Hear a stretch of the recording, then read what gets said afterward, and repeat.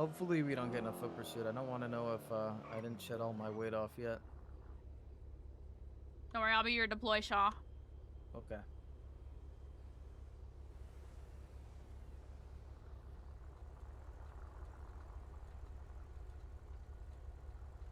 I want to jam it with you.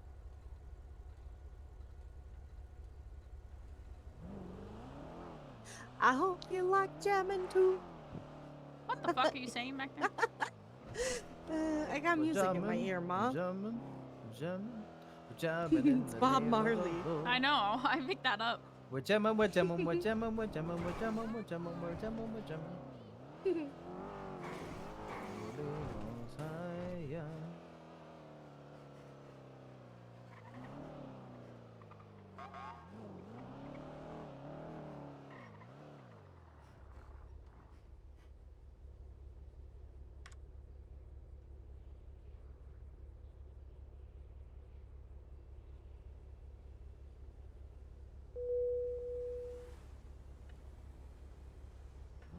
Damn, my stepsis had a warrant I could have served on her. That would have been fun. I haven't looked at the warrants actually.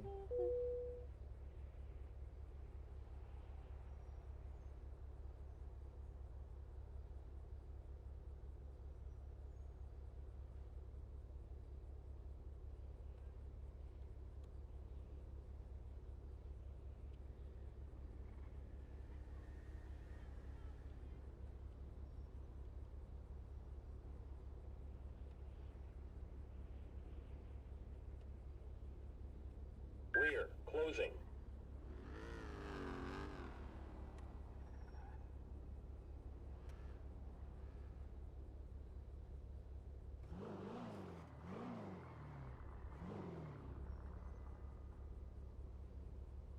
Happy holidays.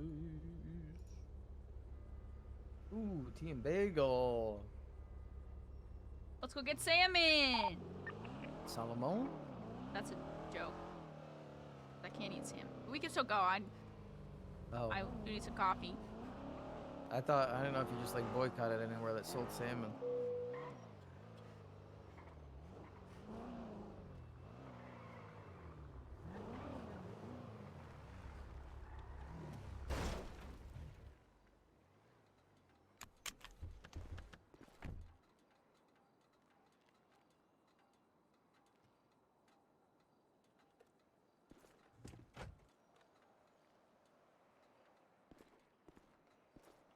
Joey! Tea and bagel. Tea and bagel. Do you want to keep working on that and we'll get you something inside, Ma? Yeah, I can't have salmon. Okay. Just I have 5 coffees left. So give me 10. Hold. Look at them like Holding. super fast. 10. Honey chamomile teas. Honey, what? Honey chamomile. Fuck me. I can't say that I word. got you. I know what you're trying to say. Do you want some more? Or you still got? I you still got the quesadillas from earlier. Huh? You think I have 7? Oh, all right. More pizza bagels for you. Yeah, I'm fine. You get something though. That's a panda.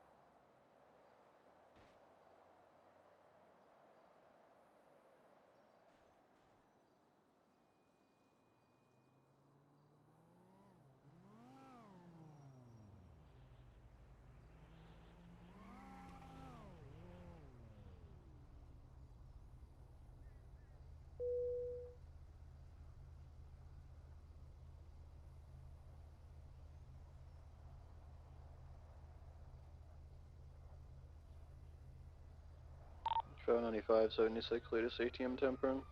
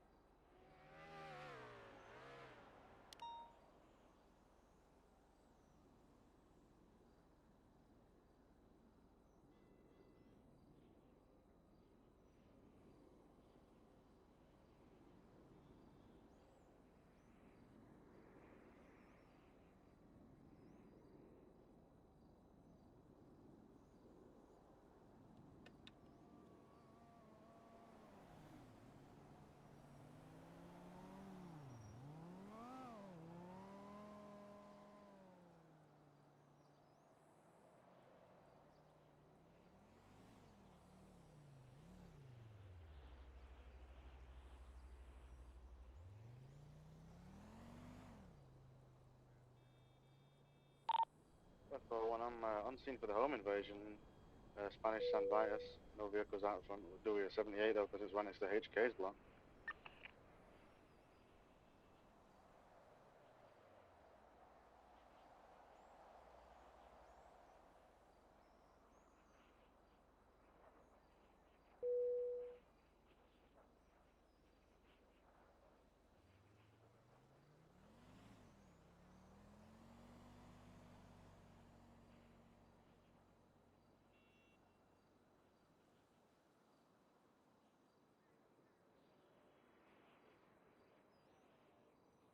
Did that guard run off, Joey?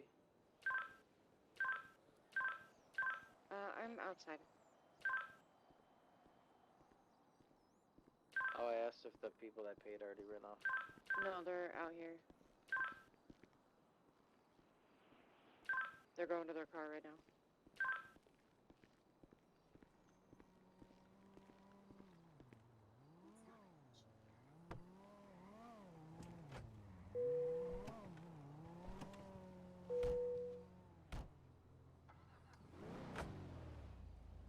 Oh shit, you supposed to be driving, dog. But Yeah, that's fine, that's 76, fine. the latest 78. Let's go. Let's roll. Let's Reason roll for the out of 78? here. Just need one more for the home invasion right next to HK's block. Copy. I'm right around the corner.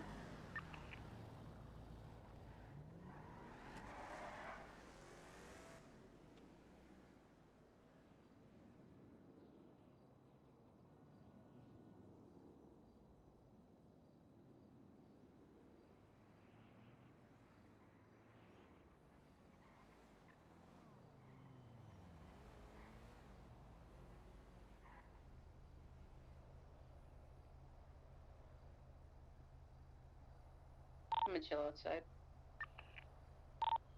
Alright. There's a vehicle in the area.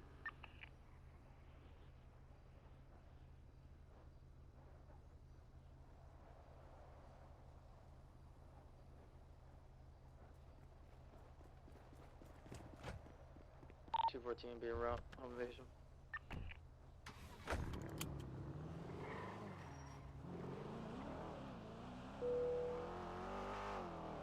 God, I'm almost fucking done. Jesus. You got this, you got We got this. one in pink running west from the house. She's drinking something.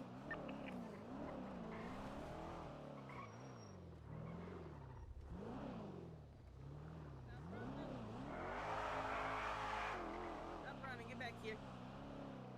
Why are you running? Because I can. Tell me. Oh, excuse me. Hey, You call me yo! dumb? You better be calling Listen. him dumb and not me, man. What the hell?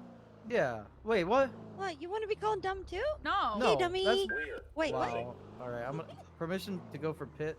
No, let me out real quick. Yo! Pull up ahead. All right, deploying Ma. What the hell? Get back here. You asked for it, lady. I didn't. We're gonna tase you. Get back here. Beat her ass, mom.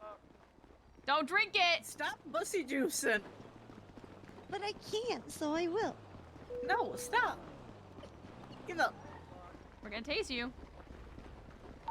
I heard I'm you Mark, the are you first pursuing time. someone? You heard me the first time. We'll stop running. Fuck no, Nuh-uh. I'm just going out. Get back Oh, here. okay. Was it just the one suspect? It's Zoe, she's gonna run forever. Enjoy.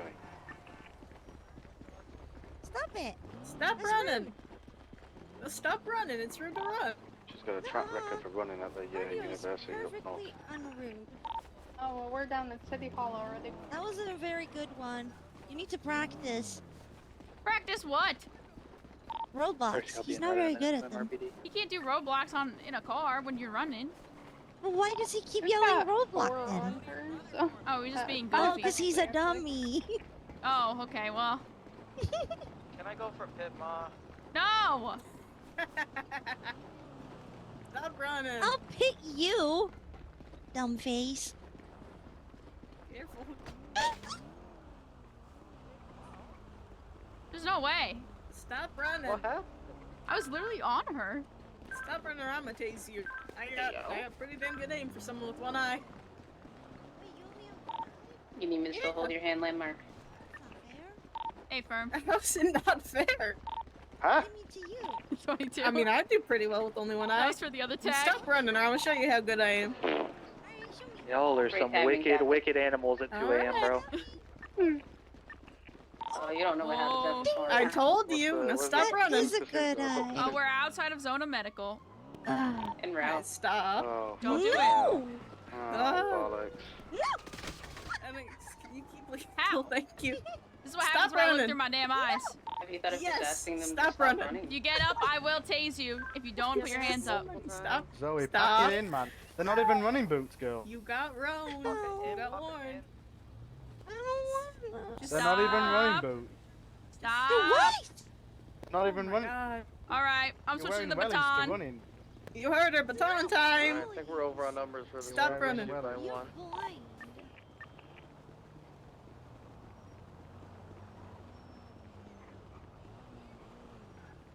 You're wearing wellies. Stop running. He's a dummy. Hold on. Let me Stop tase running. one more time. And she does. He has to go up against the wall to be effective, or no? All right. No. Oh wait. Apparently, Stop you have running. to go up against the wall. to be effective. Stop running. Don't shoot the messenger. Yes. No. Yes. No. Stop running. Oh. Seen less people Try it, chase try dogs it, like try it. that. I You do can believe do we're it. over numbers for I this believe. but pursuit. I'm not gonna lie. Stop running. I'm having a stroke, but I'm gonna baton your ass if you don't stop running. Do we need to turn around and take you zone it? I swear to God. nope. Stop. I've seen less people chasing Liz Knox like 5 months ago, man. I'm just doing cardio. Can I join Stop doing cardio. Stop. No. Yes. Over numbers for SP, but not Oh, over numbers for fuck. BCSO, right? Cop is a cop, dog. I told you to stop running. No, I'm an alien. Oh, Freak out. shit. I Yeah. gotta run to the baton. Stop Dang. running. I told you what was gonna happen.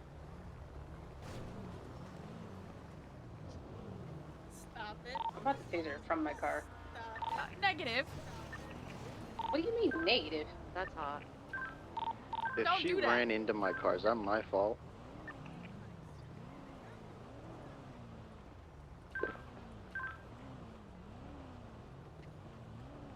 Come on, Corvo, you got this.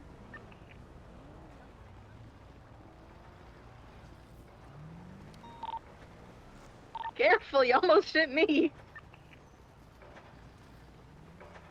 Bruh, she ate it.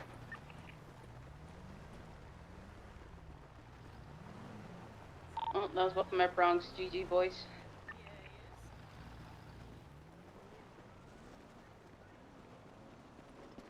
Tag out. Stop running. 'Cause I'm telling you to. PDM. Just PDM, yeah. I was the one who beeped the first 2 times. She's a runner, she's a track star. Yeah, we're outside of PDM. Now ammunition. Block. Look at you. Careful for the high fire hydrant. Get her, Lennox, get her. Oh shit, that one looked like it hurt. Stop running or you're gonna get the baton. If you start running, she will baton you. I will. Oh my god, he has a bike. That's not fair. I want the bike. I told you. Yeah. Knock it off. Look out. She's drinking something. Stop Go, go, drinking go. Stuff. Get back here.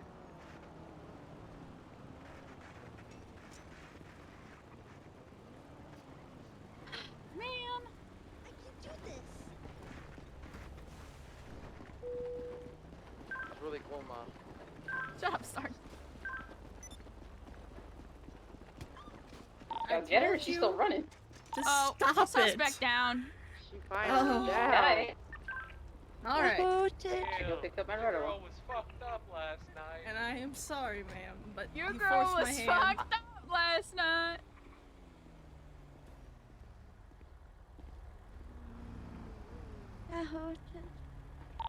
As it's supposed to. I'm just gonna check you over and make sure I didn't bust What? anything too bad. Make sure you're not bleeding, okay? Huh? You want me to impound your car? You come back for it. This man commandeered a BMX bike. He is ready. Right. Oh, I'm on Innocence Boulevard right now, so you know I'm in fucking. I'm in the sticks, bro. 214, 10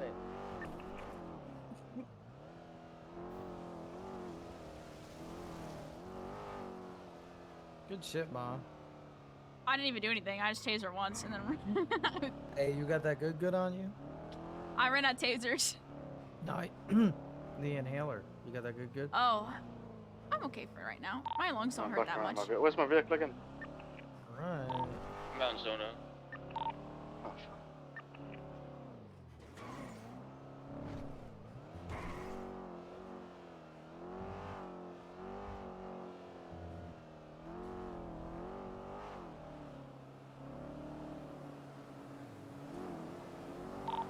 Well, I have the property return from whatever that was.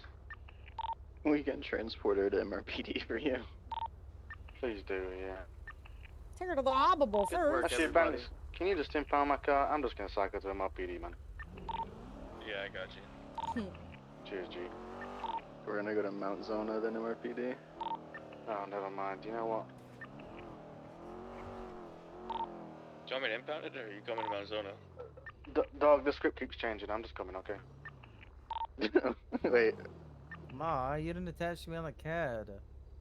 It's because I had popped off.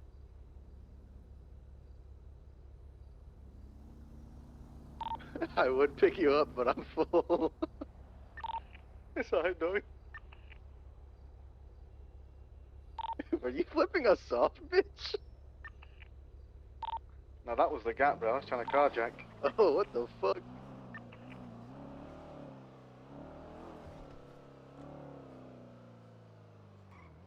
Almost done, Ma? Or did you finish it? The, oh wait, I have your stuff from Team Bagel.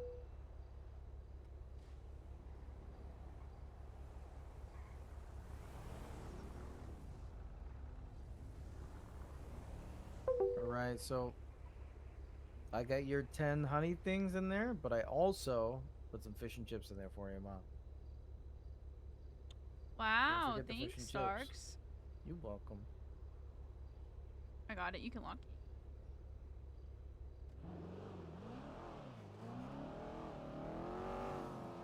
Joey, have you been eating?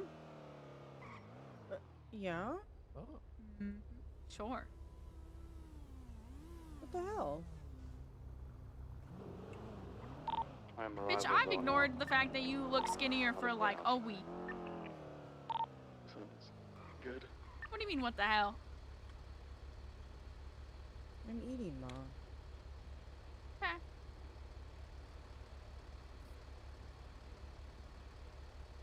Enough? Crackers don't count.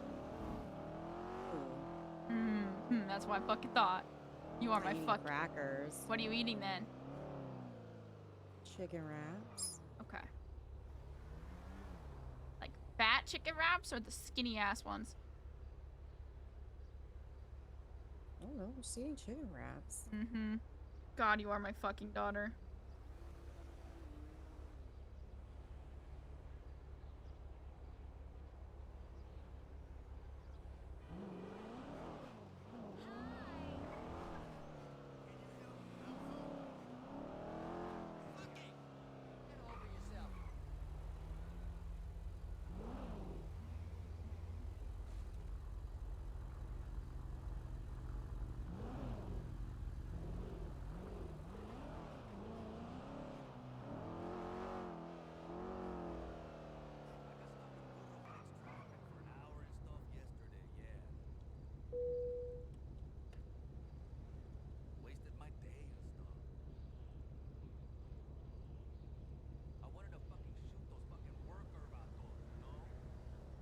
So, did you actually put the wooden spoon in the new disciplinary thingy? No. You have a spatula in the lockbox if you want to include that. Can you imagine if Norman walked up to you to discipline you and smacked you with a wooden spoon? Yeah, for that bullshit. Excuse. Never mind. Speak your truth. It was bullshit. I've literally seen people get fucking shot by officers because of fucking potato brains.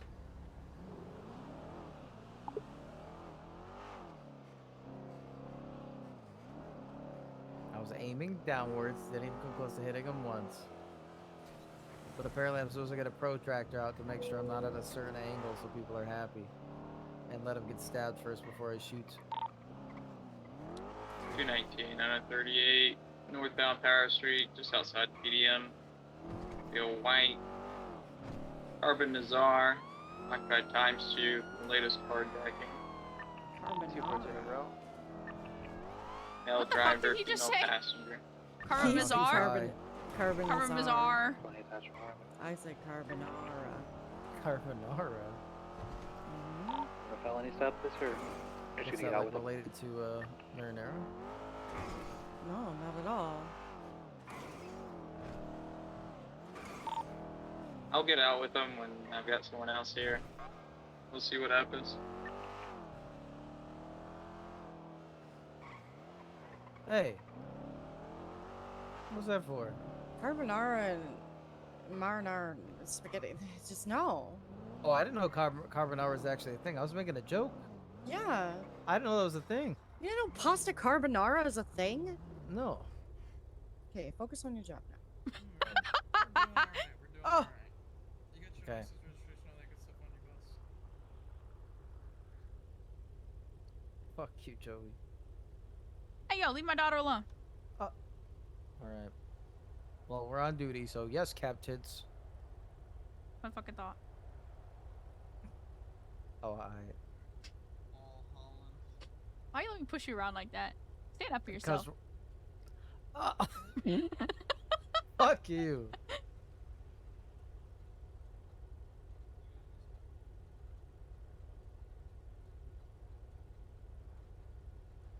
I stood up for myself today.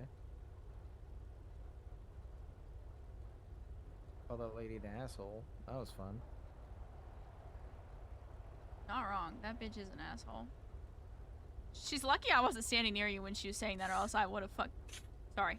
I'm sorry. I'll shut up. Hey, Joey, Not you. Oh, I thought you were sighing at me. I was like, all right, I'm sorry. No, no, not you. Was that at me? No. Who fucked up? Hey, Starks.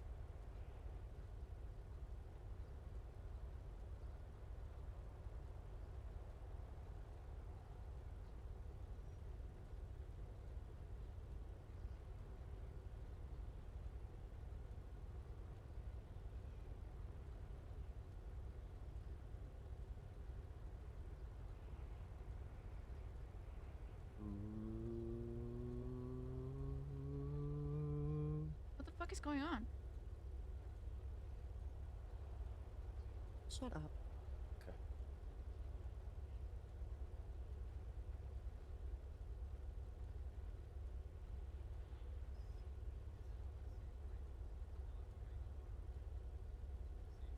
So there's a sauce called carbonara?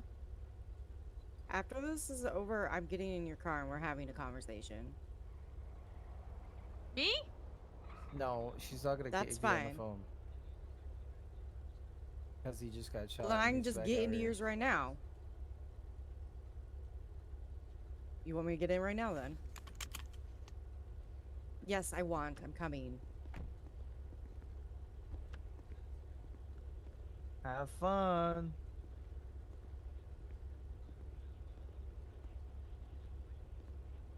She didn't even close the door. Unbelievable. Hey, shut the fuck up.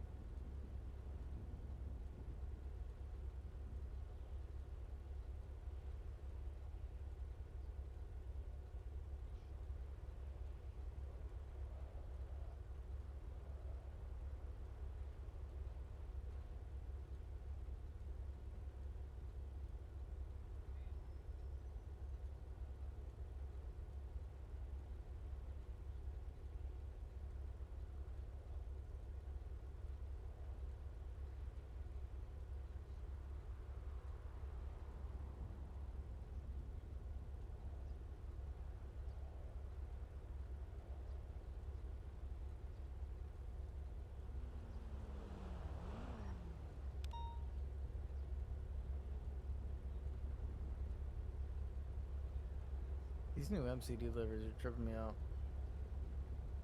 I don't know if I like them. I don't. I like the old ones.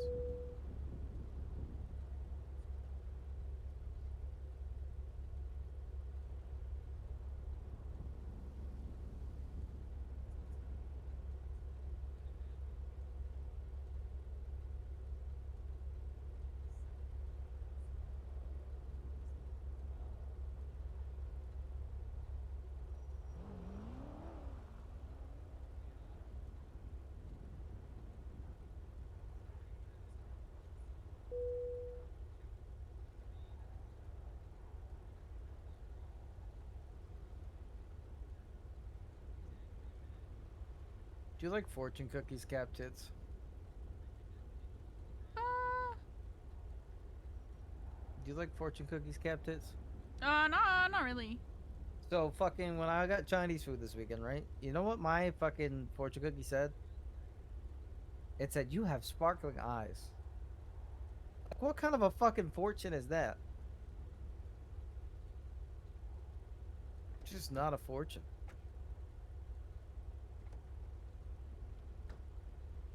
And my friend got some like deep inspirational shit, and mine's just trying to flatter me to get me to buy more Chinese food. Look at oh boy, here we go. Okay, I got you. Reaches you on Main. Yeah. Me and your LT ended up stopping these guys over at Grove gas station for grabbing door handles as well, just so you know.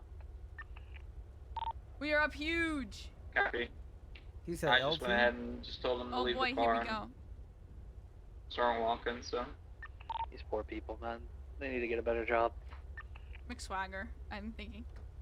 Hey, I'm so proud of you. You did it. You did it, Ma. I didn't do anything. Hey, at least they didn't Saved take the oranges. recession.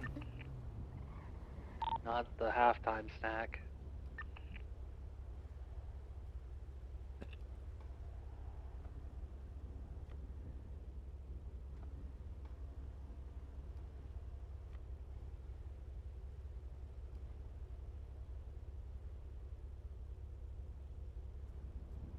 I was not. Hello, Trix. I was not at the... Nice. I was not at the bank.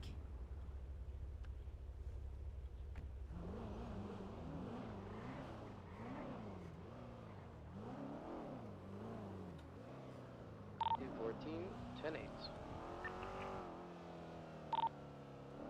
219, same traffic.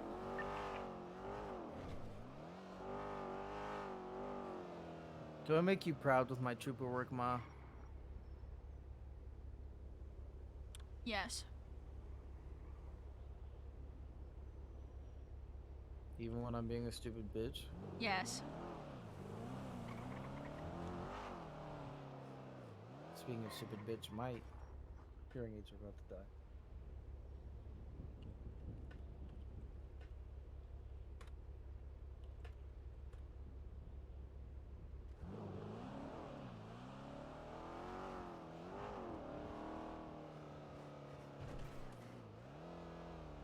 Bike off. Hello. Where are you, dog? I'm in Southside, dog. I'm coming by. I want to talk to you for a sec. Okay. I'm talking to him. Alright, I'll pull over. What did he do? You're already stationary, like, huh? No, I was moving a little bit. It's fine. Joe, you're talking to me, aren't you? No, I'm talking to KB. Yeah, yeah. I don't know what to tell you, though.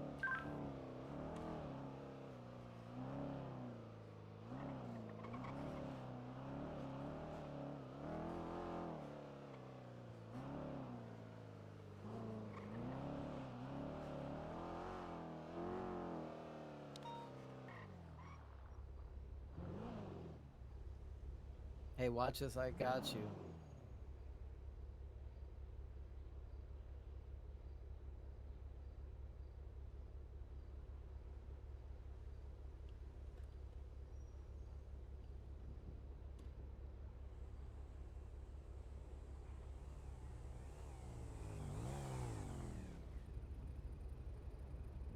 Hey, how's it going, sir? How's it going? Pretty good, pretty good. What'd you say, sir? Oh, I said pretty good. How about yourself? Just driving home for a night cruise. Nice, nice. I feel you. Hoping the cold air will help me fall asleep, to be honest. Nice. Maybe be a little warmer with like a thermal helmet, you know? Maybe. We got the heat cranking in here. Are you cold? Yeah, I get cold easy. I'm more of a warm weather person. I'm a cold weather person. I just always hot, I'm gonna be honest. Oh, okay, okay.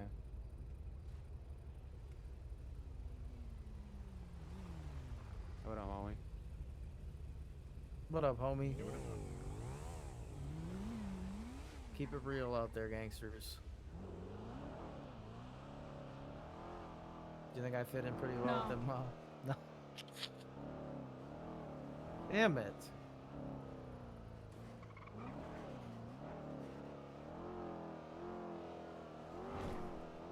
Thought I was building my street cred.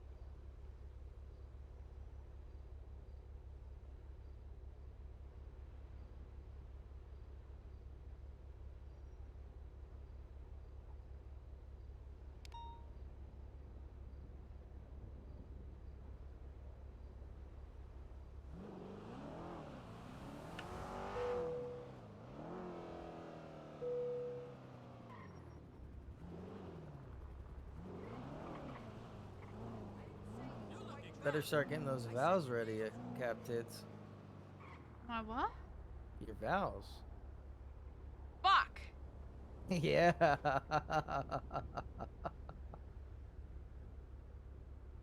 It's okay. We haven't even talked about it yet, so. That's good.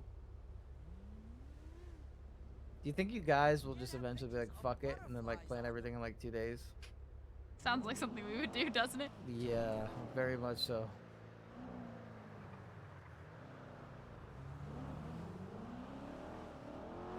You better not do this shit though, where you're like, oh, we got married without you guys. I Because feel then we're like throwing everybody hands. would be so angry. Oh yeah, I would fight you on the spot, and then congratulate you after I probably lost.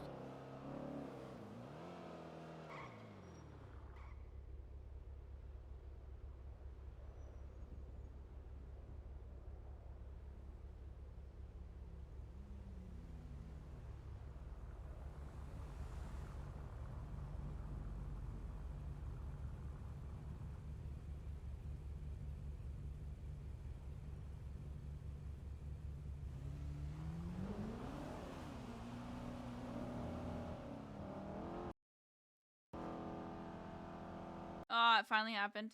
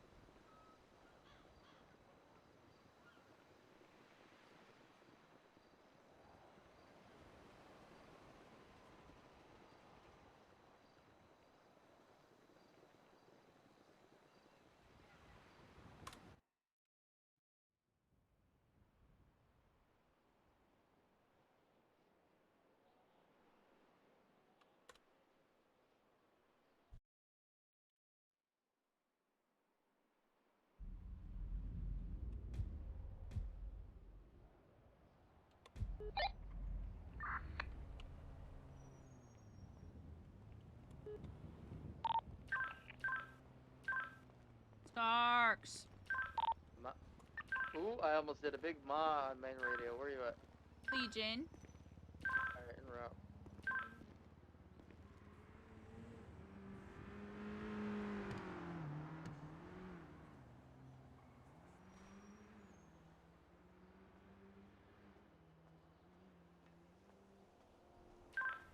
Man, I hope she doesn't show up to a call that you have to deal with where she has a patient to treat. It's gonna be awkward. Yeah, she can treat herself for her stupidity. Where you at, ma? You're passing me right now. Are you shocked?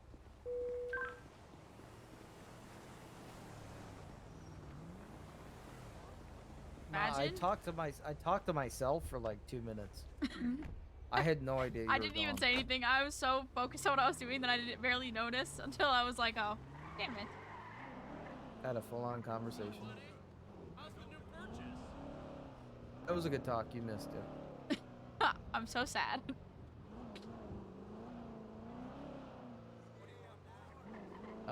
Danny gave me a ball of yarn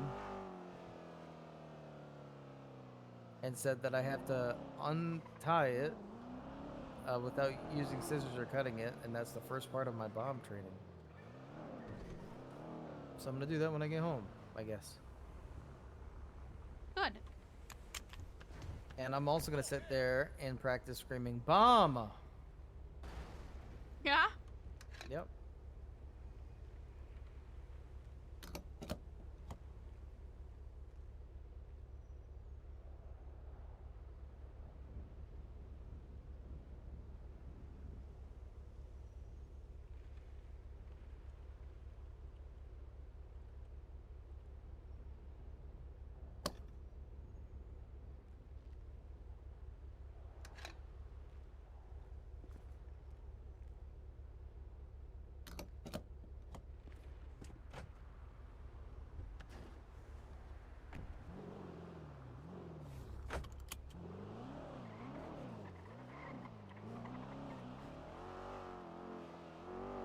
Muito bem.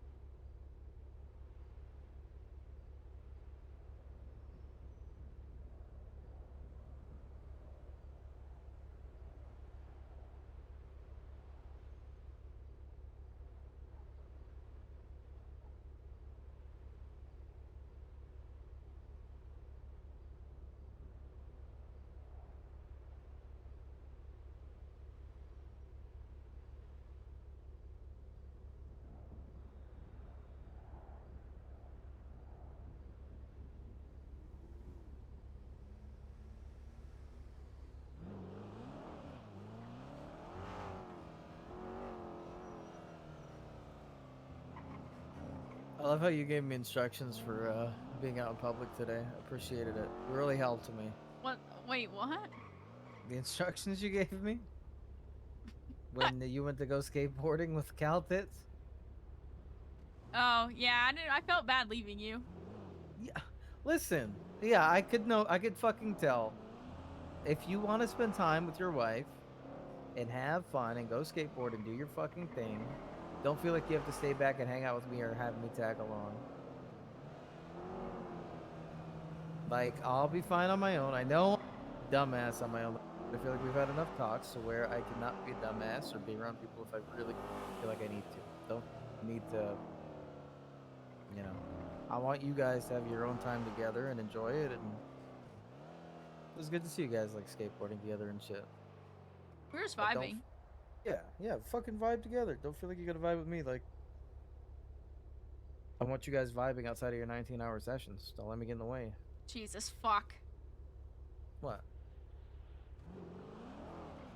But yeah, I'll be good. I'm done with the stupid shit, especially after the Norman thing. That really freaked me out, so. Are you okay? I feel really guilty about it. I mean, fucking Rich and Rico came to me because I was gambling, and then you and Caltits came to me when people could have been at Pump and Run with Norman. I could have been at Pump and Run with Norman. It really sucks. Don't put that on yourself. Yeah, I'm trying not to. It's just so many mistakes have happened because of my addictions and people getting hurt, and it's just I it's get just it. tough. Yeah. It's part of the adjustment. Yeah. There's a lot of people to consider now. Yeah, I mean, used to only have to, for a long time, it was just myself that I had to focus on. I didn't expect to have a whole ass family. Believe me too. Now I can't be as stupid as I want to be. You are pretty stupid. Oh. That was not a genuine laugh. But yeah, I do feel guilty, but try not to kick myself in the ass for it too much. Shit happens. Yeah.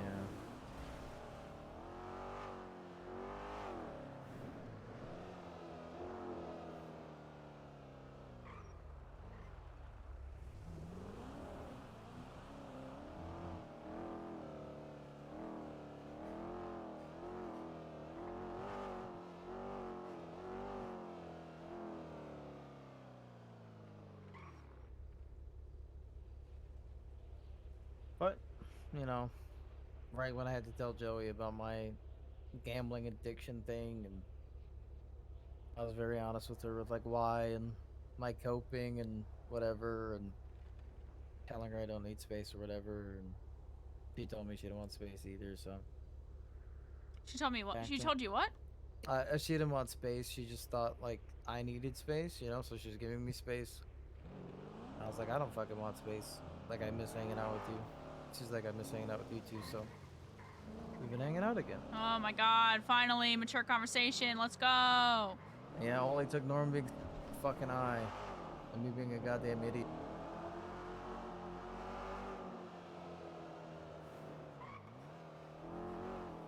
What do you mean finally? I'm great at having mature conversations. Uh-huh. It's just... what are you trying to say with that? Hmm? Hot cat tits? Nothing, Starks. Oh, really? Are you trying to say that I get a little dramatic about things and don't have mature conversations when I should sometimes? You said it, not me. Come on, let's run it. Let's go. Oh, I'm in the middle of something. Oh, good excuse. If you're scared, that's okay.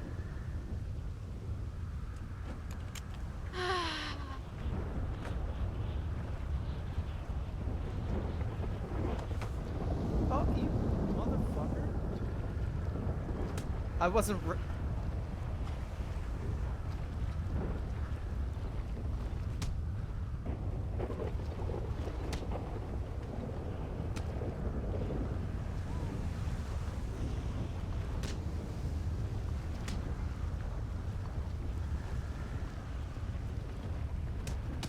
I'm great at having conversations. Yeah, okay.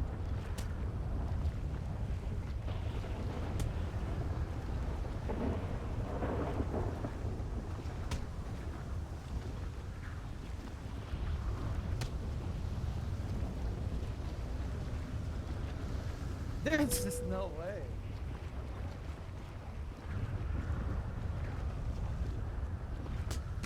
Oh. How?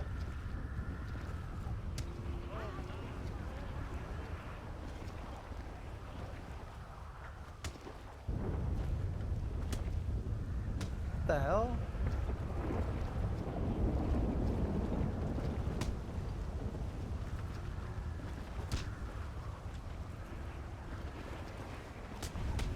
Alright, let's get out of the road.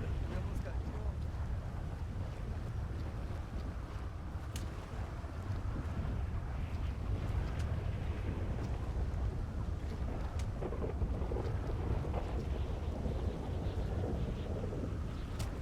killed. Oh!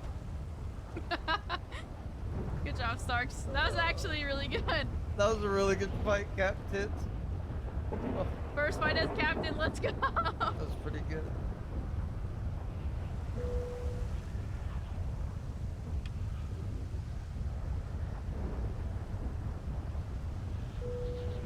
But yeah, I'm gonna try to be over that addiction shit. Oh, I passed out. Passed out for a second. Trying to get your head. Hold on.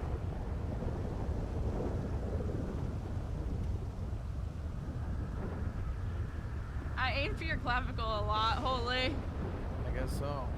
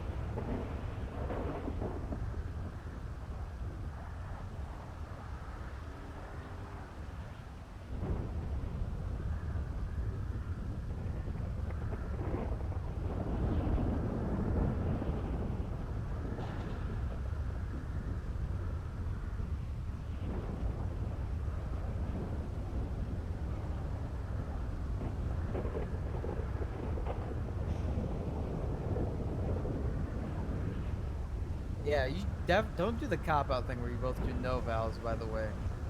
Oh, hell That's no. I'm pussy doing a shit. vow. I already started kind of writing it a little bit. Something, something, eternity, something, something, something. No. Voodoo. Voodoo.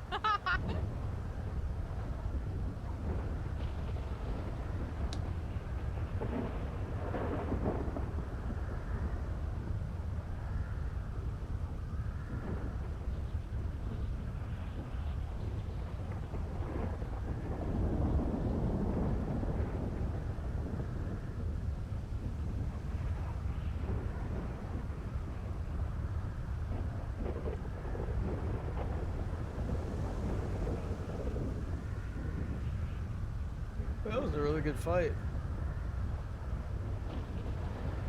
I learned how to dodge Superman punches. I still can't. When Joey warlords me, that's all she throws. Where at? Don't worry about it. Oh, wait, were we not supposed to fight or something? I have a high caliber bullet in my gut. Okay, KB is bringing me to MRPD. Oh, fuck. We'll meet you there. Okay. Ma, why'd you fight me with the high... I... Well, I didn't hit you in the stomach. I hit your head, your clavicle, and your neck. So I guess that's good? Yeah. Question mark. Swinging is not a good idea, but it's fine. Ma, okay, we shouldn't be fighting until your stitches are all better, okay? Promise? It's like when I was fighting you with my bicep.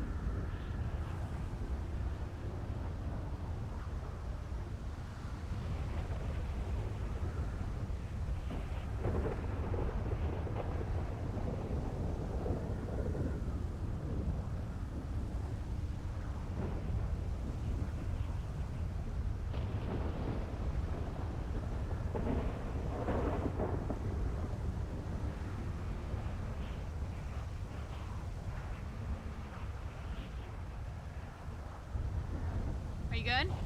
Yeah, I'm good. Alright, let's go.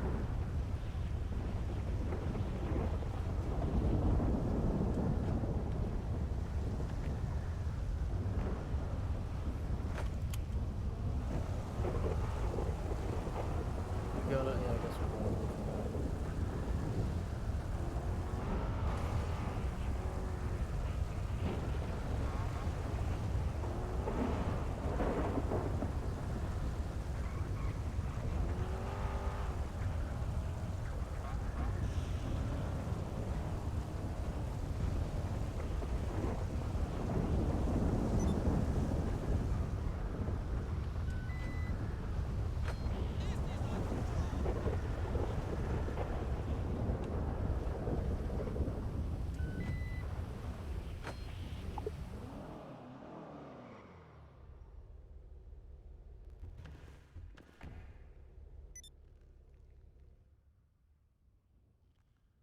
So dark.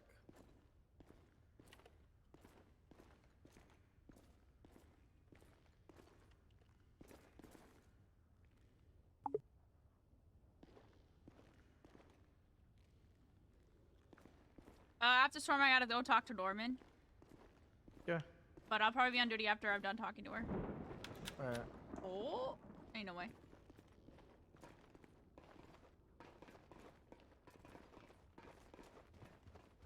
We're right into the locker room of MRPD.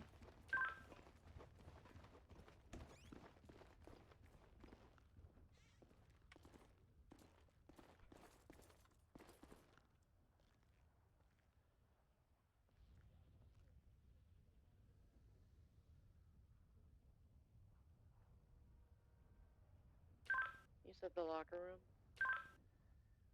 Yep. We're breaching? We're breaching? Boo.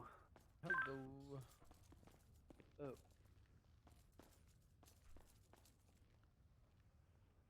Cap tits.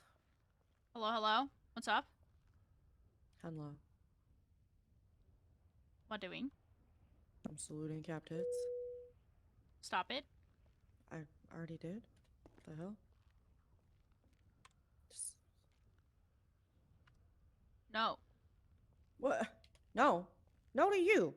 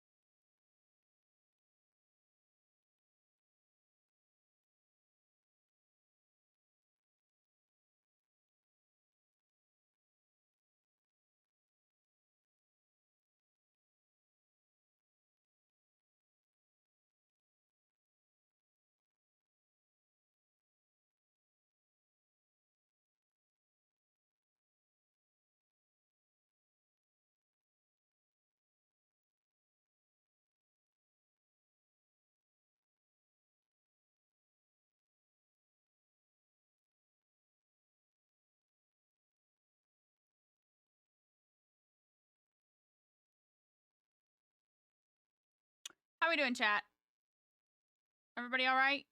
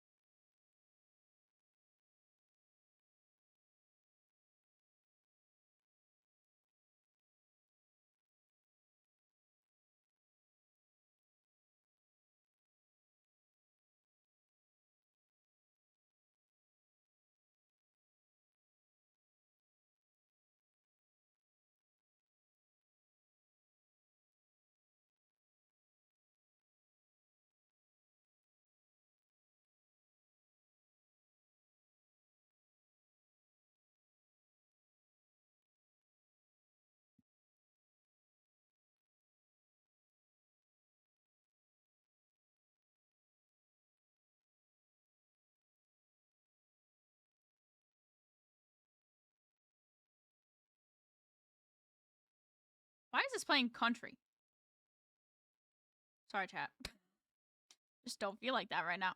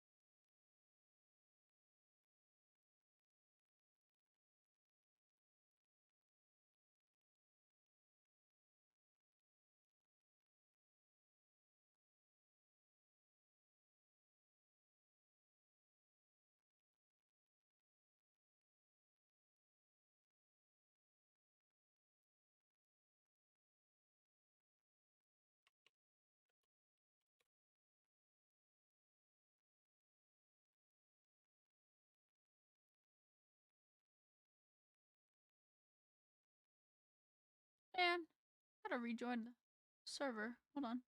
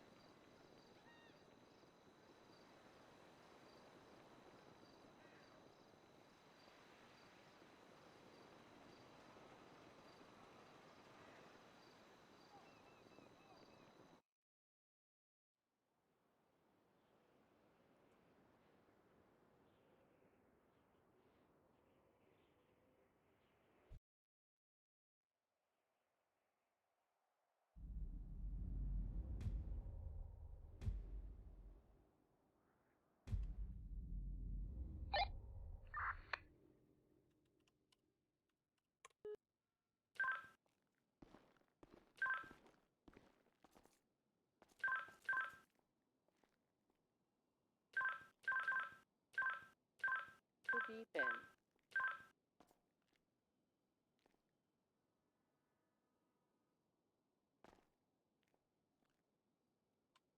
There's me. Hello, mother.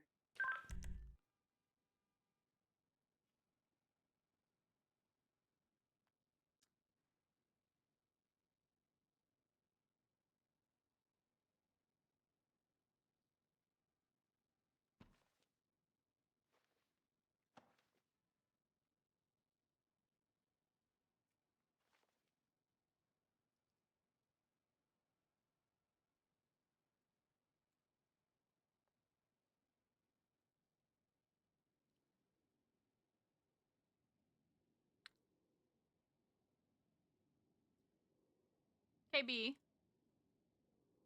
Yes, ma'am. Sorry, I was grumpy the other day. Why were you grumpy? When I yelled at you for my daughter. Oh, that was my fault. I put her in a bad space. I still feel bad about it. No, I know, but I could have been easier on you. I mean, it's your daughter. I wouldn't go easy if I had a kid. No, I know. Actually, I do have a kid now. Well, he's a fake kid, but I was gonna say, in a way, I'm a great grandmother. You better shut the fuck up. no, he's a fake kid. He's like a. There were two girls at Gutter Garage that were asking about one of my deputies, and I said, "Oh, that's my son." And I said, "You're not talking to him to protect him from the women." God bless. Yeah, I did that, but I just say I have 3 wives. Now, see, normally that sometimes works, but also it doesn't. Lieutenant McSwagger and I said that we kissed dudes on a bank scene, and the guy was like, "Yeah, I'll call you later" or something. What? Yeah, and then McSwagger finally got him to like leave us alone after Jay said that he got his dick stuck in a jar of mayonnaise. So I don't know what to say. Honestly, I just say I have 4 wives. I have no time for anybody else. They're all like, what? Like, yeah, dog. You're not gonna get any of my attention. Sorry. Well, briefing's over. I should just start telling people I'll ghost them after a date. Briefing's over. Don't go upstairs, I guess. Huh? It's already over? Very Apparently, epic. I just got heard on the radio. Oh, very epic. Good. God bless. No one came, KB, that's why. Hello.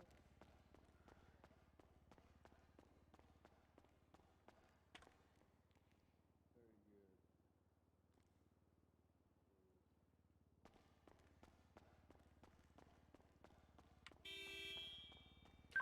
Ma, where you at? I'm going to talk with somebody, and I'll be back in a bit on duty. Alright, I've been instructed by an anonymous party that I need to check your stitches.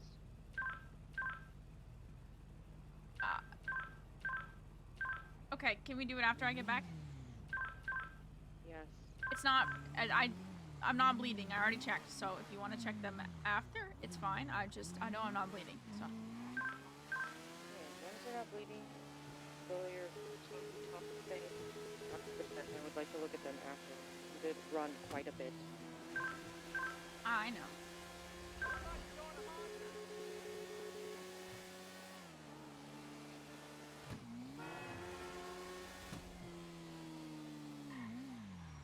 I'm stupid.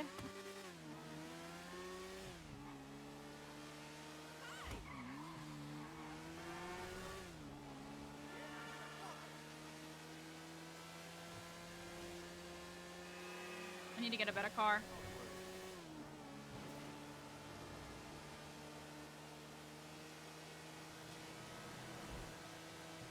Yeah, I was like, I can't drive, and I'm like driving my bike like I was gonna go meet her there to talk.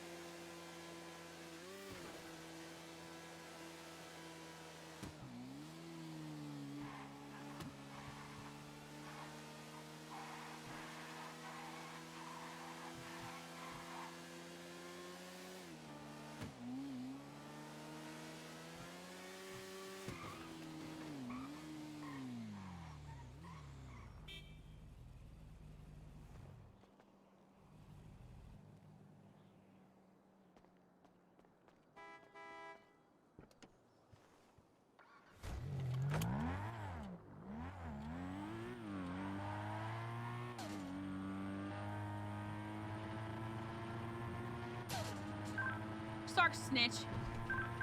I am not a snitch. She said an anonymous tip. You're the only one that I said something to.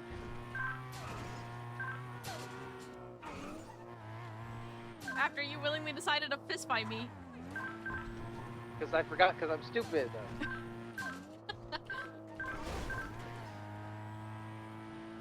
You talk shit, and then you were like, alright, we're fighting. And I said, alright. That's true. Yeah. That was my fault. That's not your fault. I willingly did it. Okay, just wanted to look you over, make sure you're okay, alright, Ma? I know. I'm not bleeding. I looked in the car on the way back to MRPD. Really? Because I didn't see you look. I did it without you knowing, you stupid bitch. You don't have to. You were driving. You shouldn't be looking at what I'm doing. Hello, Vito.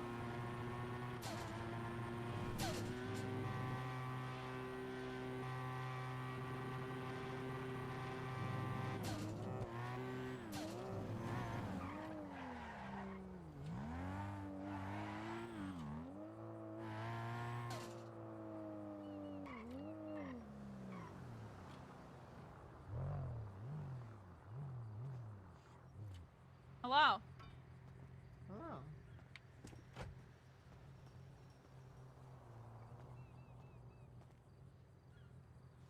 Wait.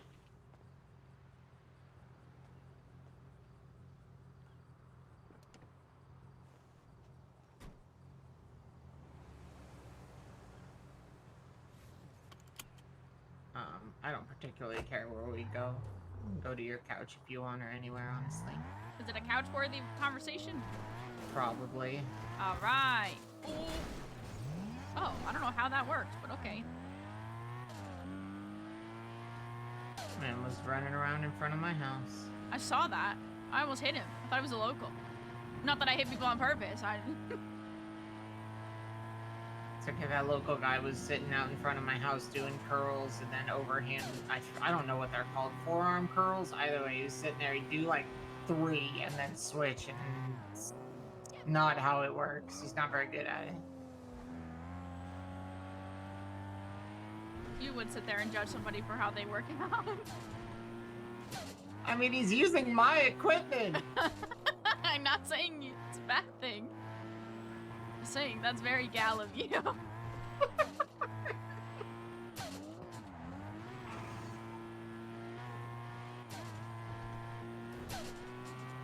I've been in Stark's car all day doing a disciplinary guideline. Oh, good. Oh, okay, car. Now it speeds up. What the fuck? Realize he's fucking around.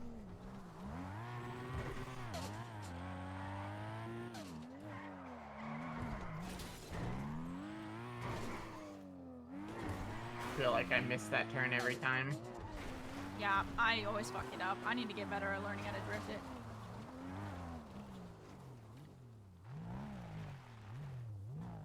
I'm gonna try flat ground. There you go. Or I'm gonna rebuckle myself in.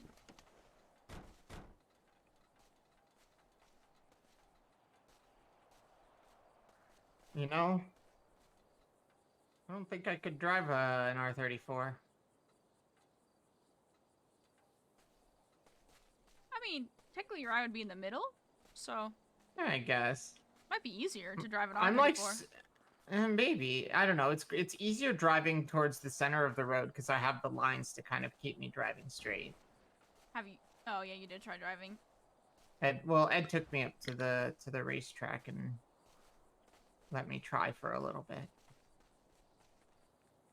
Somewhere safe. And I didn't go very fast. Oh shit. Here we go. Me trying to get on the couch. Saga continues.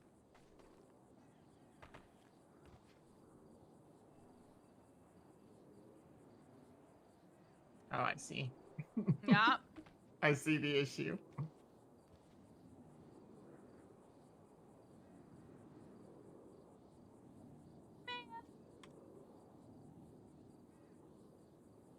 I got it.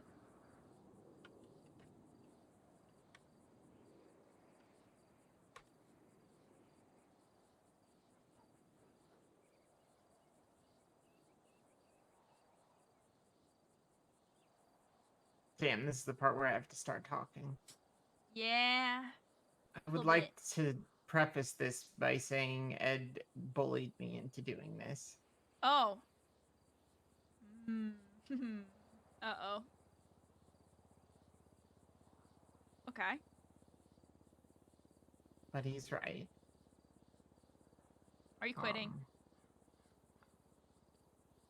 I don't know if I'm quitting. Okay. I haven't made any decisions. I'm not in a state to make any decisions. And I'm more so just... I don't know. My head is reeling from so much of this. Understandably so.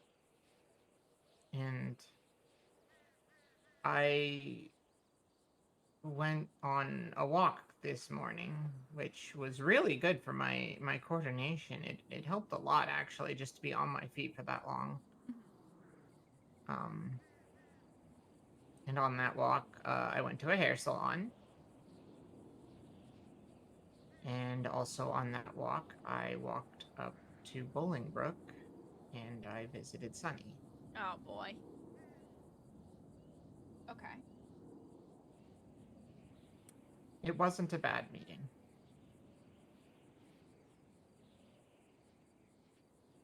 In fact, I think it was actually the opposite.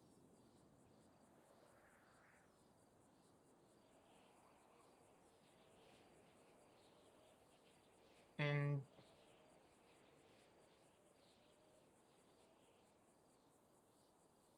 I guess the reason I've been so hesitant to approach this conversation is because I don't feel like anyone is going to see it the way I do.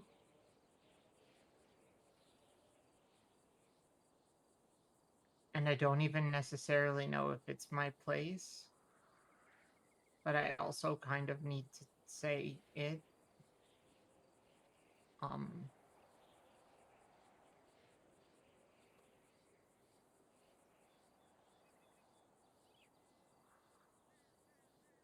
As much as I get it,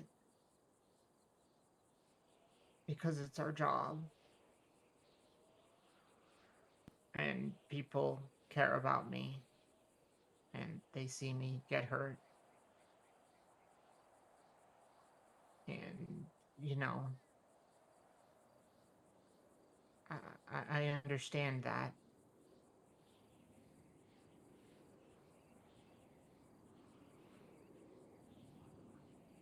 I feel like my injury was used as an excuse to indulge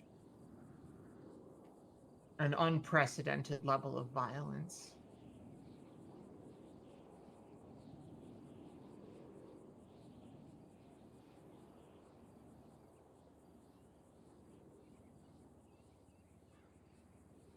And that doesn't sit right with me.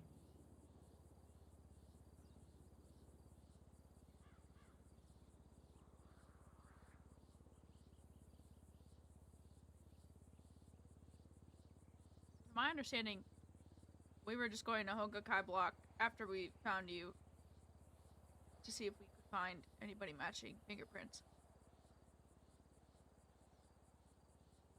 This was particularly Sunny D that bleeded out an eye for an eye and found you with a knife in your eye. Sure, and she openly admitted it when I talked to her. She quite literally said, it was me, and I'm in here because I belong in here, and I get that. And we went to look for her on her block. It's the first place we would have looked, knowing that Hogakai was after you. Right. They opened fire first. Air 1 was just doing surveillance with officers nearby. Do you know that they opened fire first? From my understanding, they did. On whose testimony? The officers.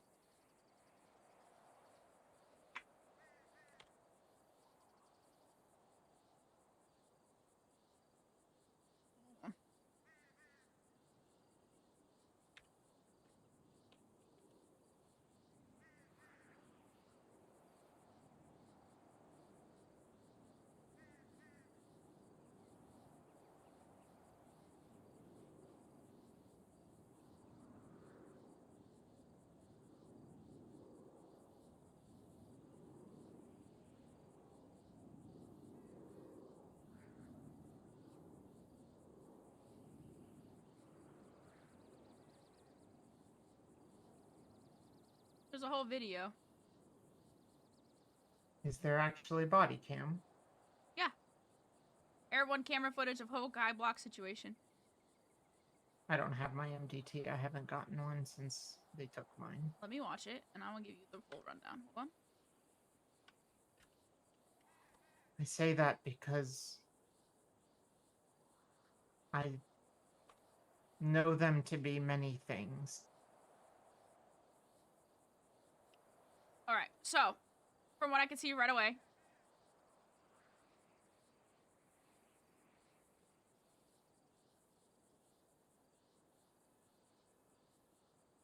looks like Presto's footage. Hogakai is posted up on their roofs already. They were already there when Air 1 pulled up. Hiding behind blocks, looking down at officers. Blocks on the roof, correction.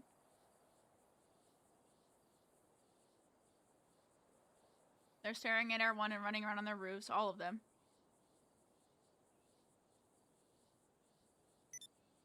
There's about 5.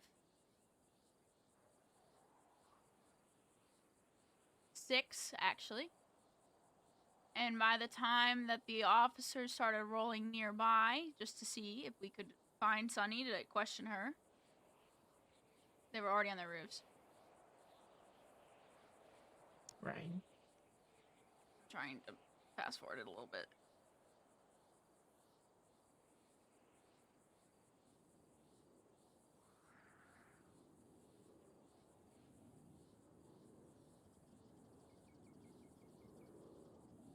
It looks like one of their comments was parked illegally.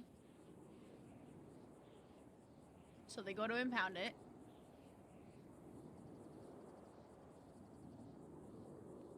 What? No, I'm good. Okay. They approached Orion in the alleyway. O'Brien, correction. Or Orion? I can't understand these comms.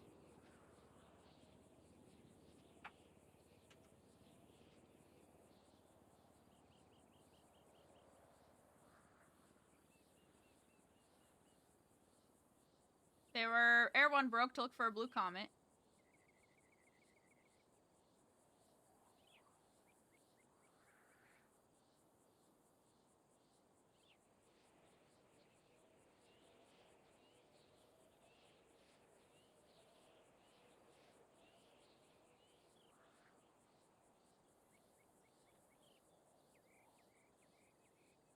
So before officers even rolled up, they're still on your scene, Air 1 was calling out they were already on their roofs. They were ready. Right. I wholeheartedly believe that. I mean, they were ready to defend Sunny. I'm...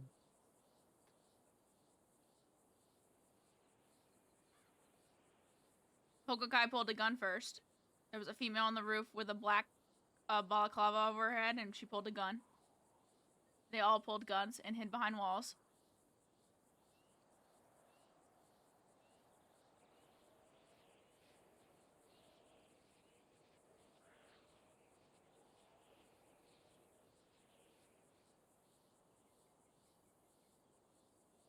Hokukai asked the cops to leave. It was Orion that they approached.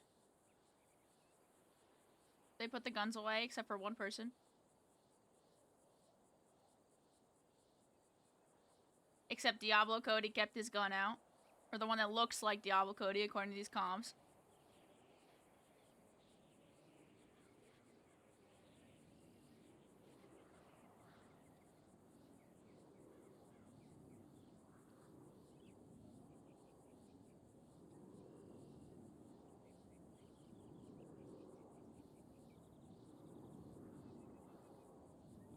Just waiting for something to pop off. Hold on.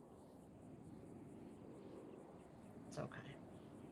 They tried climbing to the higher roof, to the building, if you're on Haywick, the building to your east. Mm-hmm.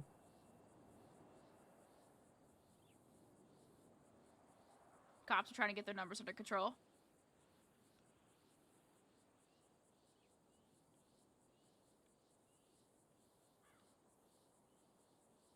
Yeah, so they're on the buildings all surrounding Hokukai block from the east. They started pushing up north to cover more block. Looks like they're covering 8 buildings from the initial hotel.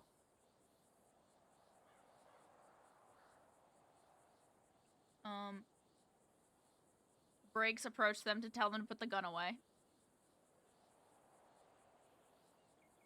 Not approached them, but told them to. From up high.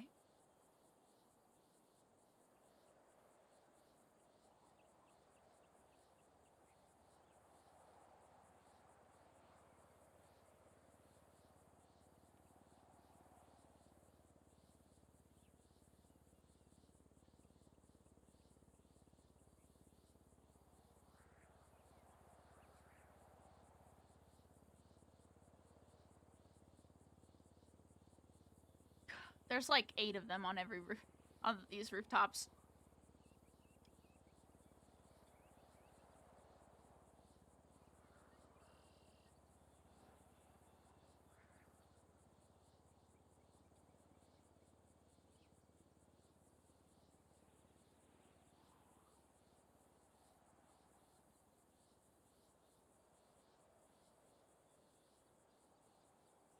I'm trying to see who's shooting first. Hold on.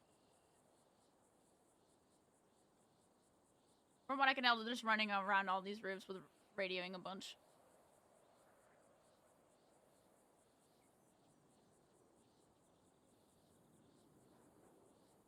They all ran to cars.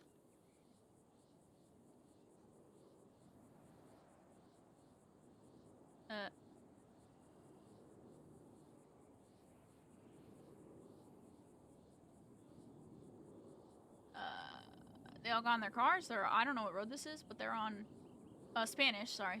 Spanish San Vitus talking to 404. K9. Continue on their way. They're doing a whole brigade. Mo's trying to pull them over to talk to them, from what I can see.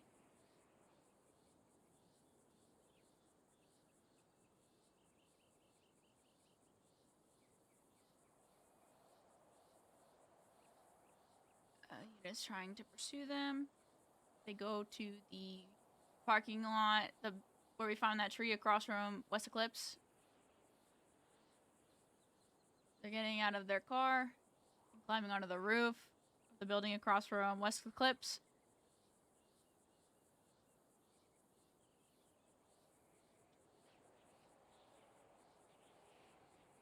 They pulled guns.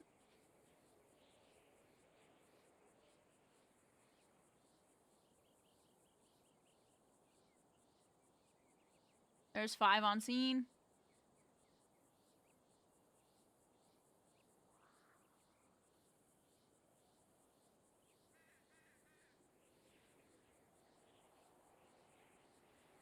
What looks like to be Diablo Cody from a distance is running eastbound, getting ready. All of them have guns.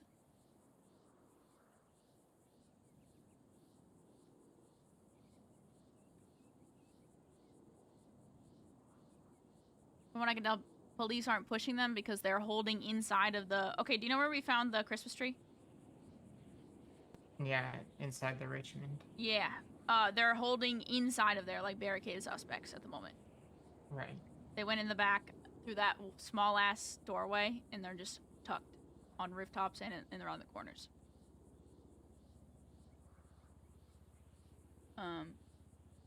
Hold.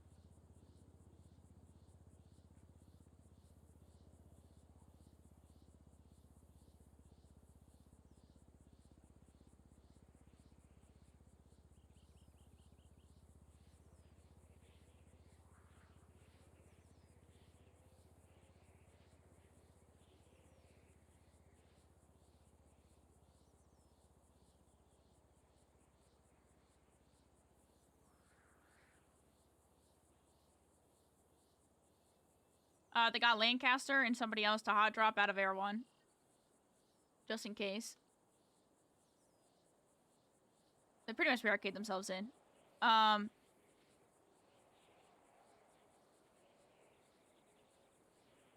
They believed that Sunny was the one with the veil over her head, which is why they were trying to talk to her, and then she went into there and barricaded herself. I can't tell who's getting in this car. Or the Air 1 to hot drop.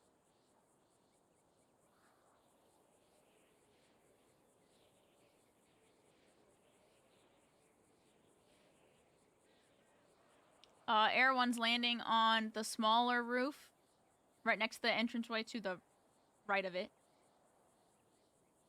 There's one suspect up there with them.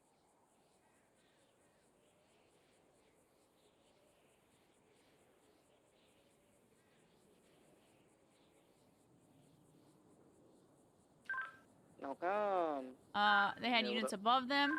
Where you at? MRPD. You really had to think about that, huh? Because I'm stupid. Where you at? Walking back into MRPD. We're still in the Richmond. Right along, right along. Right along, right along. Presto warned them to put their guns away and put their hands up or they'll be shot. Are you upstairs? That was the first warning. Garage. They gave him a Let's go, second warning. Reg. They gave him a as second I'm warning to put their tangling hands the up, ball put of their the guns arm. away or they would be shot.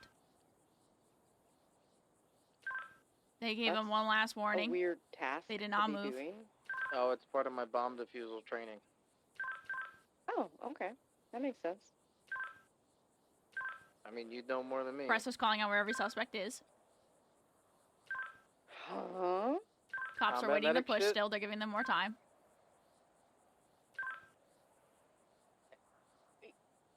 I didn't defuse bombs. Yeah, you were around more bombs than me. I was around one bomb and I didn't even know what the fuck it was, apparently. Cops still so. didn't press yet. I've only been around gave him one 3 bomb, warnings and they're giving it them more time. exploded on me. They have 3 officers walking through the front door, 2 on the roof above I've been everybody. around one bomb and it Cops are starting to push slightly, walk forward just to see what they're dealing with. Diablo Cody aimed the firearm and is ready to...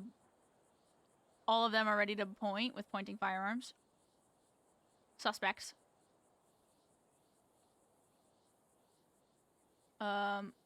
Stay in told everybody to push at one point, at one time. And shots fired.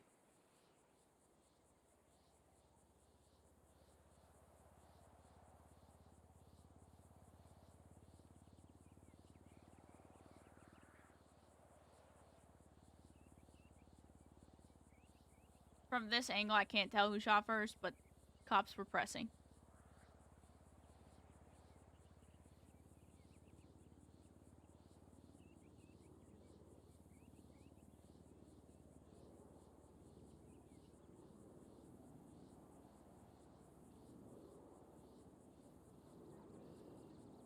From what I can tell, the person that was tucked behind a plant, suspect-wise, shot first.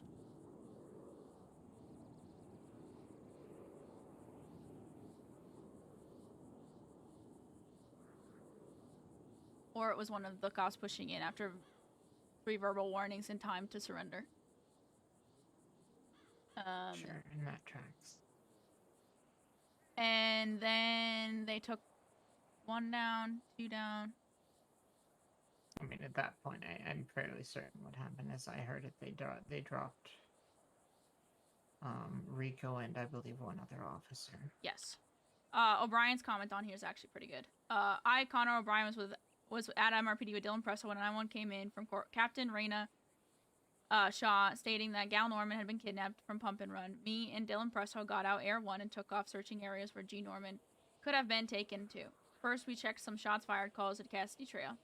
Then checked the top of Mount Chiliad, then to the lumber yard, then to the islands just north of Polito. Then down to the east coast, checking caves and islands. We didn't find her. Detective Rico called over the radio that she found her at the scrap yard. He wrote scrappy yard. That's kind of funny. Me and Presto responded still in Air 1. We stayed above and kept eyes on the scene. Instantly, a cop called out that a blue comet could have been involved. We started searching the area and found nothing. A unit on the ground found a matching car on Hogakai block. We responded and stayed above. We saw some Hogakai members pulling guns. Officers tried to get to the higher ground. At this point, an individual believed to be Diablo Cody held a firearm around Orion and a deputy. Several individuals continued to hold firearms around officers. Eventually, the suspects got into a blue and brown vehicle and 2 on bikes. The suspects went around 2 blocks north to a new spot where they all took cover and several of them held firearms. Initially, they had someone on a roof above. We picked up Forsyth and Hoffman, who we dropped off on a rooftop just above the suspects to have the advantage. The suspects were given multiple warnings over Air 1's loud system to put the guns down, and if they had them out, when officers came around, they would be shot. Suspects refused, and when officers came around the corner, a gunfight ensued. A suspect ran west as the scene was clear. We kept eyes on them and called it out. A deputy chased them. Presto called it out. Who's the Ubid one now? And they went into a garage where shots started again. Officers responded and the suspect was gunned down. A white Challenger with a black stripe was seen driving around the scene and pulling onto Hogakai's block. They swapped to a black 10F and continued to circle. We had to brake for fuel due to being low. We refueled and landed at Vespucci PD. From here, me and Presto got into a car and came to Zona to provide security. The suspects were all taken to Vespucci PD.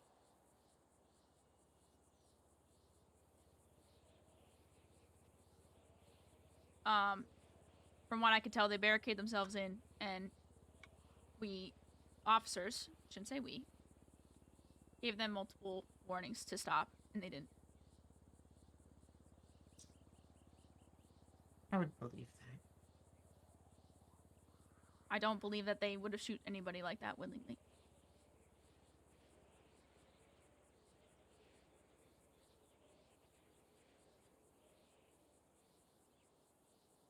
Does that help, or does that make everything worse?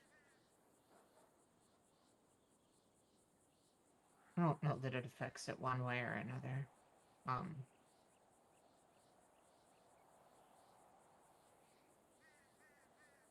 know the correlation of the Blue Comet. Maybe because they pulled over Sunny D earlier that day in the Blue Comet. I don't know. I wasn't on radio at that time. By the time they found you, I was just turning on main tack. I get it. That sort of chaos breeds split-second decisions and high blood pressure and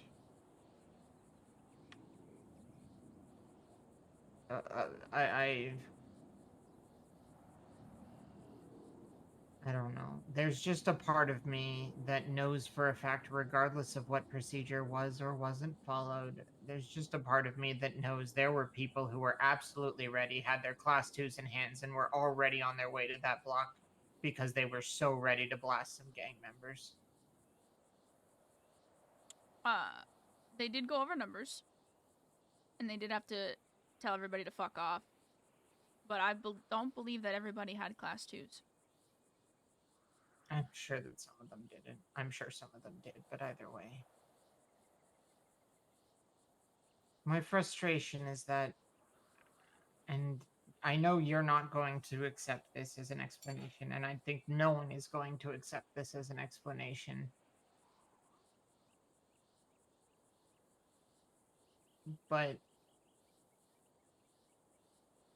this didn't need to happen. It didn't.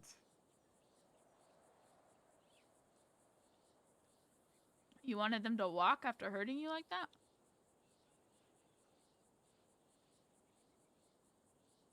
Would I sound insane if I said yes? Yes. A little bit. But that's also coming from me who lost my wife and then downgraded to murder.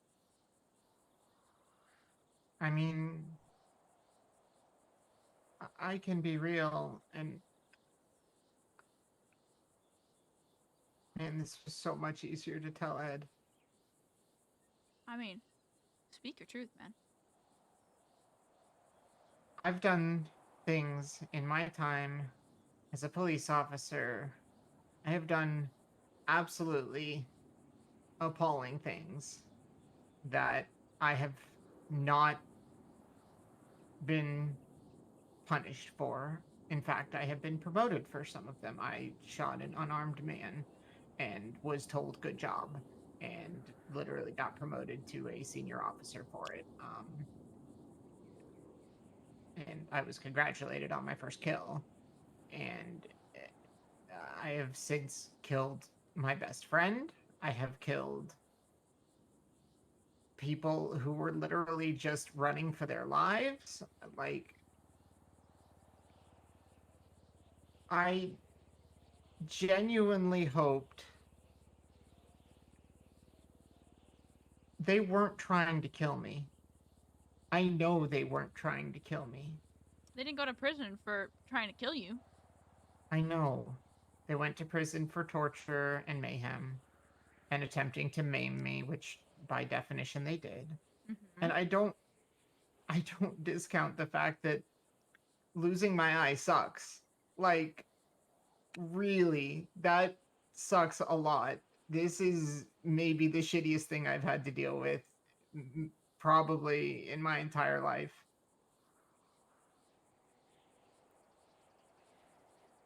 But knowing that Hogakai and the police are now blowing each other's brains out every day, when all it took was for them to get their get back and walk away. That's...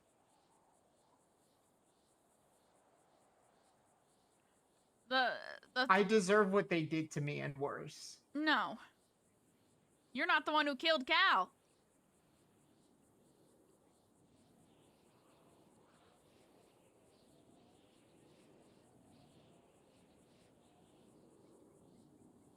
This martyr thing you're doing, this dance with the devil. It's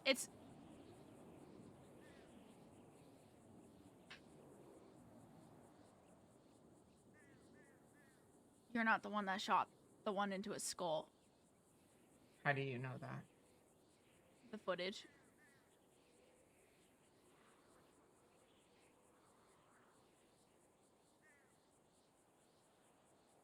You can't say anything to anybody, but MCD is looking into it. You're not the one that killed him. You're being a martyr.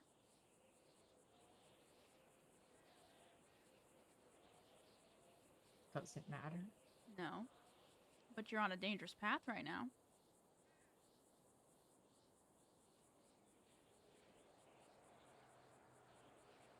You're descending down the slope of what's good and what's bad when it doesn't exist.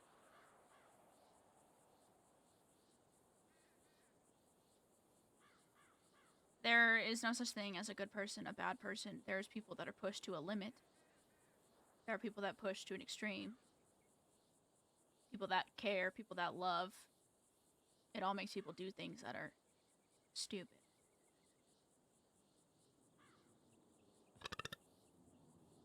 I understand your point of view. I do. But there's a way to handle situations when somebody dies. There is a different way than enacting revenge to take an eye. Because if we're talking standards, the same thing that Ed said is this: an eye for an eye makes the world go blind. Are we really any different? No. What happened when Murdoch died? The DOJ is a fucking piece of shit and let it discount for everything.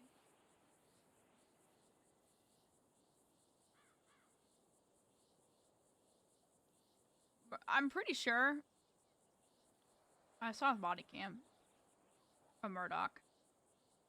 But I mean, it doesn't matter. My point is, Murdoch died, and the police turned into a mob. They turned into a gang. They turned into a bunch of people who were calling to kill him. They turned into people who were attacking the DOJ and literally trying to overthrow it.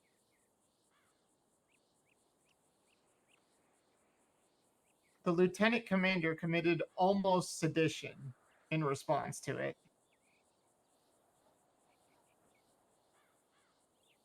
Any other officer who said what she had said would have lost their job, grieving or not.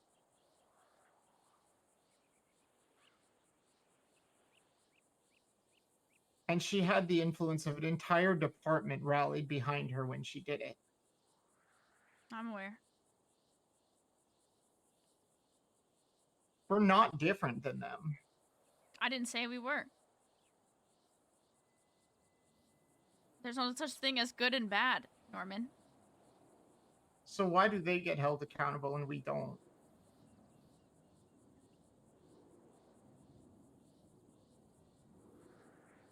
Why can't they have their petty act of revenge and be done with it? We don't do revenge.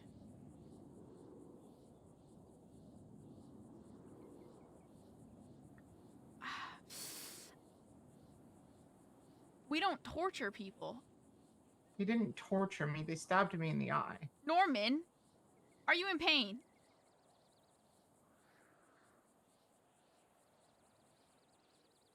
Yes.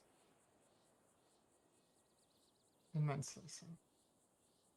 They're continuously torturing you because they took something from you that's causing you phantom pain and physical pain. But isn't that mine to hold against them? True. But how can anyone say they're fighting for me when I don't want this? I don't want people going to Hogakai's block and shooting them. Yes, they did something that they, one way or another, should have to answer for, but this is... They didn't go seeking a fight. They just wanted Cole Sunny to talk to her.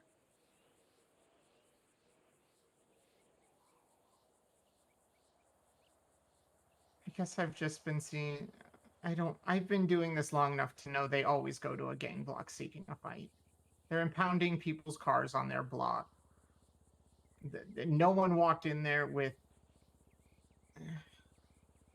I get it. They're barricaded. We don't walk into any ambush, but I just know somewhere in me that the bare minimum diplomacy was done. Orders were given, and no attempt to de-escalate was made.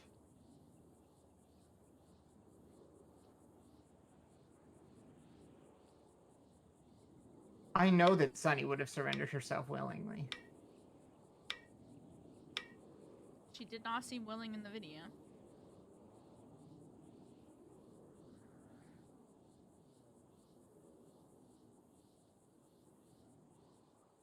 She's posted up on a roof with a gun in her hand. I'm in no way trying to discount what you're saying. I understand, and I understand I sound insane. No, I get it. These are people that you had a relationship with, you trusted. You still probably do.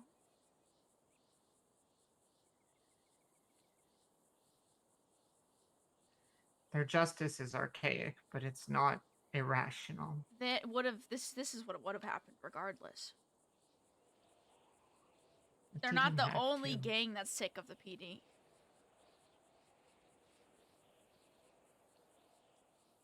I started this whole thing, and when I say this whole thing, I started my career here trying to make a change, trying to make sure that officers were held accountable in my department, because that's the only thing I could control.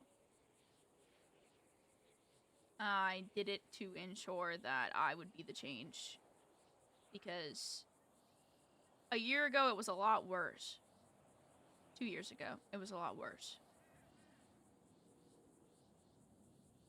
There were situations where people would run over a suspect just to get them down. Those people waited themselves out, obviously, but it was bad. Over time, with influence, SAS kind of morphed into more of what it is today, which I could say is a lot better than what I've seen from other departments. Still not 100%. I don't think it'll ever be, because people make split-second decisions that are stupid. People make calculated decisions that are stupid. True. But I don't know. I've been where you are. I was attempted execution in Sisyphus Theater for a Hell Week because the cops were being a lot. The day I got sergeant, actually. The day after. They stared at me, they took me with a ride-along in my car, left her, and took me to Sisyphus Theater and gave me a whole speech about how the cops needed to be better, act better, treat them better, and then they executed me for it. I don't know how long I was laying there, bleeding out, but it was a long time. And I was also hit over the head with something metal and kidnapped for something the cops did. And then I was also taken to a waterfall, given a whole speech about the cops needed to do better, and stabbed off of it, where I was handcuffed in the water, drowning.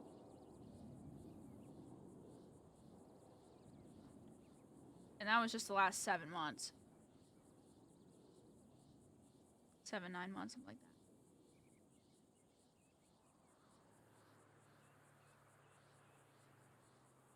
that. I understand where they come from. I understand that everything they do has an action and a reaction. And I try my best to do what I can from command side. It's why I have such That's exactly it, though. It's a reaction after reaction, and this was an opportunity to break a cycle of violence that was starting before it happened. given what Sonny D said, it was going to happen regardless.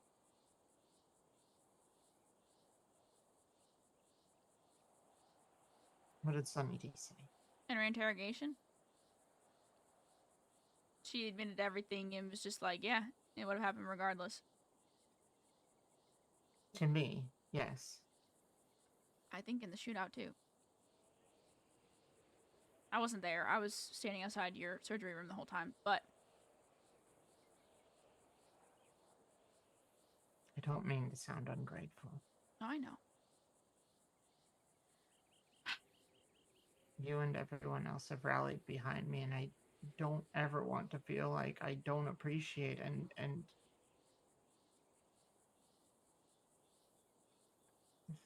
that support means everything, but You understand that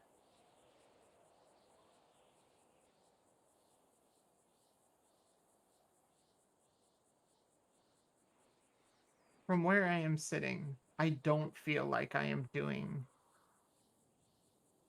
And this could be the meds, this could be me being neurotic, this could be PTSD, this could just be I need days to clear my head, which is probably why I'm on administrative leave. And like I said, I don't plan to quit, but I just don't know how to reconcile this. the Hokakai violence has stopped in the last day, from what I hear. I haven't... That's not what I see on my phone. I read the supervisor emails today, and apparently Vanessa Monroe turned herself in for shooting cops in Legion.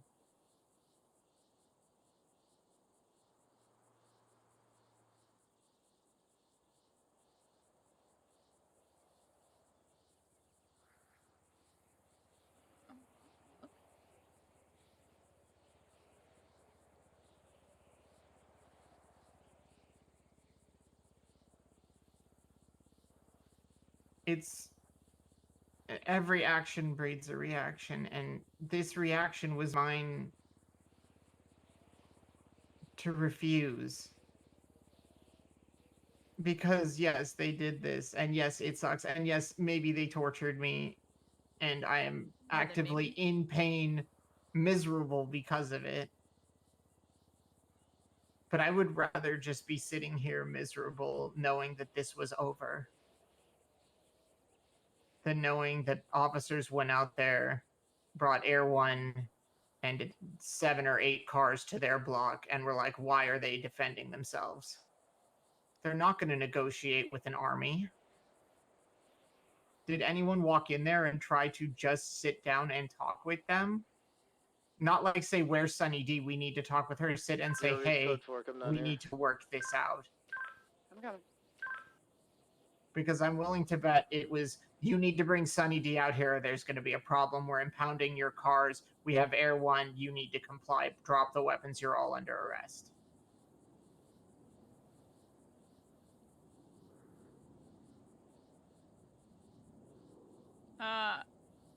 Side note, the Vanessa Monroe warrant is because yesterday, apparently, her head popped. She couldn't serve her time, so they put out a warrant. Fair. It was the O'Brien thing we talked about. I just don't like being part of a... I don't like being part of a cycle. I don't like knowing that everything I do is just going to breed more and more violence. That's not what I signed up for. And somehow, every time I think I've got shit figured out and found a way to keep the peace, to keep people from killing each other, everyone, usually the police, find a way to make that not happen. Whether it's them rolling through gang blocks and antagonizing them, whether it's Mick Swagger saying GRVAs put hair on your chest. It's what we do. We antagonize them into shooting. And if they don't shoot, we breach the building and we shoot them first. I have it from some... Hogakai are a lot of things, but I don't think they lie to me. And they will swear on their life that they were not going to shoot until someone shot them.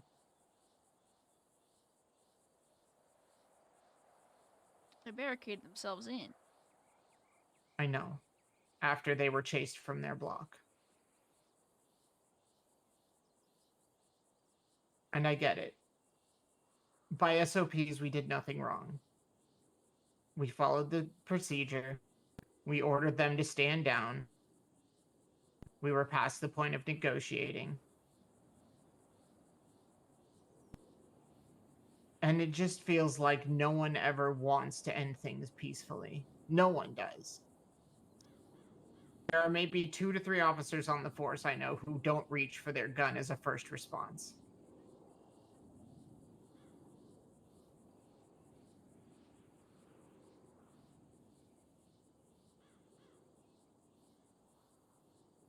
And it just, I don't know how to keep doing it.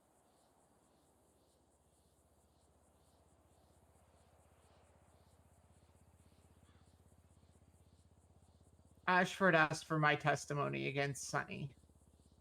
And I don't want to give it. You don't have to.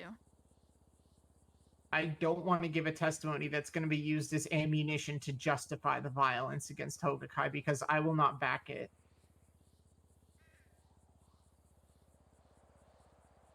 I am the victim of this crime, and yes, that makes me sound like a martyr, but it is true. If me being stabbed is the justification for this war, I don't support it.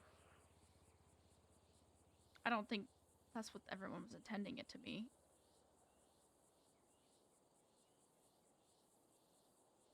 Not everyone. But I guarantee that people I will not name by name were excited at the notion of breaching a gang block and shooting them all down. Even you can't deny that there were people on the force that were probably looking forward to that. No, I can't.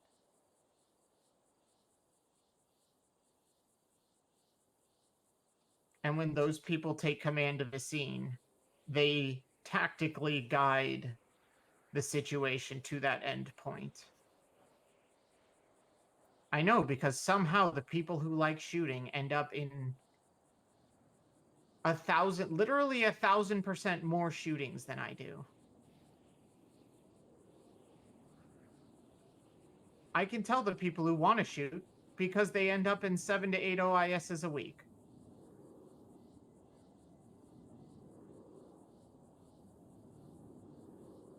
And that's not just because people don't like them. It's because they seek to antagonize. They seek to reach that end goal. They want that point where, okay, there's our probable cause to shoot. Now I can draw my gun. I have pushed them to the point where they drew first, and now I can shoot them.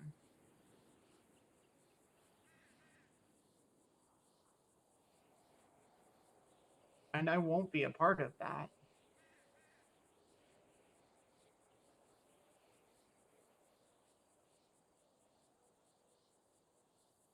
And maybe I need a few days to think it over. Because I don't want to walk. I've dedicated my life to this. This is what I do. This is how I help people. This is my avenue to make the world better. To help people who need help.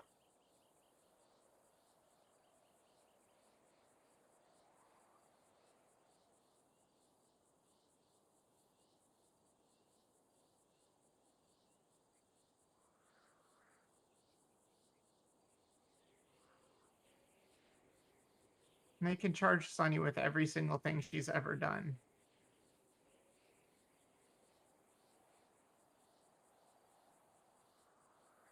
But I will not support this charge.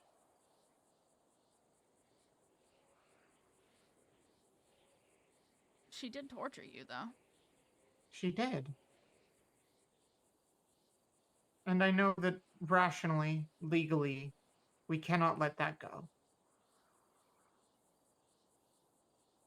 But at this point, it's on principle that this charge was used as a justification for incredible levels of violence, and I will not stand for it.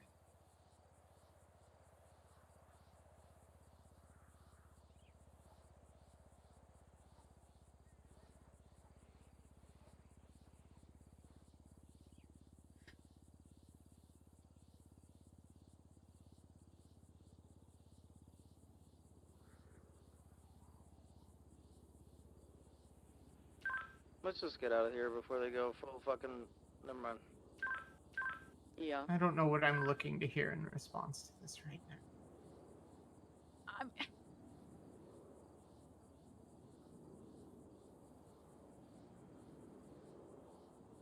Like I said, I sound out of my fucking mind. I mean, no, I'm not gonna lie. Command's already been talking about something like this.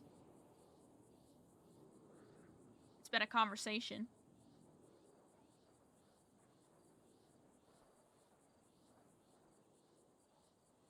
I can't talk about it.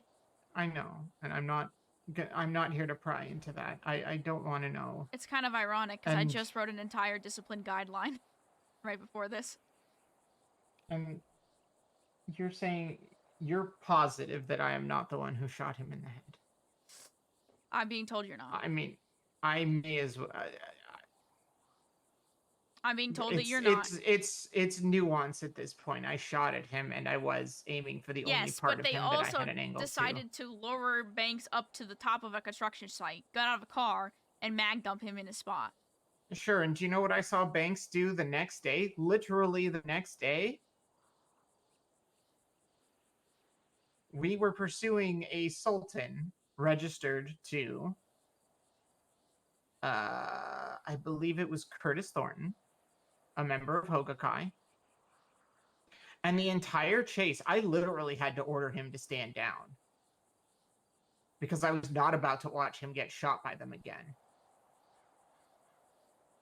But he was pushing primary. He was antagonizing them at the scene and saying, it's okay, they're my friends, I know them. He literally was like overtaking me on the left side saying, I'm gonna get them, it's okay, they know me. And he started, you know, faking that he was gonna ram them. Probably actually did a couple times. And all just saying, it's okay, they know me. It's like, I know who this is, it's fine.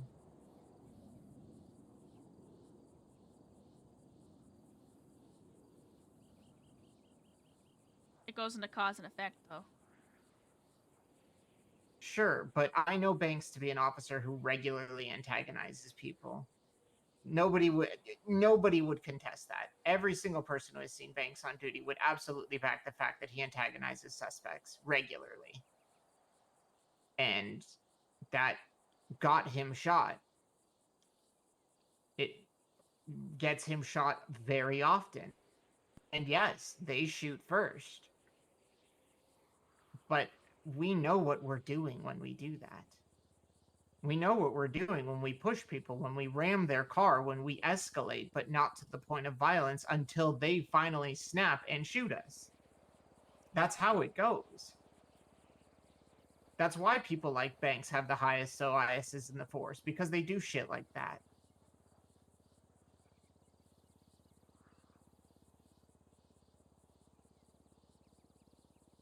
And regardless of whether I shot the killing bullet, I had to assist in the murder of Cal Baker for it. Justified murder, murder no less.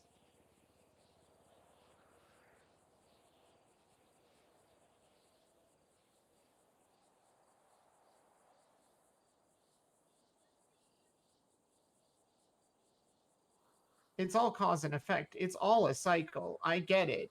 Banks did a thing. He probably did a thing because they did a thing prior. They reacted to Banks. I shot Cal. They got upset. They took their vengeance. I got stabbed. PD reacted. They reacted. PD and them are at war. It's all a cycle. It's going to keep going. They're not going to forget this. Something's going to happen and they're going to pop off again. And all of that could have been stopped if people had just stopped and realized for a sec, hey, maybe we should like not just storm their block right the fuck away. Maybe running in there with our guns out and screaming at them is not the immediate solution. And I know that that's not how the PD works, and that's what my issue is that's not how the PD works. We don't believe in resolving issues we don't believe in resolving issues after they have escalated. There's just... Taking you off duty from a business, bringing you and torturing you is an escalation. regardless if it's revenge or not. I'm not justifying anything. I'm just saying. I mean, I would argue they're matching force. We murdered one of theirs, they tortured one of ours. After they escalated the first time. I mean, like I said, it's all a cycle. Arguably, Banks escalated that scene, and arguably, they escalated a scene before that. It goes back. It's the kind of thing where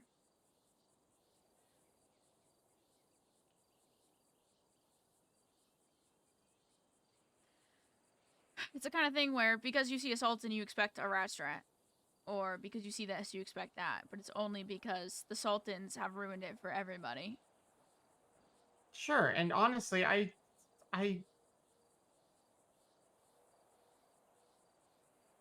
respect the hell out of Starks, because whenever we see Sultans, he and I work incredibly well as a team.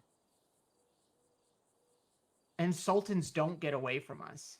They do ratty shit. They take dumpster jumps. They go through weird gaps. They take the weirdest shit. And rather than bitch and moan and say, we need to pit them, oh, these people are rats, fuck these guys, what a bunch of shitters, we do something about it. We focus up. We actually respond to what they're doing. We catch them. And more often than not, they don't shoot us because we didn't spend the whole chase ramming them. No, I know. I've seen it. And so many people would rather the solution just be we ram them because that's easier. It's easier to escalate. It's easier to use force. And they don't care how we get it done as long as we get it done. That's how MCD operates. That's not how Patrol operates.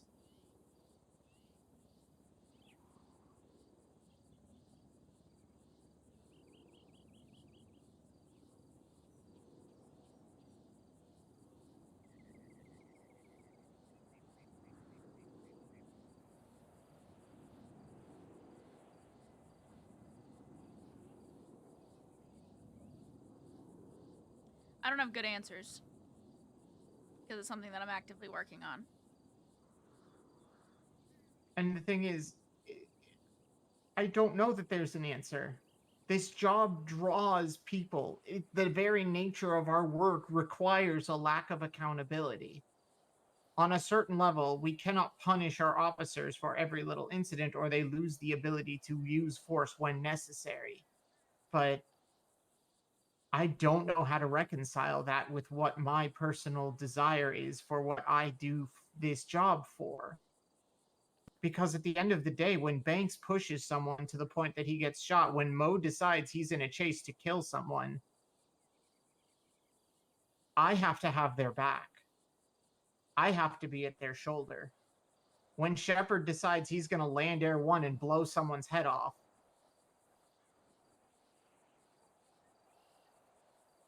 and I have to defer to him, and because he is the pilot of Air 1, I told him it was a bad idea. I told him this isn't the purpose of Air 1. He said, do you trust me? I said, you're the pilot. It's your call. So he landed it. And we killed him. And if anyone on the ground had shot Cal Baker, he might still be alive. Because we were shooting him from the top, and the only things visible to us were his head and his shoulders.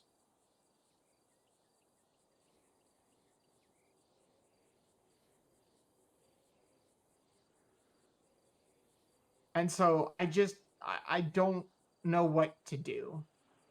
I'm tired of it. We kill people over and over and over again, but it's only a problem when ours die.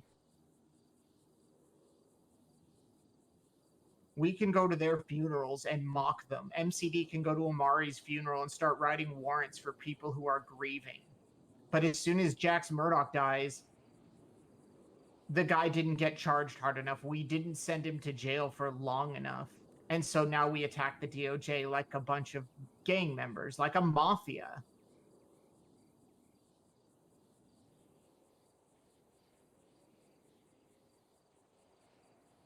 At least he got held accountable in some way, shape, or form. And I miss Murdoch. He was one of the kindest people to me. He is one of the most respectable detectives I ever talked to. And he was the reason I wanted to apply to CID. And I miss him. But the way we acted after he passed away was not right. I watched people with way too much power in their hands absolutely abuse it.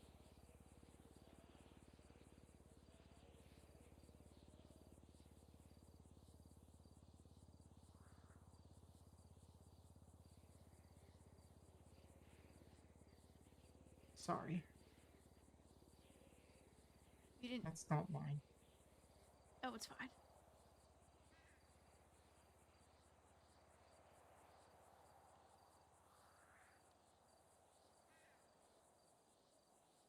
Why do only ours get the sanctity of the grave?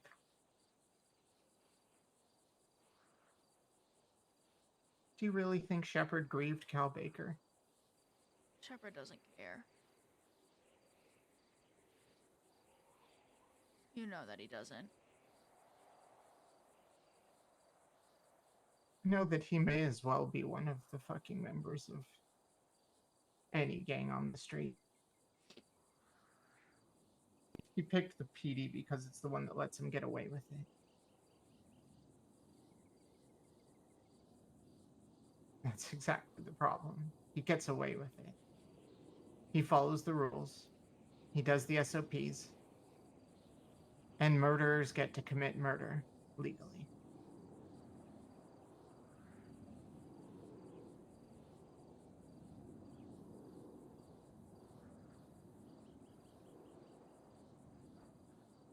And I'm one of them. Maybe not Cal Baker. I got you, Vito. When did you find that out? MCD. When, though?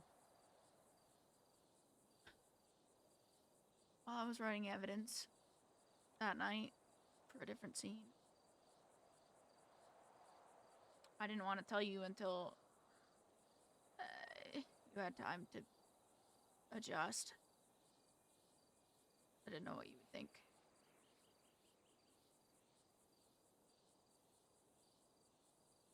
I don't mean to get emotional.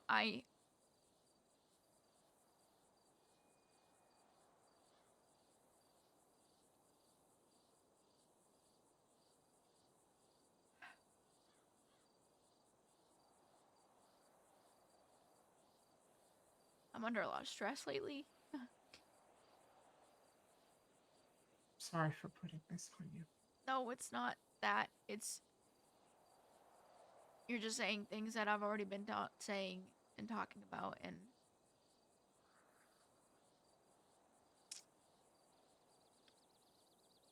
It happened a lot when I was lieutenant. But it's happening even more now that I'm a captain. Where there's a conversation, and I don't agree, and I start speaking up. And I change the way that the conversation goes. And then I turn around to get Jericho's input, and she's gone.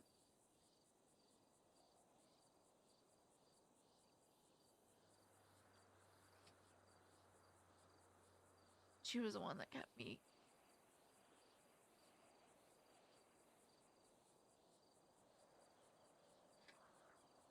You're preaching to somebody that's already been doing this behind the scenes. I just don't talk about it because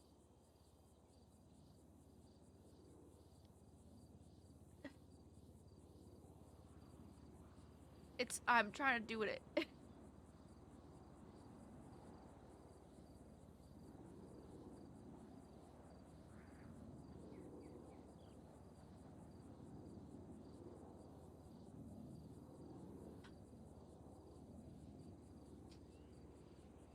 I don't mean to yell this at you. No, it's not that. For over a year now. Almost a year and a half, I guess, if you put 3 months on the end of that. I have been trying to be a change. Holding I'm trying people to do it accountable. for 10 years. I know. But in this city, particularly,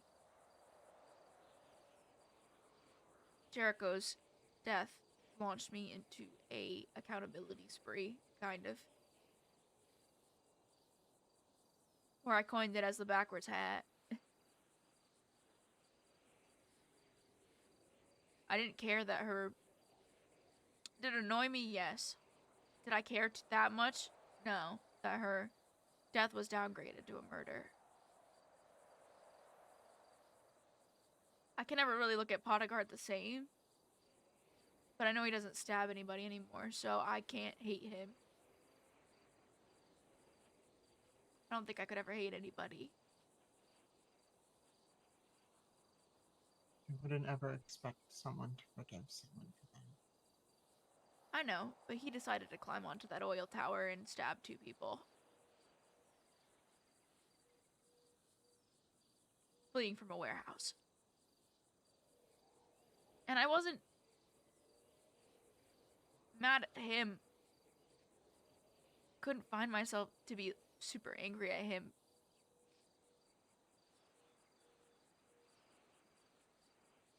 I was more mad at fate than anything.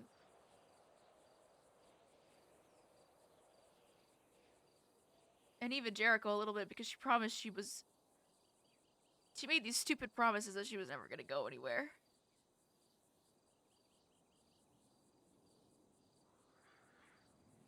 She made these stupid ass promises that everything was gonna be okay. And she was too strong to die. And all these dumbass comments that made me believe that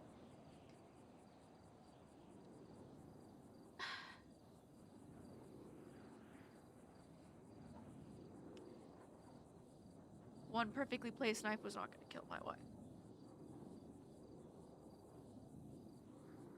And am I happier with Callahan than I've ever been with her? Maybe. But I turn around and I look at my job and I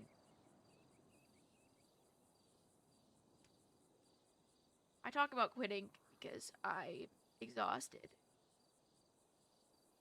I've been fighting this fight in this department tooth and nail to get to where I am, and I just feel like I'm still being talked over.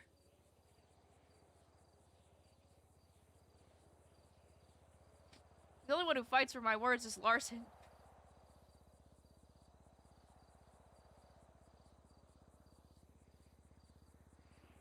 I'm trying to do what you're doing, in a way.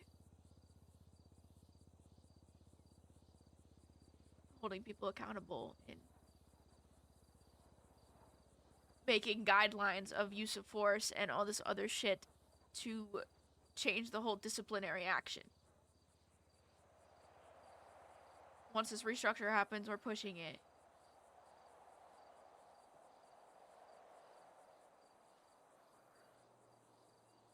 I've been fighting it for quote-unquote fairness, I guess is the best word to use in this scenario, for a very long time. And I've gotten pretty far.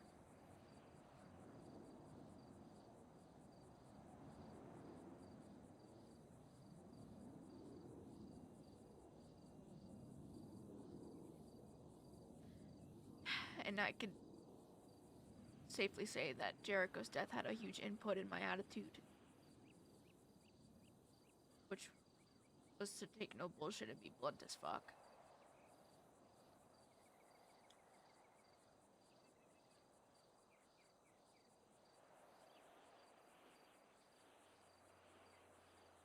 I don't have a good answer for you because I've been doing the same thing with no answer.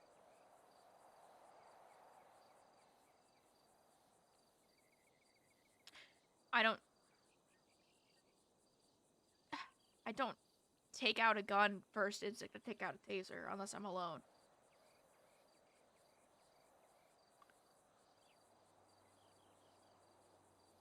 I wait to be shot before I shoot, which is why most of the time I end up going down.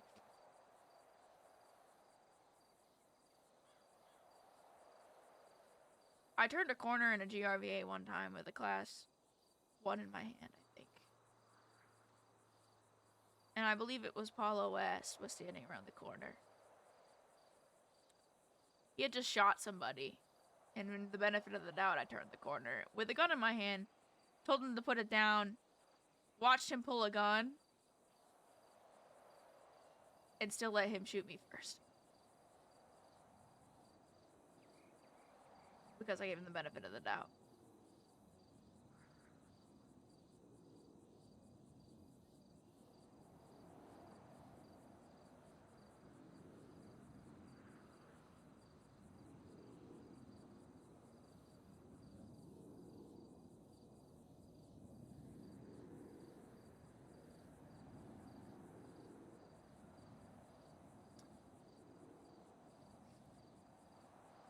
So I don't have a good answer, because I've been doing it for so long. But I can tell you that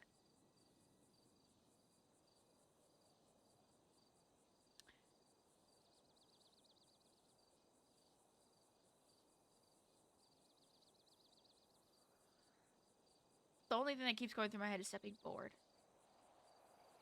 And I have to remind myself that there's no good guys, there's no bad guys, there's just going forward. And the law may justify things, but I tend to look at things with more humanity than the law, which has gotten me in a little bit of trouble sometimes.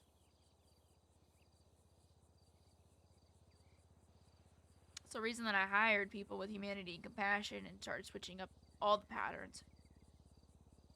It's the reason that there's so much stereotype between BCSO and SASP. Because I switched it up.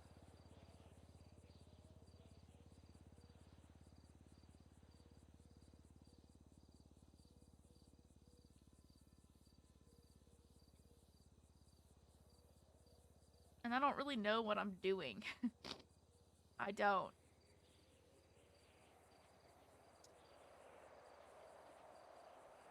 I pretend that I do, because it looks fun and looks cool and people don't question me, but I genuinely am flying by the seam of my pants.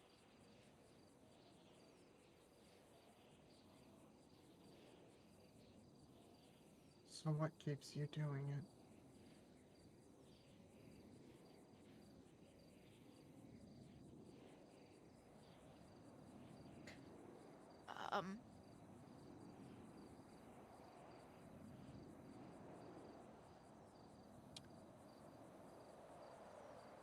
The job or The job. the rank? Either. Both. The fact that I can see that I'm making a change when I step back and really look at it.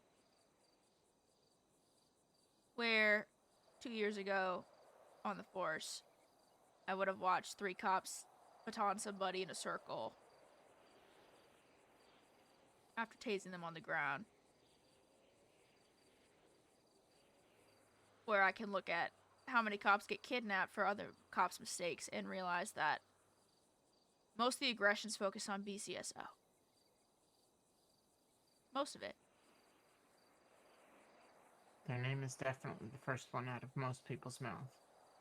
Where when I can... it comes to those types of issues. Exactly. Where I can look at my department and see people like you or Starks or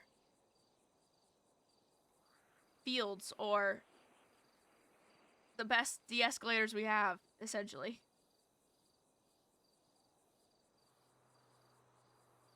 There's more to that list, but that's the first 3 that came to my mind. There's stereotypes for every department for a reason. And I can look and I can see that SASPs, although for maybe a few bad eggs, is mostly positive. And it proves to me that I have made a good hiring decision. And the ones that I didn't think were fit were not continued in our program.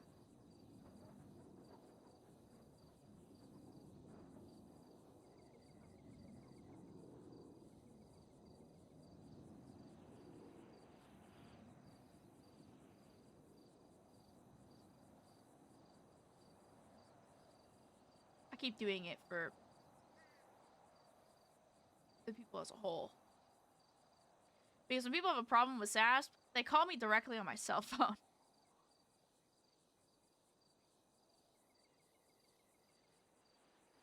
I got called by the owner of Pizza This last night, or the 2 nights ago, because they needed surveillance footage for why an SMG was stolen out of a lockbox, and Pizza This didn't have any cameras. But Pizza This was pissed that the Big Swagger was asking and didn't give them a reason why he needed surveillance footage. There wasn't even surveillance footage there because there's no cameras, but they called me directly to complain. So I had to handle that.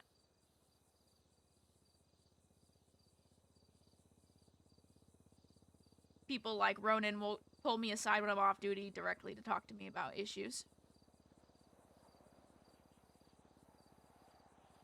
They make me the point of contact because they know that I am doing my best.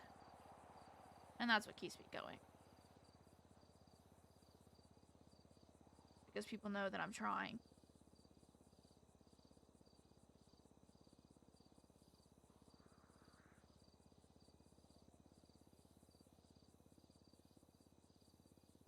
And I also am kind of doing it to make the city better.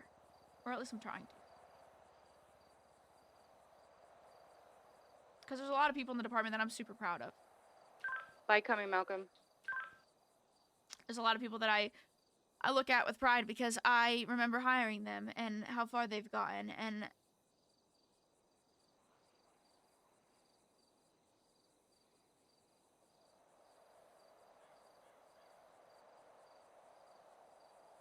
maybe, yes, some days people are worse than other days.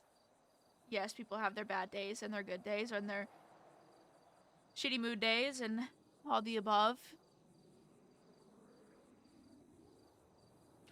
Bike just went back into red garage. Be careful. But as a whole, I can look at the department and see what I've done. And that's why I keep doing it. It's why I keep telling myself I'm going to give it a month. I'm going to give it a month. I'm going to give it a month. Over and over and over again. I actually looked at Callahan today and I asked her, why am I still a cop? And she said, I don't know.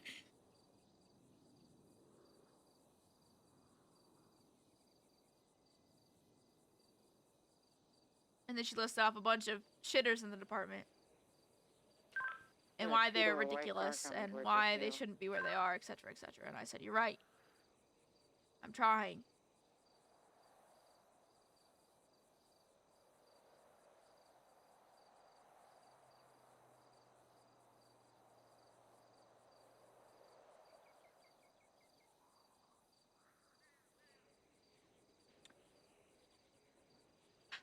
I stay because I worry what happens if I leave.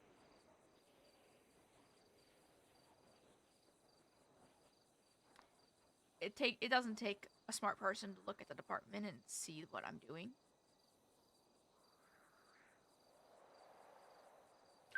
Jogger's coming. I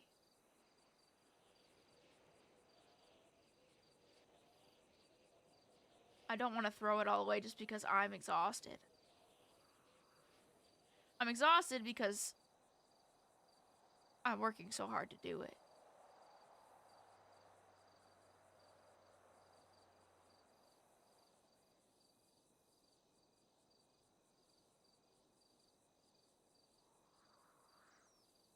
I'm tired because I'm putting in good work.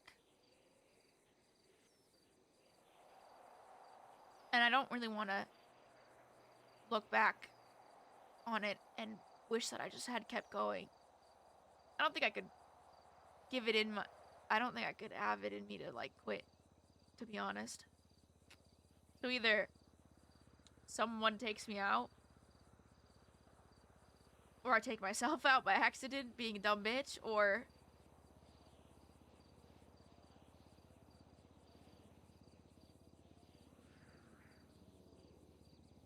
I say I'm gonna give it a month, and I'm gonna quit if nothing changes. But genuinely, I don't think I can.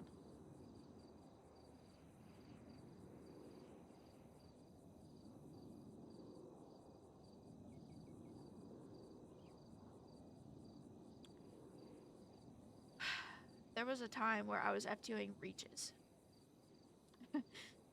And while FTOing reaches, I had Jason Stone and Eno Straight come up to us at a gas station and talk about the criminals. And in that chase that we were just on beforehand, there was this was back last February, I think. There was a suspect that BCSO rammed into a wall going 100 and something miles an hour. And I watched Reaches back off and stay back. It was just like, what the fuck did he do that for? And I was like, that's phenomenal. And then I gave him a speech. And in that speech, I talked about being compassionate and having humanity and looking at every scenario as if it was you running from the cops. What would you want? What would you think was fair?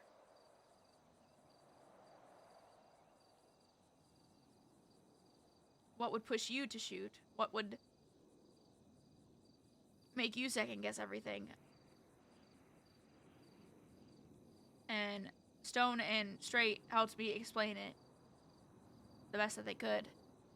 Just humanity and compassion and all that other bullshit that I've been looking for forever, and looking at them like people and not an object in cuffs. Because that was the biggest problem that I had.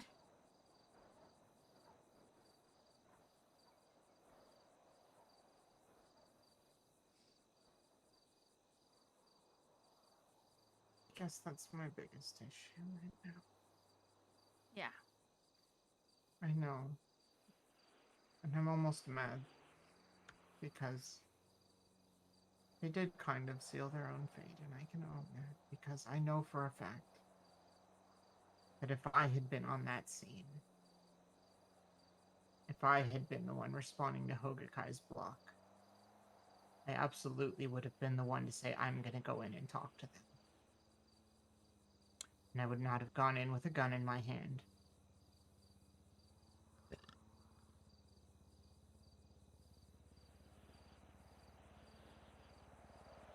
And in any situation where they did not know that I had killed Cal Baker, or I guess I didn't, that's a can of worms for another day.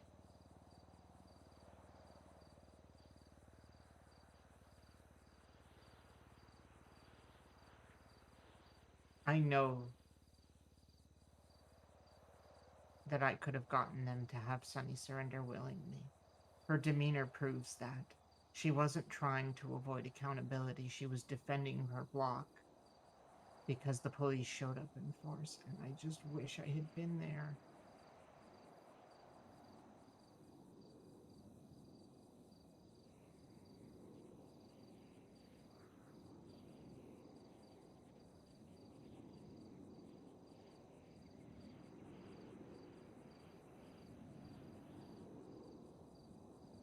You know, this whole incident is on my head.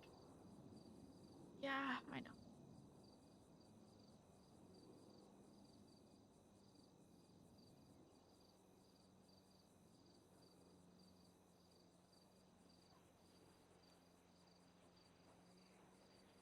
They didn't even do what they were going for vengeance for.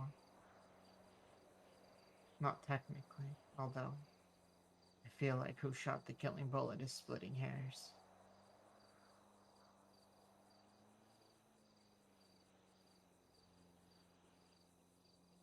Considering only one GSW to the head, I mean,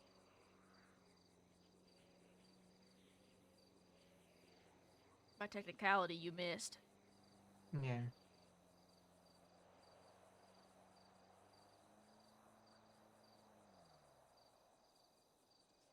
Sonny said Diablo Cody probably wasn't even GSR positive because he got mowed down before they even looked.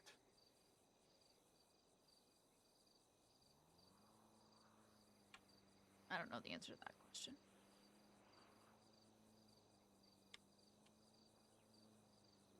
I know. And maybe that's not true. That was heavily speculation, but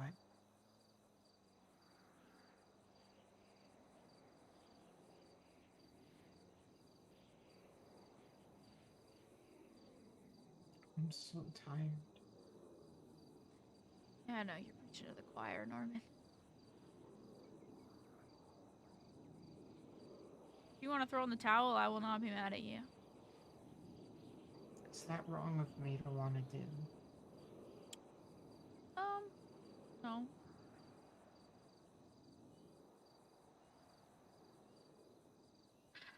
Some I don't people know that just I'll feel good about that. some people just like being tortured their whole lives. Staying in a situation that causes them exhaustion and pain.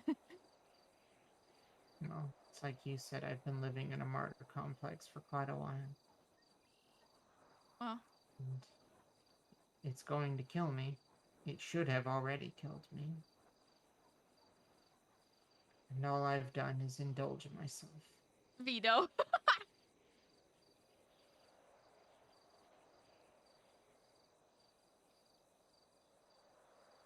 You know, the first time I shot a gun was 2.5 years ago.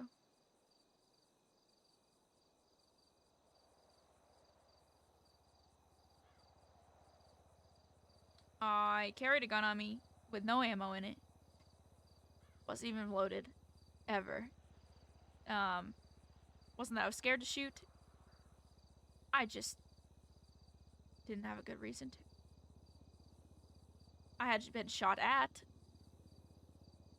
because of people around me escalating. I wasn't even a cop. I was a petty criminal at the time. And we had a Christmas party, and my father, who I thought had been dead for 10 years, walked in the room.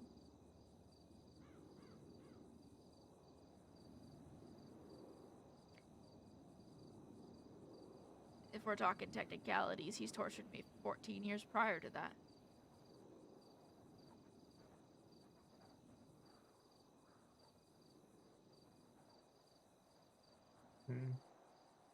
Somewhat relate. Eric Shaw was not a loving father. Neither was Douglas Norman.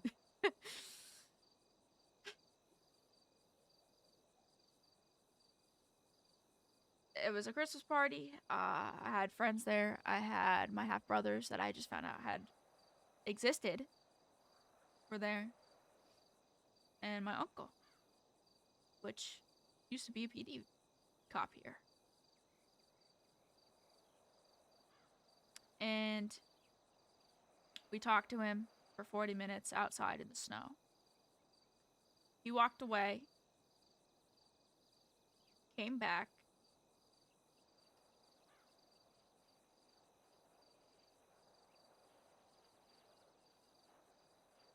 pulled out a hammer, and my first instinct was to run forward and smack him in the face. And then he started hitting us all with a hammer. And I pulled out a gun.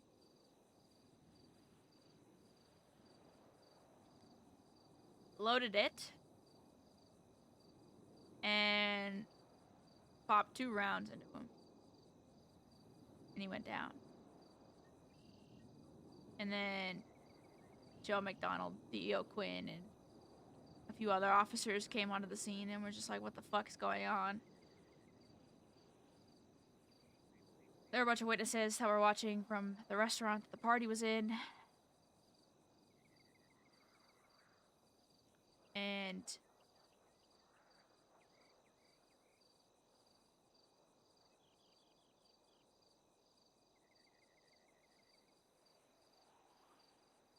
I have auditory hallucinations.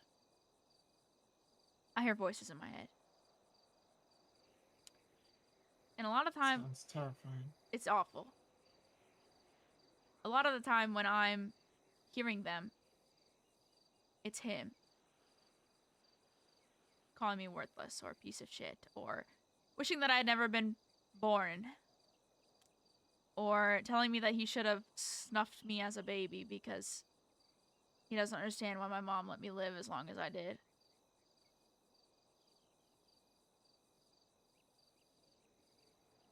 He had 2 sons in Chicago, and he had me and 2 younger brothers in Ohio, and he absolutely hated that his oldest in that family was a daughter. So I became a punching bag.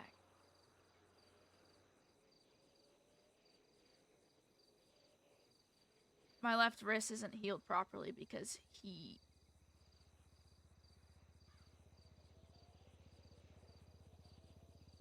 used it to throw me across a room. The reason I'm so good at stapling and stitching myself up is because I was forced to as a 5-year-old.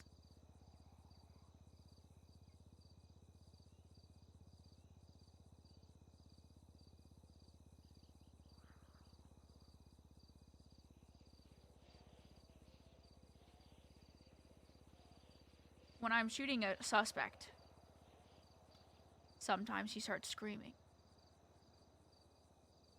Like I'm shooting him. And I should be pretty angry. I should want to kill him. But it makes me freeze sometimes.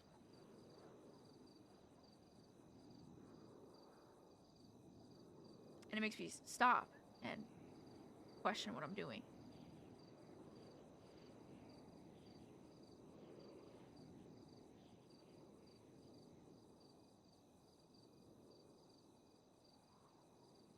His favorite thing was to take his whiskey bottle and slam it into me.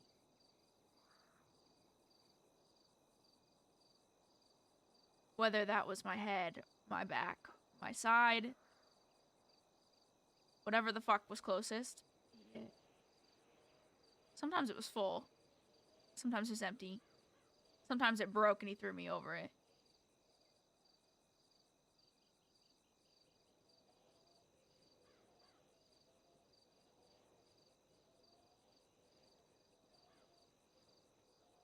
My 2 younger brothers were the people that I protected at the time.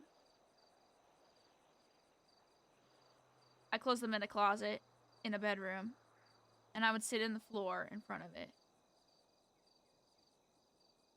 So whenever he was on his drunken rampages and out of sight, out of mind, I was the first one he saw.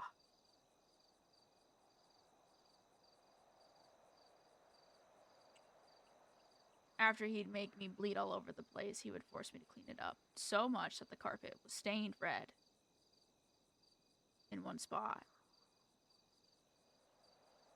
that I couldn't even keep cleaning it out, so I was punished for not being able to clean it out.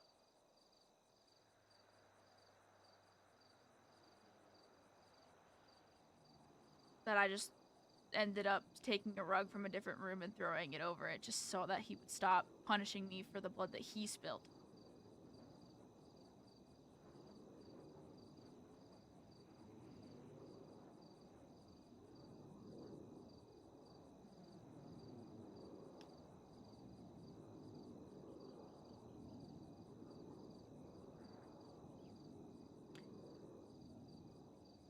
And yet, the older I grew, the more that I understood him after I had to shoot him. He was abused as a kid, just doing what he was thought was normal, what he was taught, using his anger on his kids.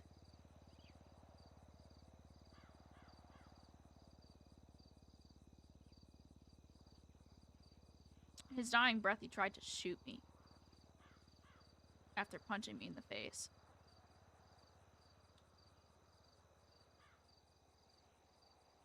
I'll never forget the look in his eyes. They were hollow, like no color, pure black, and he was just full of hate. Like I was the one who had taken everything from him when I didn't do anything. I don't know what drove him mad. I don't know what pushed him to that extreme.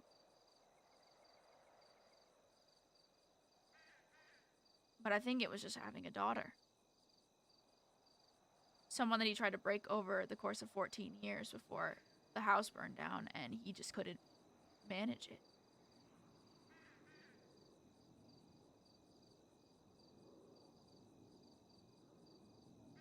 So, I mean, I don't know if I can fully relate, but I get it, in a way.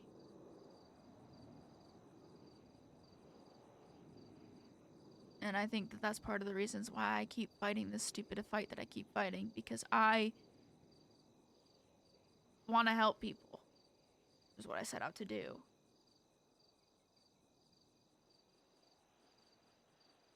I want to make everything a better place. So I take on a pretty impossible fight. Because why not? I've been through worse.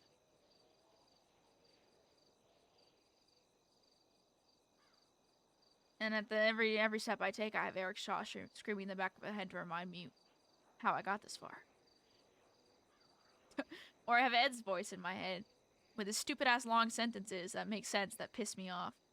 Or I have Imogen in my head reminding me that it's okay, that I'm not okay.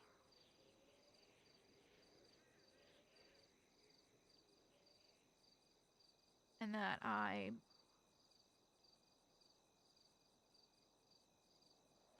the biggest sponge for everybody else because I'm so used to protecting everybody else over my own well-being. Your very nature is the protection of those you love. It's because I grew up doing it. And while the PD may be that, at the same time, we all need to be held accountable. So I get it. I grew up hurting people.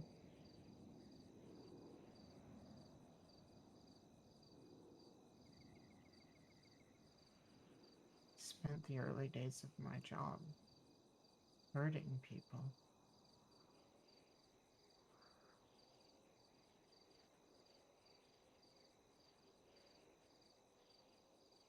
I told myself I'd be everything he wasn't.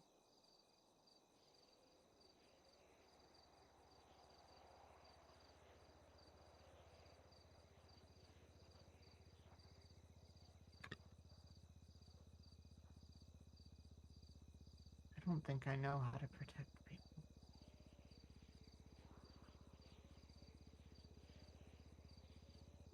It's not that hard to learn. I don't hear anyone's voice when I'm shooting at someone. That's a good thing, honestly. Yeah. I wouldn't wish this on anybody. But I was told that due to the trauma that I've endured over the past few years, or the head trauma that I've also endured, where I died for 7 minutes, it came back, and a little bit of my brain died, triggered the extreme hallucinations as well. Auditory. I've been hearing them since I was a kid, but it got worse. Sometimes when you see me grabbing my temples or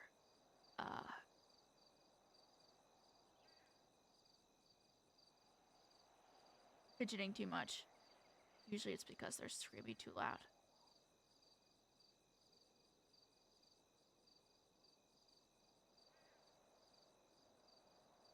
And everybody who seems to die or become important to me adds to the voice. So sometimes I have 2 people screaming at me, or sometimes I have every Kalishaw screaming at me plus everybody that died, so that's like 10 people. 15.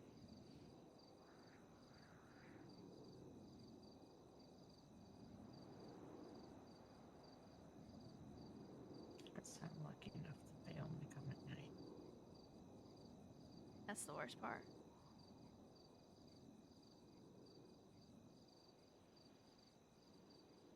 I have very vivid dreams.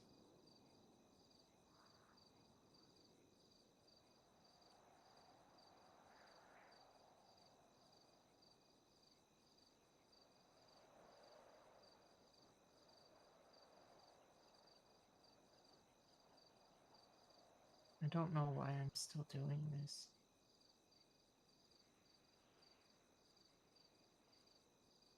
The more I think about it, the more it scares me to realize the reason I'm doing this.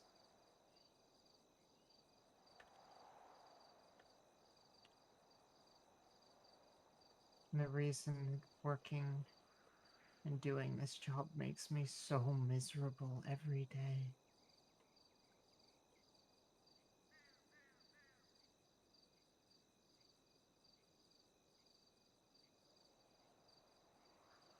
Yeah. Rebleed.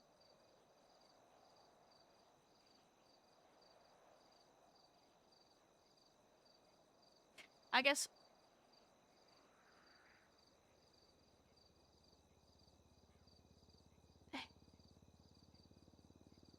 I know this is gonna sound very vain.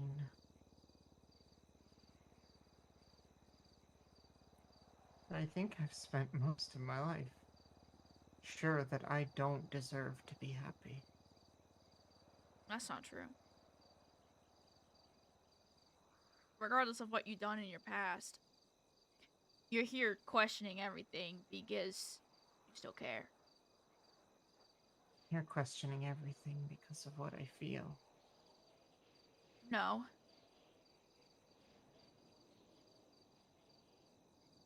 I'm not questioning anything. I've already been thinking that everybody in this fucking city shoots too quickly.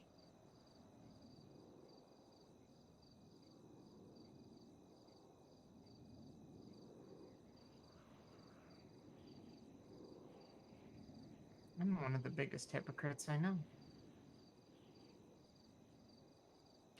I'll just wait for you.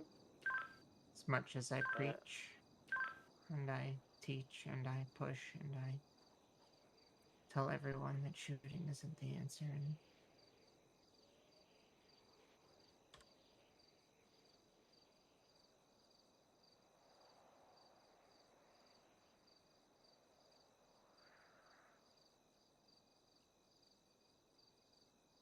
I think I wanted to kill Cal Bacon.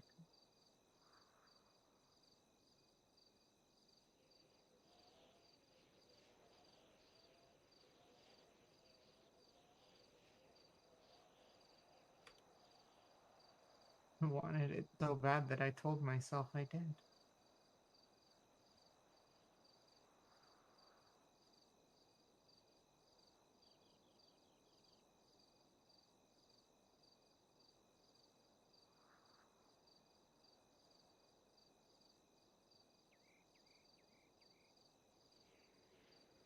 And I don't know what to do with that.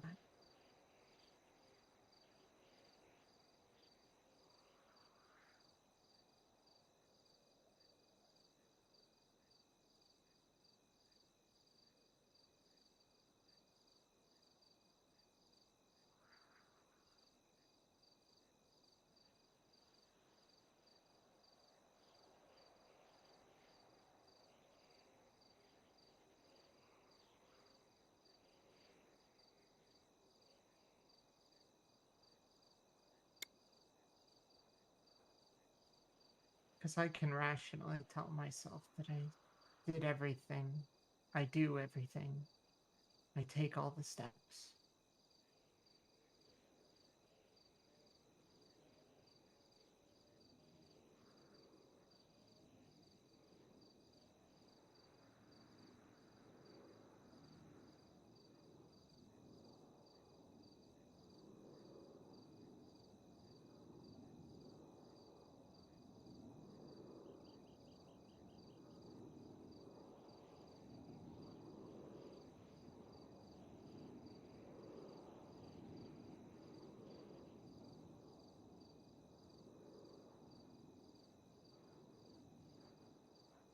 I wasn't raised protecting people, having people to protect.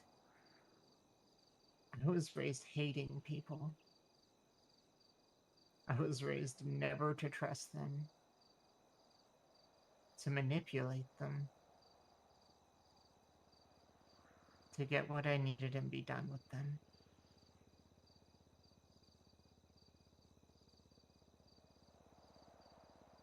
And I chose not to be that person one day.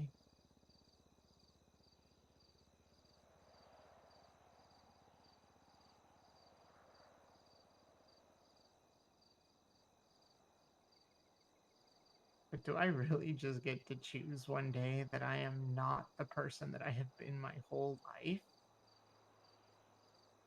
I mean, yeah. It's kind of how it works. Did you leave the garage? And what about all Yeah, the I'm just people who outside. died? Okay. I had every justification to shoot an unarmed man. I gotta go change across the He street. made verbal threats. Oh, you found a He skateboard. had a violent history, but he was Yeah, it no was in my real locker. danger to me in that moment. Nice. My brain heard, "There's your reason. Shoot him in the head." And I did.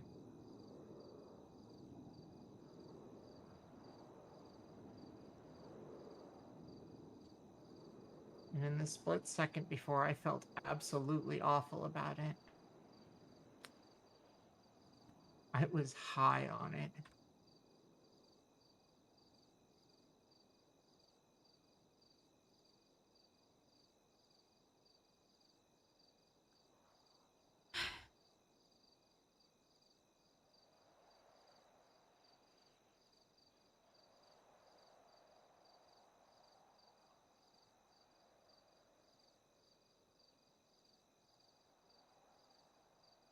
Should I really be on a police force?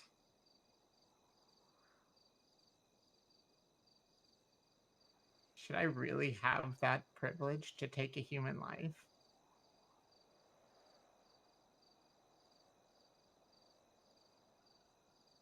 I think everyone deserves a second chance. It's not even something I choose.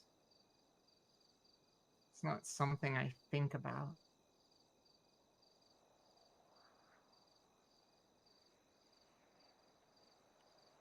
I don't know. People are all raised differently. Different places, different things. I'm one of those weird ass people that believe in the butterfly effect. Or at least thinks that it has a small impact on reality. A little bit. If I had a loving family growing up, I would not be the person I am today. I would not be where I am today. I would probably still be in Ohio, stuck in a cycle of a privileged family or whatever you want to call it. Suburban house.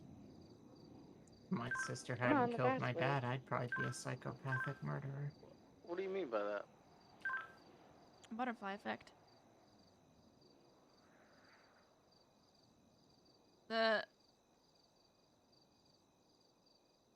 As much as you shouldn't be looking at the past and stressing about it and dwelling on it and thinking about it all the time and worrying about it for your future, it built who you are.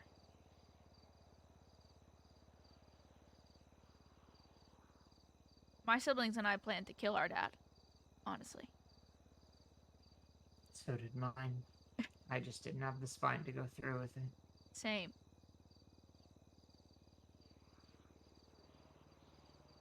And there's always a part of me that regretted that she was the one who got to do it. You want to hear the opposite end of that? Because we were too chicken to do it. He killed our brother.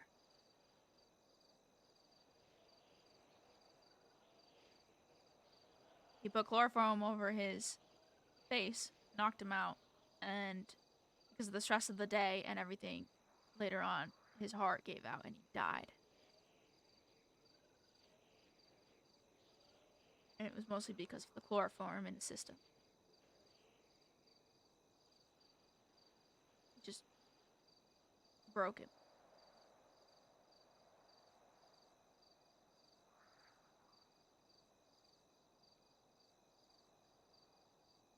I have the mantra of a phoenix because I was in a very dark place when my father came back. I wanted to do violence. I wanted to go down a path that was wrong. And AJ took me to a river on Cassidy Trail and talked me through it. Talked me through everything. From point A to point B of where I am and why I'm here. She saw somebody that was broken. That was going to go down a path where there'd be no hope for them in the end. They would probably die. Trying to be the hero when in reality they were making themselves the villain.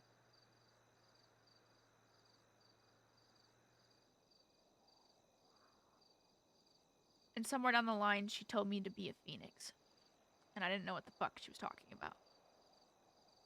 And she said that a phoenix has to rise from its own ashes in order to keep going. And it has to burn.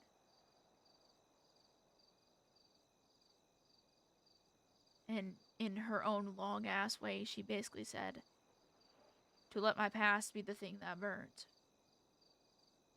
To rise from it and become better.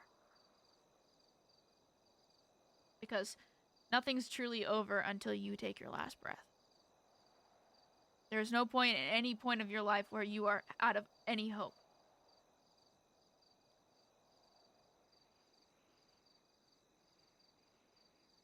Life will continue to go on, and you have to choose which path you want to be on.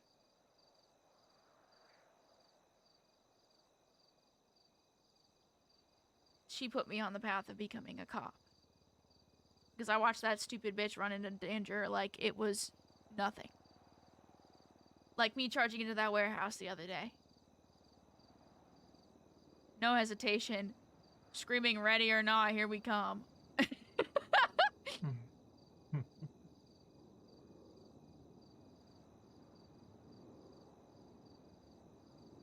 The people you meet shape you. There is no such thing as no hope just because of a person in your past. Come on, Slowpoke. If there was no hope, then everyone would be in the same spot that they would be in years ago. There'd be no change. The world would just stay stagnant.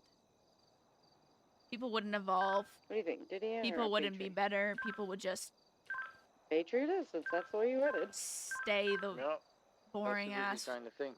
The world would be gray. Ooh. Yeah, you know I don't like doing that. I know you. The world would be gray and drab, and people wouldn't learn from their mistakes, and people would just stay on the same path. Because learning from your mistakes is the biggest thing that a human can evolve from.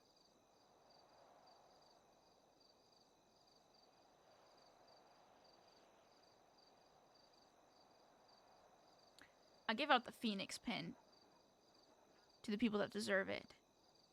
To the people that I believe have hope and a chance and are not done. To the people that I believe can rise and become something better than they are. Not that no one's better as they are, just to rise from the darkest part of where you could be in your head, essentially.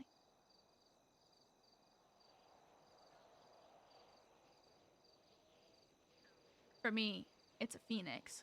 For someone else, it could be anything. A mantra or a different thing, but for me,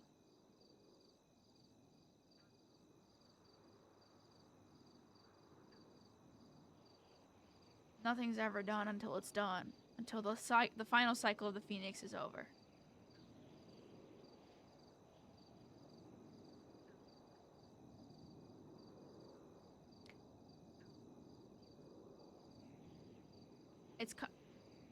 It's gotten me a long way.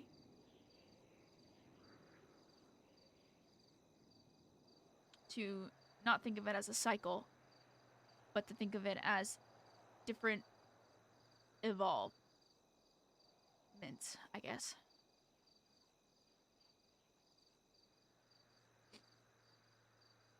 When my dad died, I burned that night. When I decided to go to Brooklyn with AJ and enroll in a police academy, I burned that night. When I became a sergeant, I burned that night. When my brother died 2 years ago, before becoming a cop, I burned that night.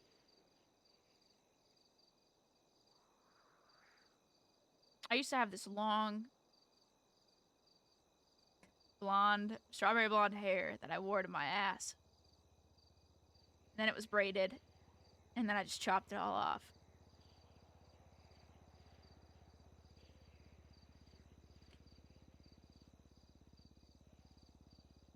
My hair used to not turn gray when I got stressed.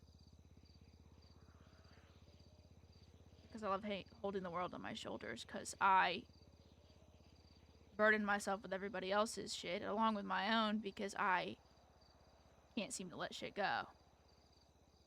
And every time I burn, I seem to expel. When AJ died, I burned that night hard. It was bad. When Callahan almost died 2 months later, I burned again. And I evolved to realize how much I cared about her.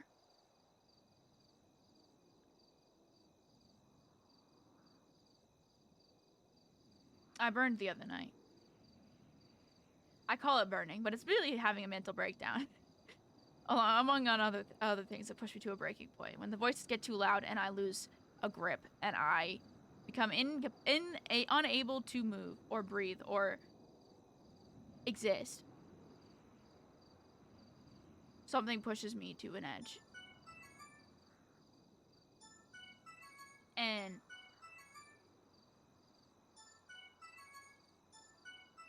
when I was promoted to captain, I felt myself burn.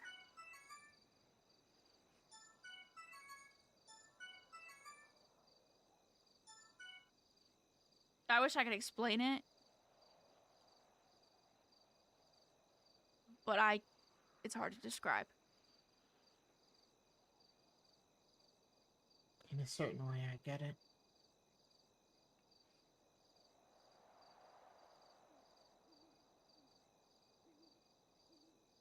In a less metaphorical way, every experience has changed the person I am.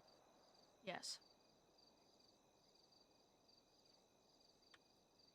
I'm not the same person who got dragged to that warehouse and stabbed. I can tell.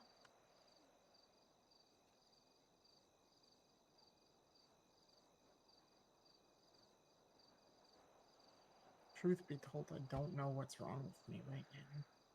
I think you've gone through a lot of trauma. You're trying to make sense of it all. When you shouldn't be. You should be resting. I can't rest. I don't sleep.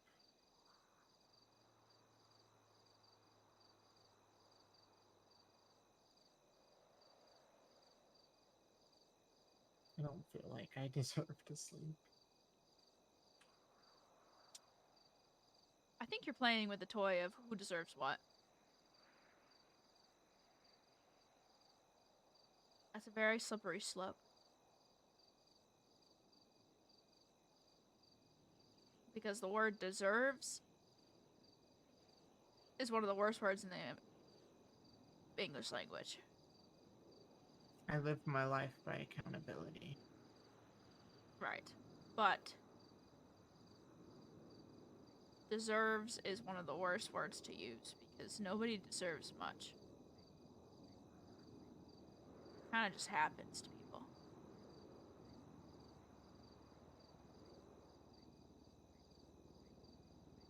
There's no good things that people deserve. There's no bad things that people deserve. There's just punches that are thrown by life or other people. I guess the part that I just can't get past. And I guess it's because everyone else sees me differently than I see me.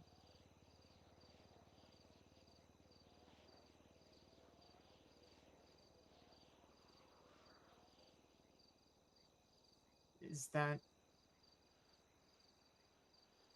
I mean, I would genuinely say this for me or anyone else, as heartless as it may seem. The eye of one person who has taken pleasure in the murder of others is a small price to pay to prevent people from killing each other. And I hate that.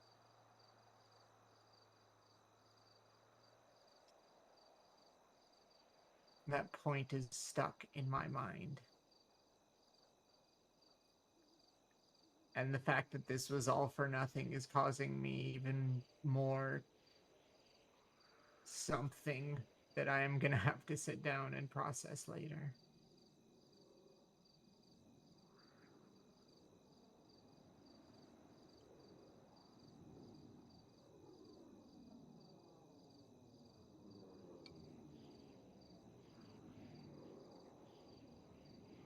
I don't know. I don't like talking about what I've done, where I've been, and who I've known, and how my dad treated me, and what my sister and I did when we were little, and You don't have to talk about it. I'm not asking you to. there are some things you can't tell people. I get it.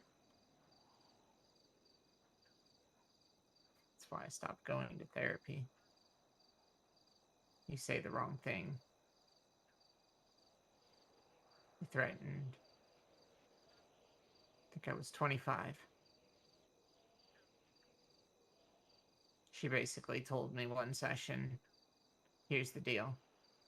You now have to see me every week, mandatorily.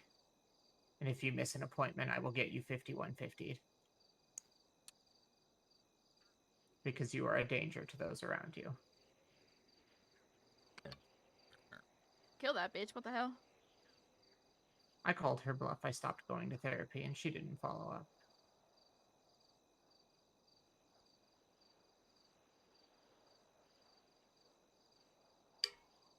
Terrible therapist, but I haven't gone back since. She sounds pretty bad. She was a good listener, and I think she was scared of me. Was not the person I am now. I've had a lot of time to... I'd say temper, but I feel like the better word is bury.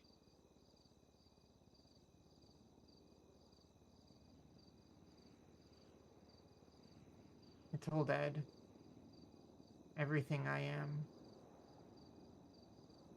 is by design, by decision. I don't know who I am because all I know is who I'm not. I see people do things and I know that I'm not that. I see the way my dad treated people, treated me, and I know that I'm not that. I chose not to be that. I see the way my sister dehumanizes every person she meets, and I chose not to be that. I saw the way officers grabbed their guns the moment they had a reason, and despite every desire in my body wanting to join them, I chose not to be that.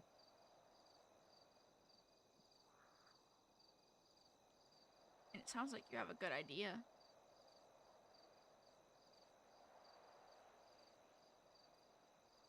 I don't know what I stand for. I only know what I don't. I mean, most people don't know their principles until they see others' principles first. People are always influenced by each other. It's kind of human nature. So what when I look around me and I look at my fellow officers and I look and say, I am not these people. I don't even feel like one of these people. They support a facade that I have created over years of practice so that people don't find out why I yes.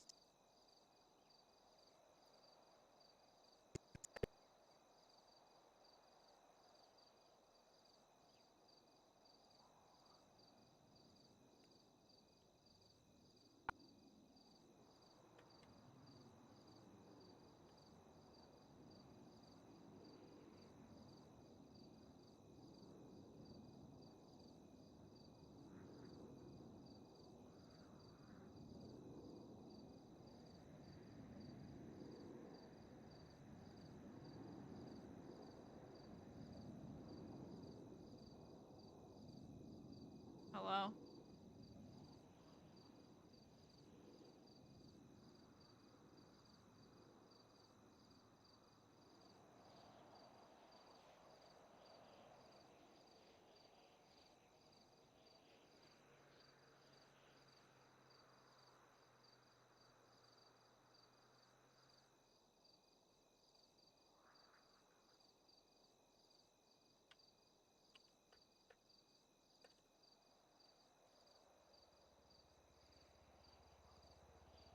Hello. Oh, nice. Hey. Hello.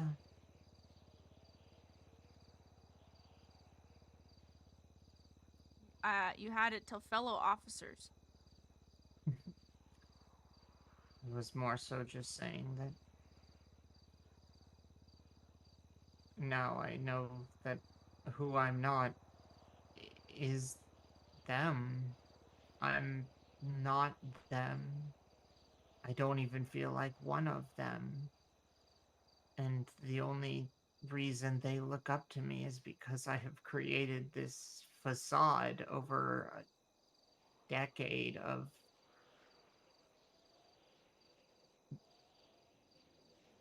various travesties, honestly, and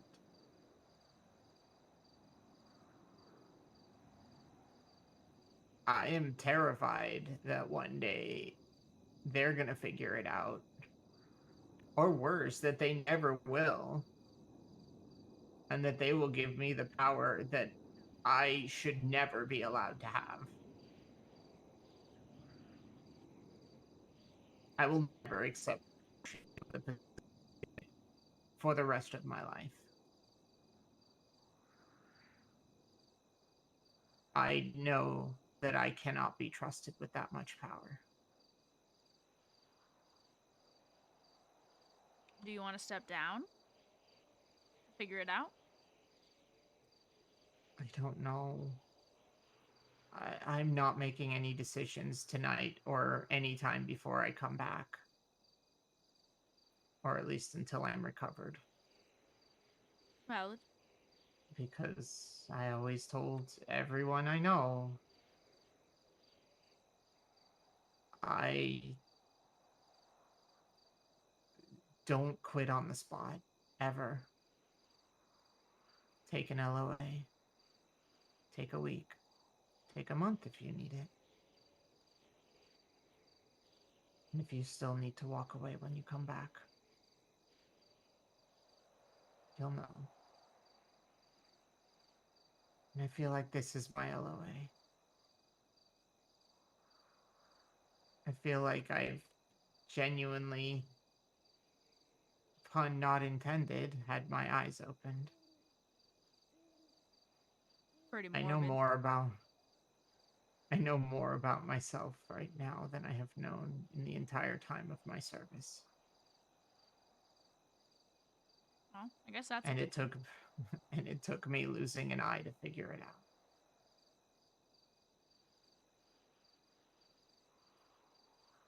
And so I cannot hate them for it. In the most real way, I had that coming for a very long time.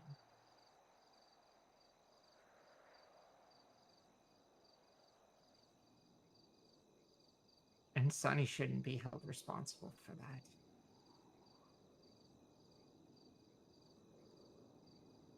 If anything, she did me a favor.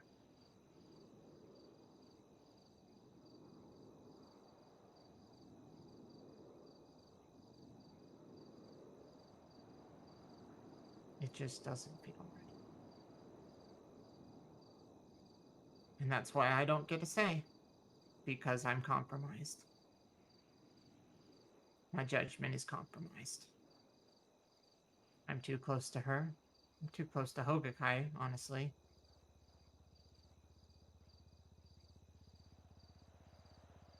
And the fact that I don't think that they should press charges against her can easily be qualified, legally speaking, by a conflict of interest.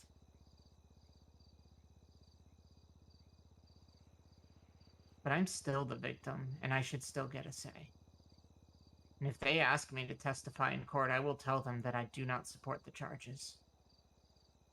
But the last thing I need is MCD breathing down my neck asking me why I have the back of a capital felon.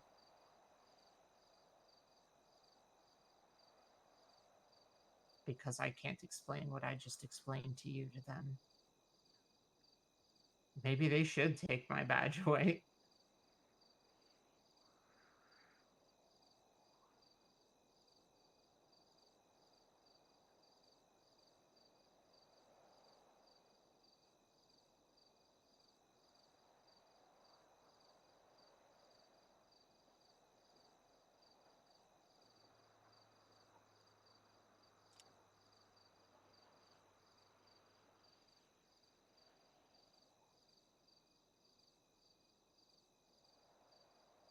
I think I became a cop to kill people for the right reason. And only for the right reason.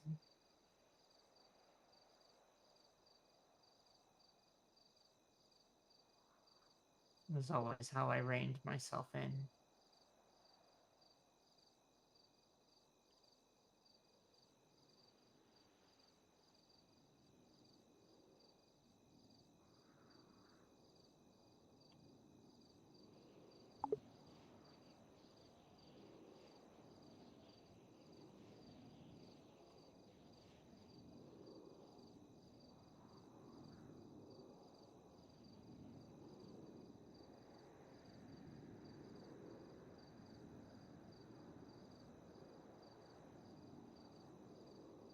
I'm sorry if that worries you.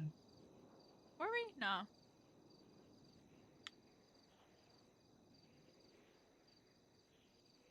If not that, then what?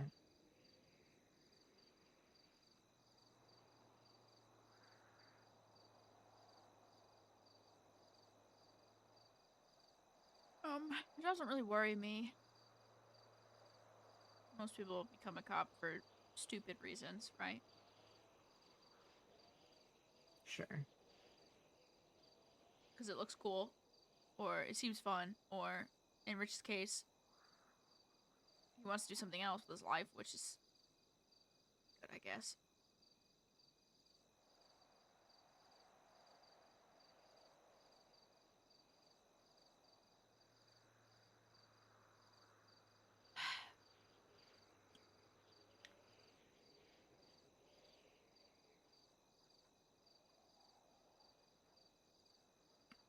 I just don't want you to make a decision that you're gonna regret. I'll respect any decision you make.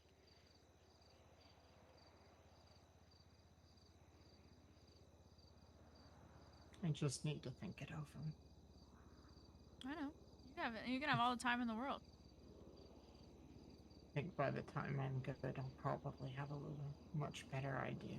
Figured things out. At least know where I stand, and Ed has been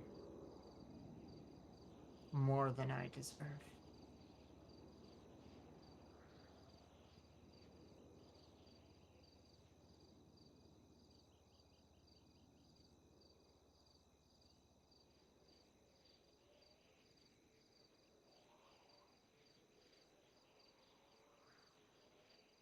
He's one of the good ones. And I wish he gave himself more credit. Oh, that stupid man and his ability to not give him any credit. Sits there and he's like, I'm just dead. It's like, yeah, okay, shut up. Stupid bitch. I can literally hear him say it.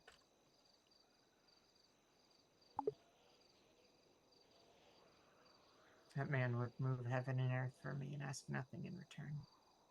Pretty much. Not wrong.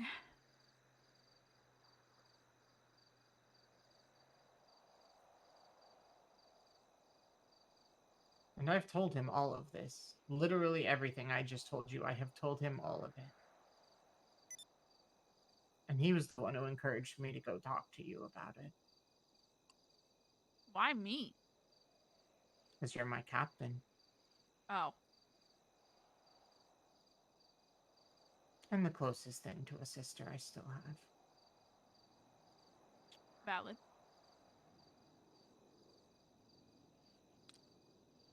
I don't have the best insight sometimes, so.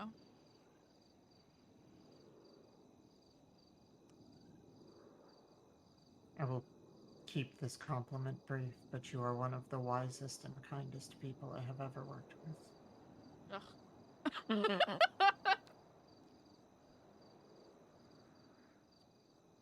Thank you. You've learned more in 2 years of police work than I've managed to figure out in 5 times that amount.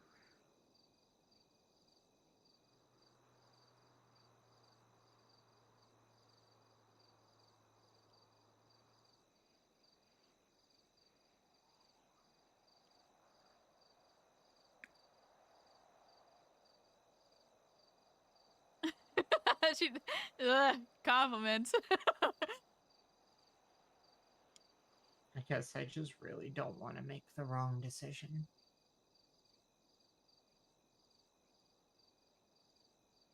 Well, you're on the right track. You don't want to be rash about it. You want to figure it out on your own terms, which is a very good thing. I think I rely on the opinions of others because I don't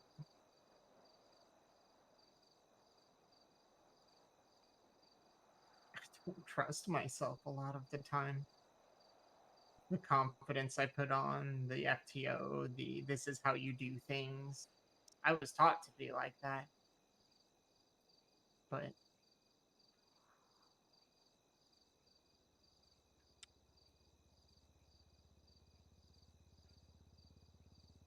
I rely on other people to keep me on the straight and narrow. And that's why it terrifies me to be surrounded by borderline psychopaths, because I'm a borderline psychopath. Well, I am the mother of the psychopath, so.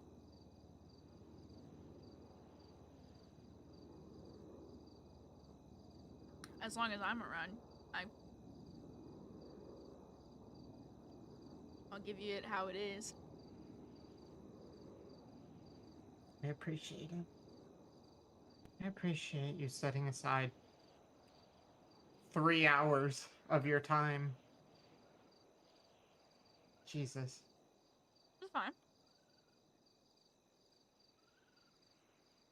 Just to hear me whine about the fact that I'm an awful person. I used to call myself the villain. I don't think it's that simple. No.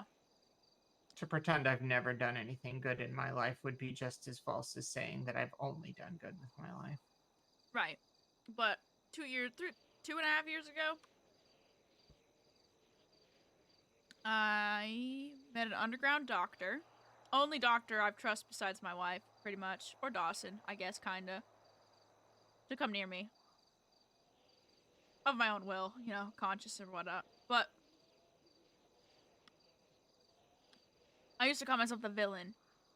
She would get so mad at me. She goes, Reyna, you're not a villain. And I was like, well, I'm not a hero. She was like, well, no, duh, you're not a hero. You're like the anti-hero.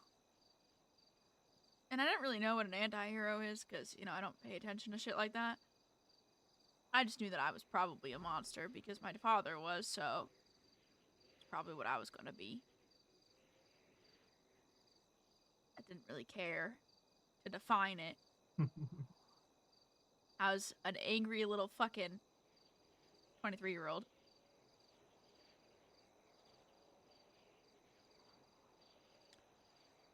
But when he came back to life, something snapped.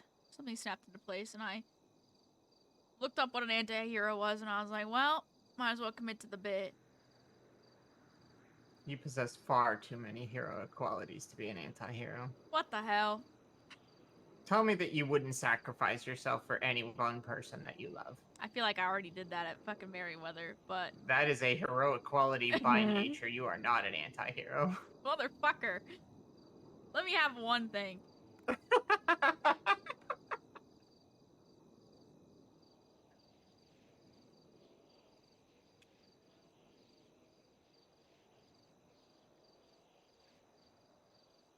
I know it's not as simple as good and bad, but you were raised on a... Well, no, that's not the way I meant to word that.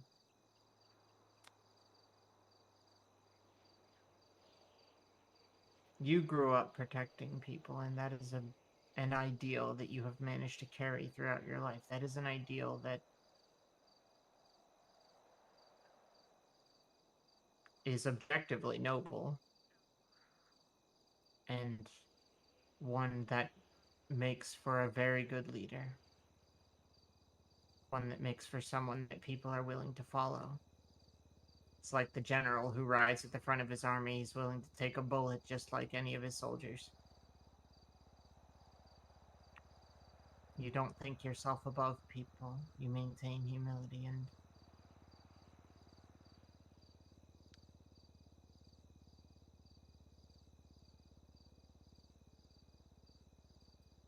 It makes you a very easy person to follow. To listen to trust. And that's why so many people have gathered around you. That's why your family has gathered around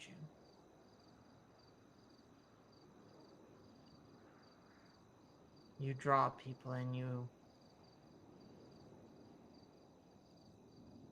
share your qualities with them. You inspire your qualities in them.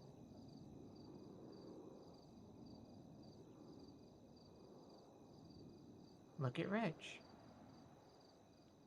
I hated that man when I met him. Oh, he is really fucking annoying. I hated him because he went around my work telling everyone I was a cop. I still remember that. That was the day I fucking met him. So one of my coworkers came up to me and said, "Hey, I hear you're a cop." I'm like, "Who the fuck told you that?" Because it was like, I don't keep it a secret, but I don't like people going around telling everyone in my fucking work. And he's just like, "Yeah, my friend Richard Washington told me." It's like, who the fuck is Richard Washington? Find out he's some fucking safer guy who's been going around telling every one of his criminal friends that I'm a cop.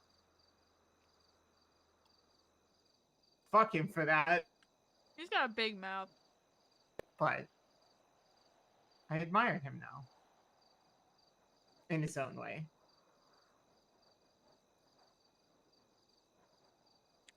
He's still saved in my phone as Reyna's problem child. Naturally. But he's got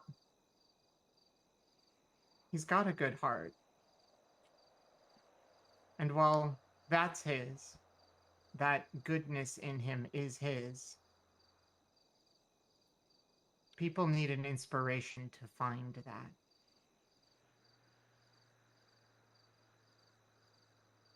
People can be kind and selfless.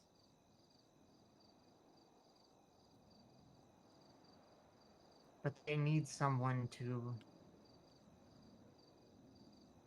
inspire that in them. And that's what you do.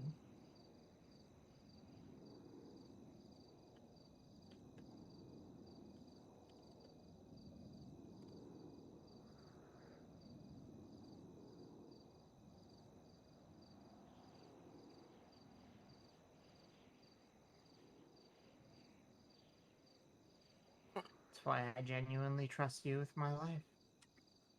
Ugh, what the hell? Knock it off. Fine. But it is why I sought out your counsel. I...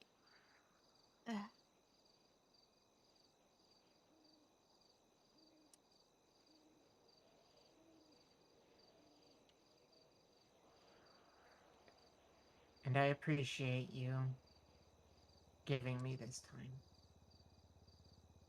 I mean, it's any time, really. I don't mind. I know.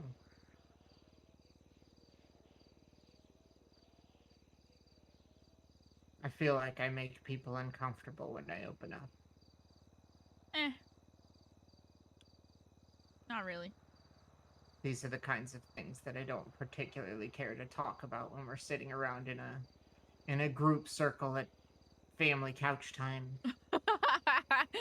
I don't particularly care to be like, hello, Kalashaw family. So anyways, I get high on killing people. That's what I do. How are you all?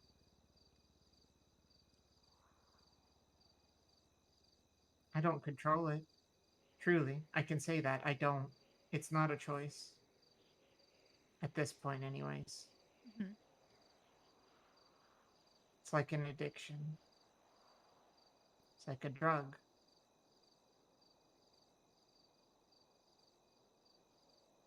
And at times, my body has absolutely taken control to get its fix.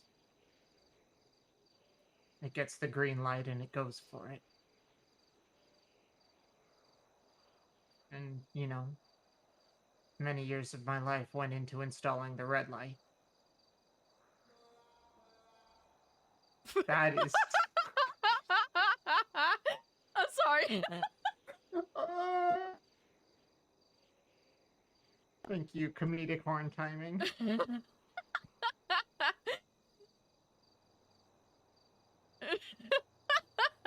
But what I do with that information is the part that I'm at now.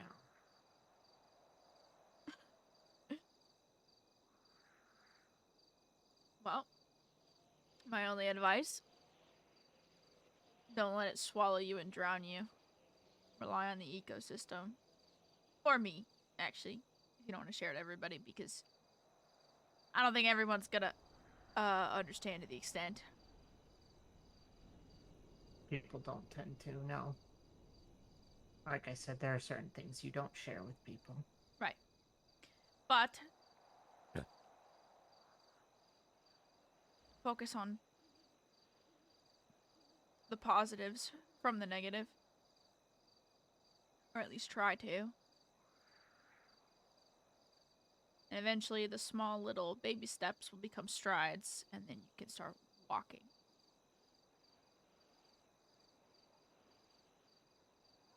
At least that's what I've learned.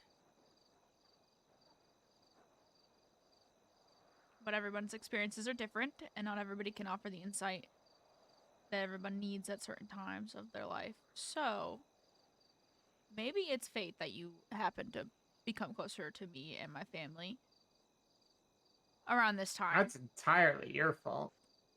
I don't know what you want from me. My point. Actually, I guess it's Ed's, but Ed was the one who peer pressured you into inviting me to all your Christmas stuff, which No, not I don't really. think I ever. I offered it to him. Christmas is one of the worst times of the year for me, and this year it was, you know, up until the very end of it, it was wonderful. Same. It was different. It was quite literally the most Christmas-y holiday season I have ever had in my entire life. And I cannot repay you for that. I got you, Norman. My point is that it's probably the butterfly effect, right? Well, maybe not, but the way that the pieces fall are the way that they kind of fall. So, maybe it's important, the timing of it all. The fact that you have a radio full of people that will listen to anything you say. And come, well, not listen to everything you say, but come whenever you need them. Or whenever you have it.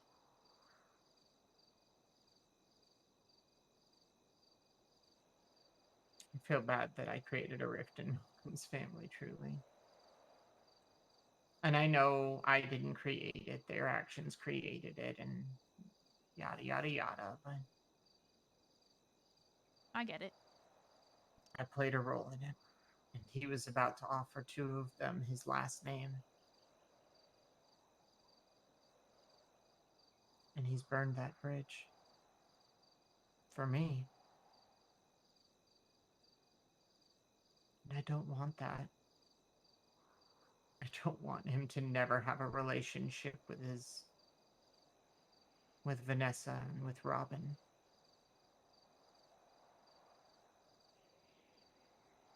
I don't want him to lose the only people in his life that give him some semblance of connection to his brother.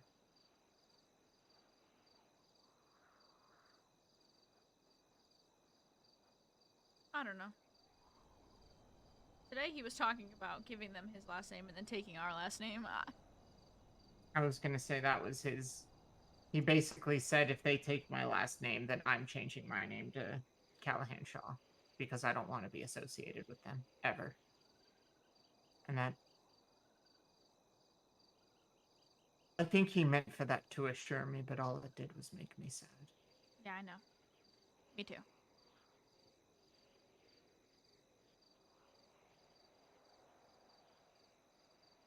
I know he would never believe me. But Vanessa does come from a place of good. What she does. Why she helps people.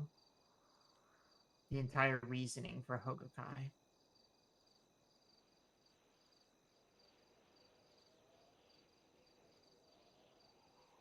They make bad decisions. They do stupid things. And some people have paid a very high price for that. And I am positive that that weighs on her soul very heavily.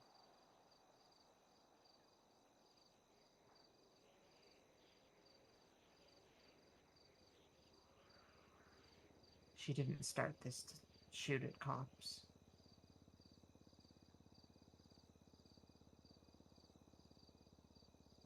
She started it to give people a home.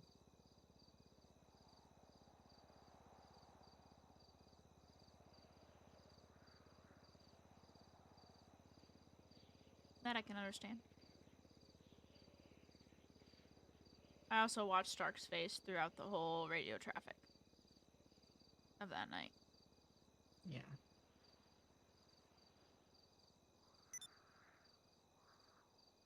And I imagine it's not easy watching the family that your would-be sister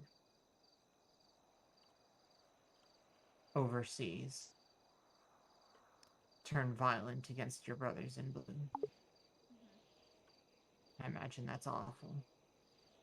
Don't wish that pain on anyone, and I hope he can reconcile with that one day. I think they all just need time for that. I think so too. You know, despite my silent resentment of it, I was happy that he was able to have a relationship with his family, even if I had lost mine.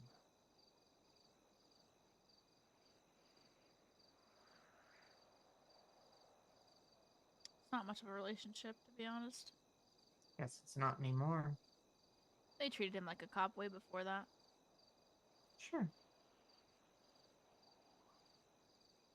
But that's the nature of picking up the badge. I know. I wouldn't expect any less. I treated people like cops. I understand why people treat people like cops.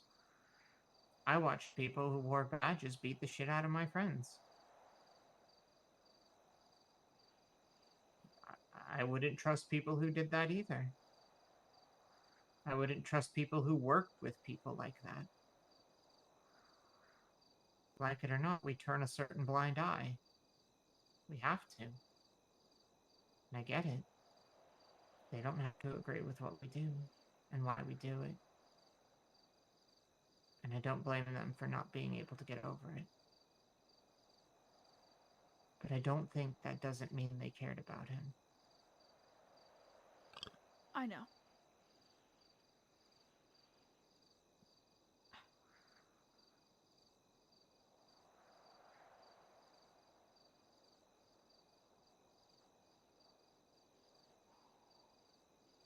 I think you have this, Norman. I believe in you. I wouldn't give you the pin if I didn't. I'm not scared of you, if that's what you're worried about. I've grown up with a demon, and I know when I see one and when I don't.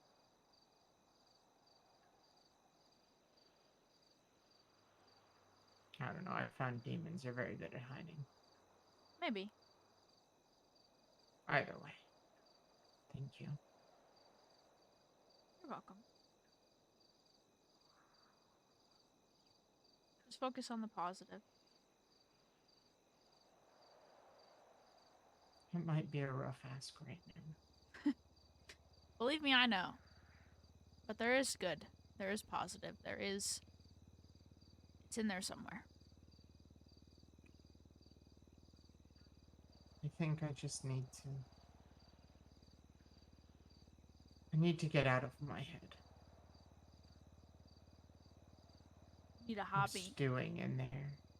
All my hobbies require me to be a functional human being, that which I am not at this moment. You do what I do. Go fishing again. I fucking hate fishing. No, I don't go fishing. Fuck fishing. My wife writes in a journal. I scrapbook. Like an old lady. I used to write poetry. I stopped doing that. Well, the best way to get out of your head is to write it on paper.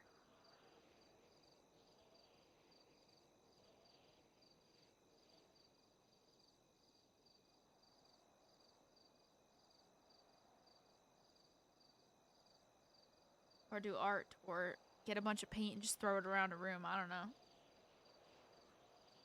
I feel like words have always been, I mean, quite literally raised in the legal field, so words have always come to me very naturally. I was given an ever-expanding vocabulary. And I'm fascinated by them, truly.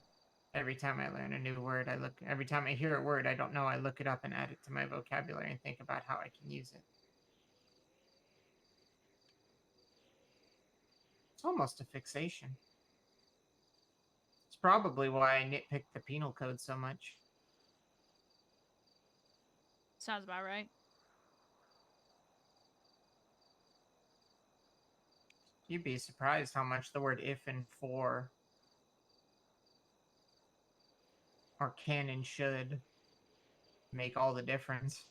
Can and should, I can definitely understand.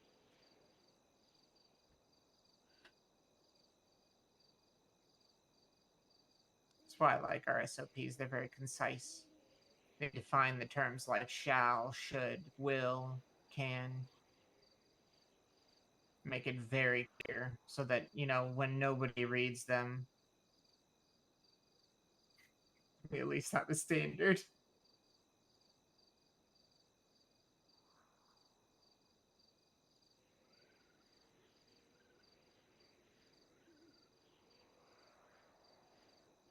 You might like the new guidelines, honestly.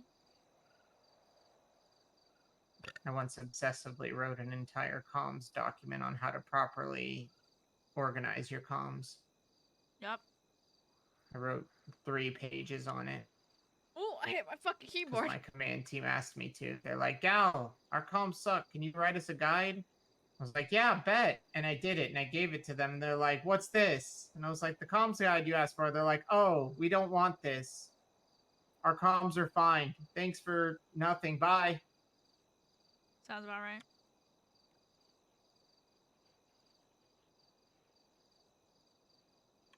So I stopped writing documents for people because they don't want them. They wanted to say that they made the effort. They didn't expect me to follow up. Imagine. McDonald told me today that every captain before me has not been able to do the guidelines, and I was like, I'm doing Hello? it right now. And I finished it within an hour. Hi, it's me. I'm just checking. Are you good? Sure. What's wrong? Nothing's wrong. I'm okay. That's a lie and a half. What's wrong?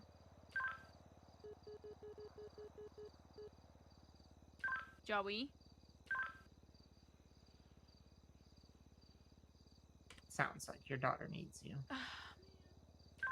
I'm okay, Ma. I just got, you know, a little toughed up. Are you still at the hoppable? Was that a yes? Yeah, sorry. I'm getting a shirt.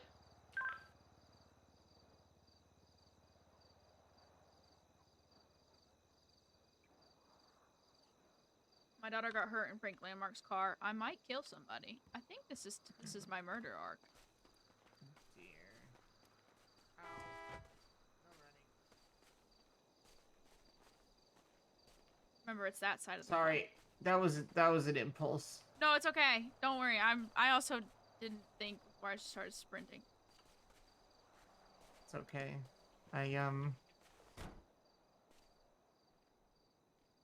I'm just not able to do this. Wow. Walk to the mirror. Turn. Yeah, you go. I was gonna say, I have a Mustang. I do this all the time and still can't figure it out, apparently. It was really sweet of Ed to take me up to the racetrack today and help me figure that shit out. He was very thoughtful. Yeah, he's a very, very, very intelligent ass motherfucker. He knows exactly what people need to hear, and that's an incredible quality. He has the most profound sense of empathy I have ever seen in another human being.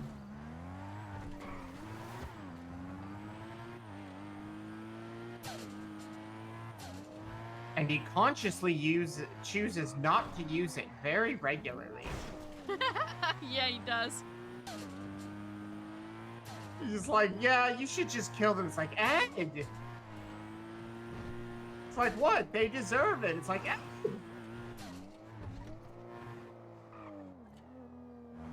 It's okay. Between him and my wife, sometimes when they fucking corner me, I'm fucked a lot of the time. Oh, I can see it too. I see Imogen going full no fucks given mode. Yeah, sometimes when there's been a time where I messed up once and I was like, oh, what? They're both standing there with their arms crossed and I was like, ah, I'm fucking screwed.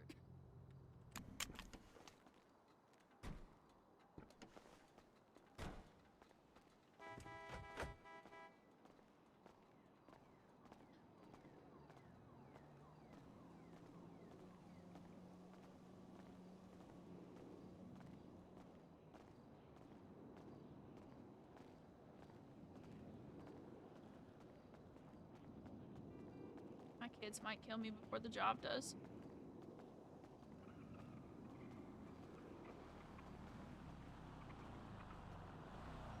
I was gonna say, if you don't die to gunfire, that's a win in this line of work. Well, Imogen just had to let the kids be kids and stop trying to help and mediate every conversation. I can't help it. You okay in there? Wherever the fuck there is.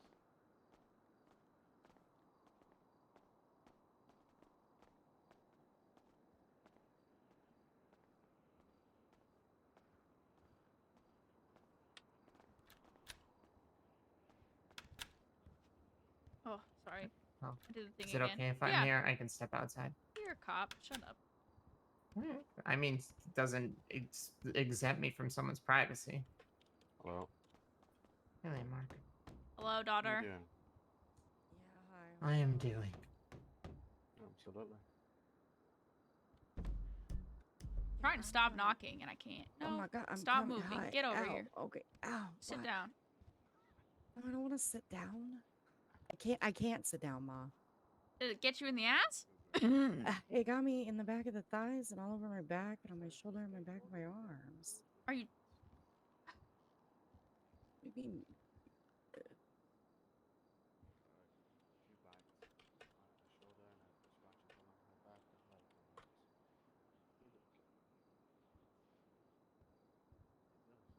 doing? What? I was going up to the Vinewood sign, and I was listening to music while I was riding my skateboard. Gotcha. You pulled a me. Okay. Yeah. Fuck. Stop being like me, Joey, please. Ma, what are you? It like just came out. Like Valero could attest. Like motherfucker was sneaky as fuck. He was also on scene when the next one came out of the den. Oh. So, I'm okay. As soon as it knocked me off the skateboard, I just curled onto myself. Did they shoot it? Yeah. Well, okay, this is how much it wanted me. Landmark shot it, and it went down, and then it got back up, and it started nomming on me again. So he shot it again. Oh. Yeah. It knocked my sunglasses off. What the hell? I know, right?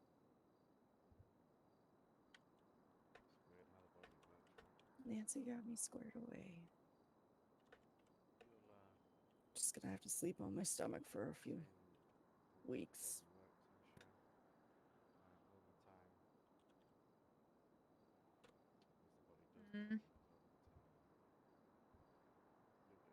But you ain't got no room to talk, lady.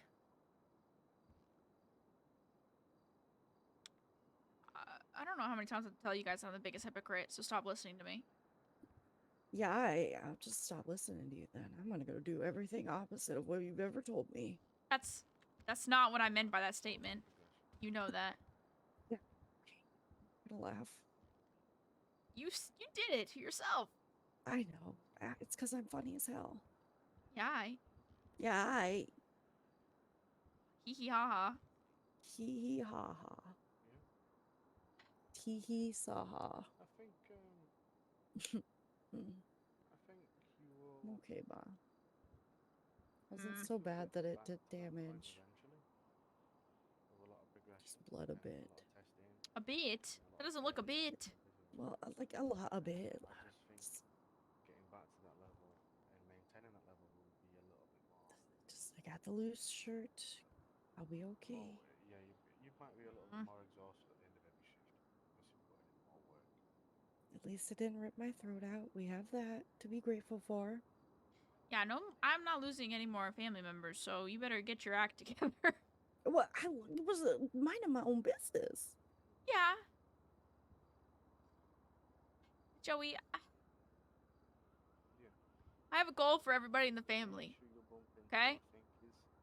Getting back into it on driving. Is it an achievable goal? Yes, hopefully. Everybody needs to make it to the wedding. Yeah, okay. So you guys gonna get married like tomorrow then? No. I don't know when. We haven't talked about it. There's been no time. I'm okay. As soon as I got knocked over, I knew I wasn't gonna be able to stop it, so I just curled in. I protected everything important. I can't bury any more family members. You're not gonna bury me, Ma. It's because you've I've had a really hard conversation, and both your eyes had that coordination work with both. every time I'm on that hill and I have a conversation and someone ends up in the hospital, 9 times out of 10 it's usually really bad. Yeah. So I panic. I'm okay. You'll be okay.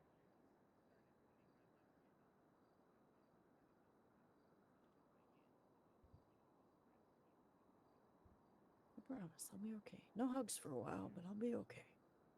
Okay. Are you going home? Probably, I don't know. Okay. It's pretty sleepy. Probably gonna bring Norman home, and then your mother says I need to rely on the ecosystem, so I'm gonna say this, but don't panic. Probably gonna go get really fucking high. Okay, yeah, you're cooked. With weed. What? Like edibles? Yes. Okay.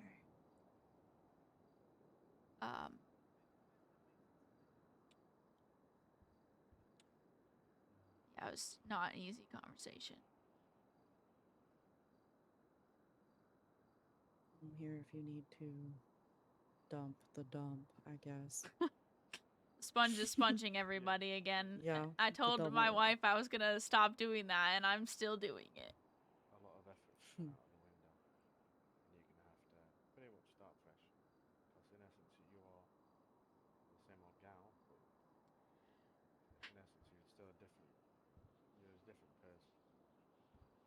Have you really been okay?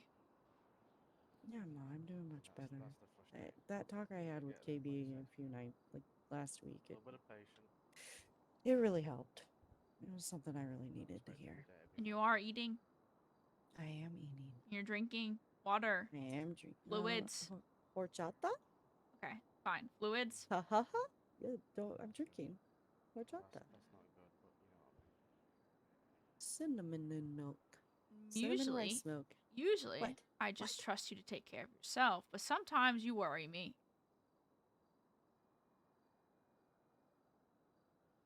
Like I said, progression, right? I know. And that's the most frustrating part, is that you're having to do that progression again. Rich But has Danny, so I don't really have to stress about him because she keeps him lock and key, honestly. So Bingo's his own chaotic tornado of whirlwind of shit. And you don't talk about things enough, so it always stresses me out.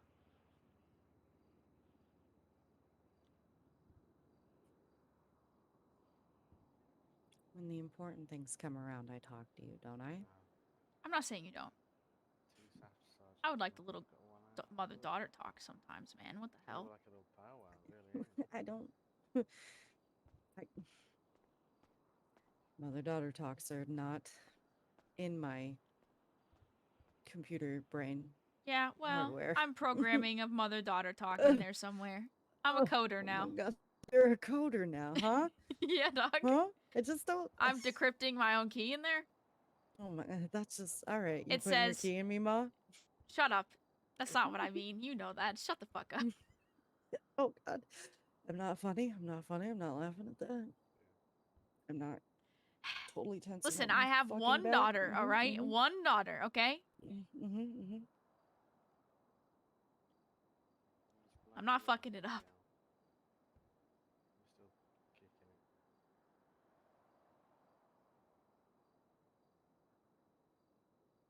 Yeah. You're not fucking it up, Ma. Well, I feel like I am a little bit sometimes. I'm trying to juggle like 20 things at once, I know. which is why I wish you would talk to me so I don't have to stress about not juggling you enough. I don't need to be a ball in the air for you, Ma. What the hell? That's not what I mean by that sentence. Well, I know, but like I'm not. You don't have to. I'm not the bowling pin that you gotta toss around all the time. I'm aware. You don't gotta juggle me. I have to juggle everybody. No, you don't have to juggle everybody. Yes, I do. No, bitch, you don't. Yes, bitch, I do. No, bitch, you don't. If I don't, then I am not doing enough. What? You're doing plenty, just being you. No. Yes. No. I'm literally gonna. Don't make me throw hands. You 'Cause can't. I will probably cry. Yeah, I'm no gonna start throwing crying. hands. I'll cry. I'll rip a stitch out if you throw hands on me. I'll rip my own stitches out. You're doing that thing Yeah. again. Stop it. Yeah, well. Hmm.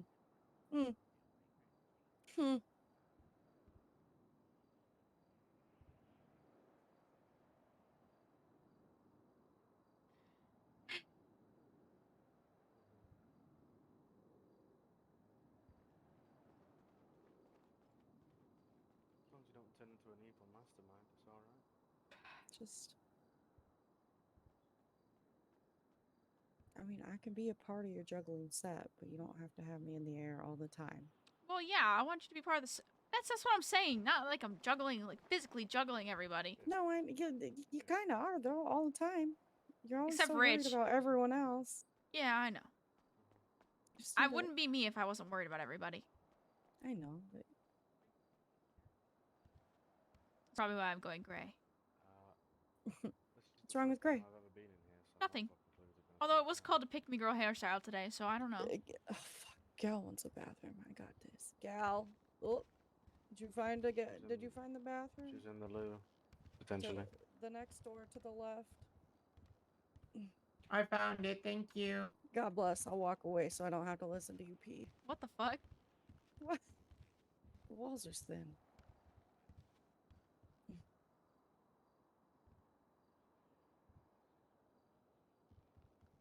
I'm okay.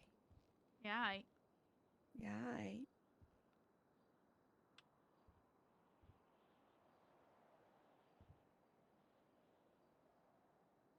You and your fucking peepo eyes. I'm adorable. No. Yeah. Not when you're a dumb whore. What? How's that for a quote?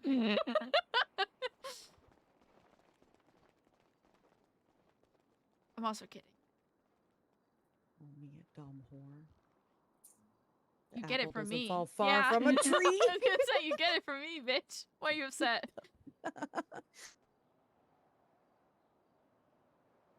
Runs in the family. Yeah. You mean it lays on its back in the family? Hey yo, relax. Hey yo. Relax. Sorry. You're gonna make yourself Wait. laugh. I went way too deep into the metaphor. Oh, hey, gal. Oh. Norman, would you consider yourself a dumb whore? Kind of. See? She is part of the family. God bless. Welcome to the family. Joey says we lay on the back of being a dumb whore. I mean, I very much so. I have definitely described myself as that at multiple points in my life. See? I see. It's like Dawson used to post those things about be careful, there is dumb bitch juice in the water, and it's like, God, he's so yeah, I drink it. I drink it funny. every day. On God, I drink that dumb whore juice every day. Please, I don't want to hear what you drink from Ma. Okay, relax. God, I'm so funny. I can't help it. I just need to stop talking. No, don't do that. Yeah. Wow, those sweatpants got you double caked up on a Thursday, or Right? Wednesday, whatever day. These are my favorite sweatpants. I was gonna say them's my gym pants. Yup. I purposely put these on skateboarding today with your mother. Oh, trying to get me a little sister. What? I don't think that's how not that works. Although, according to Bingo, if you hold hands, you make a baby. So. Yeah. She has like 800 million siblings right now. No hand holding before marriage. Shit. Fuck. Bitch. I feel like I was just holding somebody's hand a little earlier. Shit. Who? Somebody was helping me through surgery. And by surgery, I mean just Nancy. Oh.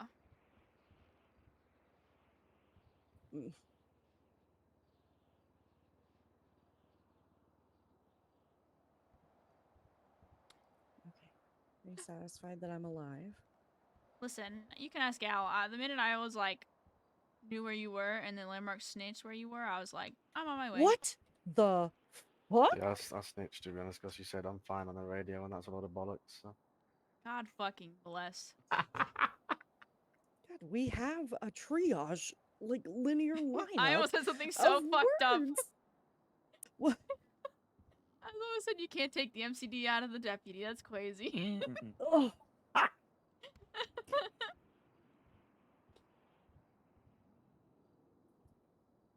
Trust is broken. You'll be aight. God. No, you'll be aight. Yeah, I was alright. No. Fine. You were Reyna fine. Shut up. Yeah, you were Reyna fine. I'm gonna say your answer on the radio was not convincing.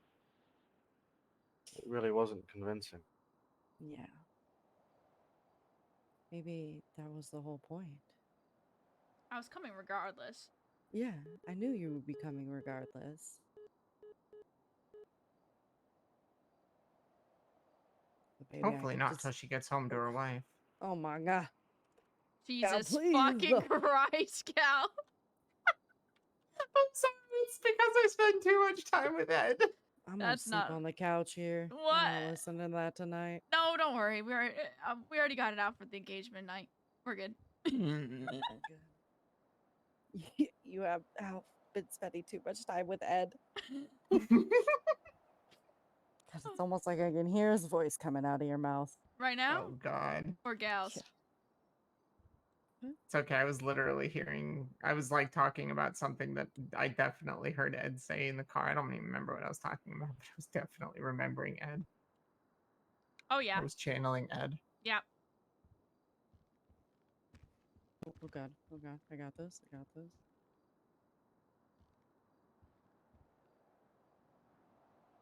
Close enough. Yeah. Nope. That just. I'm just. You missed ow, the chair. fuck. I missed everything. Listen. You know, the echolocation just isn't on point for me, guys. Okay. Echolocation. That's what I should use to see. I was gonna say you may not want to say that around gal. I just gotta learn echolocation. Then I don't need either She of just my runs around. eyes. She just runs around going. That's why I'm always yelling at Ma. criminals. That's why I'm always running around telling criminals to stop, because that's what I use to actually see them. Sorry.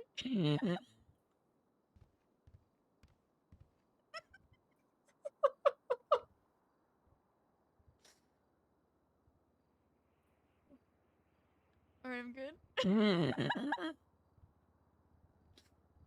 Mm-hmm. You're good. You're good. Oh my God. Why are we scooting in on me? I don't know, because For the Powerpuff Girls. I literally What? can't stand still because I start getting dizzy. Okay. What? Sit down. What the hell? No, because then she's just dizzy in a seated I was gonna position. say, like It's. I don't get to not move. Moving actually helps a lot. Moving in a car doesn't, but like walking actually helps a bit. Which is why I was happy that I got to walk around all day, because I spent most of my day not dizzy. Hell yeah. Then, you know, I go lay down in bed, and as soon as my inner ear is like, oh, we're sideways now, everything's terrible. God bless the inner ear.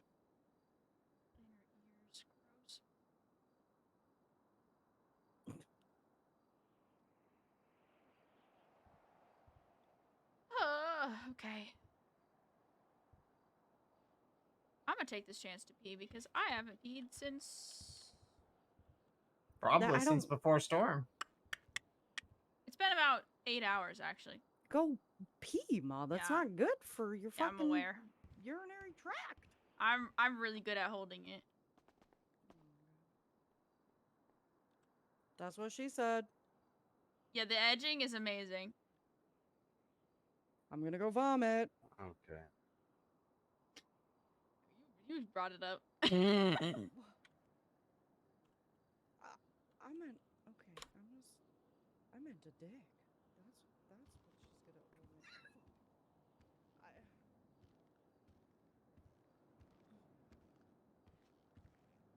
Alright, I'll be right back. Give me 2 seconds. I don't like walking. That hurts. Ow, fuck. You know what else is weird? I pull out my phone, I look down at it, and I'm like, fuck, why am I holding this in my right hand? Mm-hmm. What are you doing? Just sunbathing. It hurts to walk. Why don't you like sit down on the couch? Because then my thighs are pressed up against the couch. Yeah, it's floor Oh. time. But then you're gonna get up and it's gonna hurt like a bitch. Yeah, well, that's a All right. bridge that I will burn when I get to it. Okay then, alright. Yeah, it's floor time, dog. Alright. Yeah. Floor time. It's tummy time. Tummy. Okay. Fuck! Don't make me laugh. Fuck. Okay, I can do this. Autopsies. Let's go.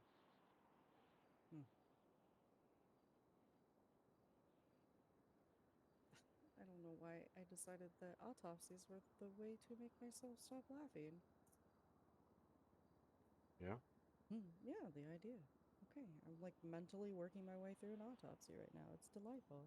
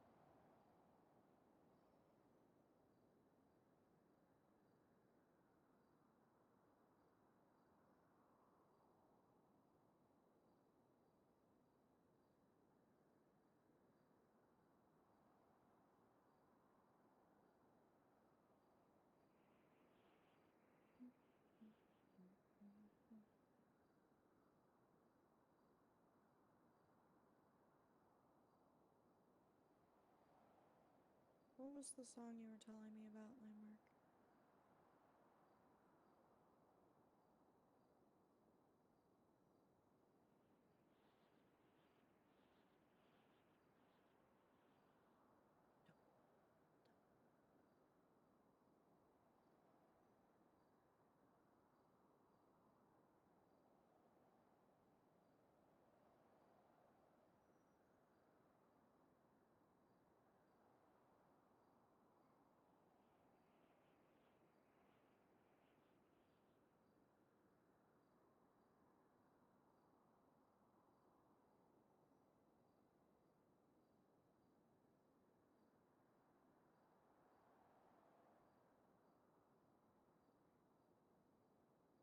Order of no order.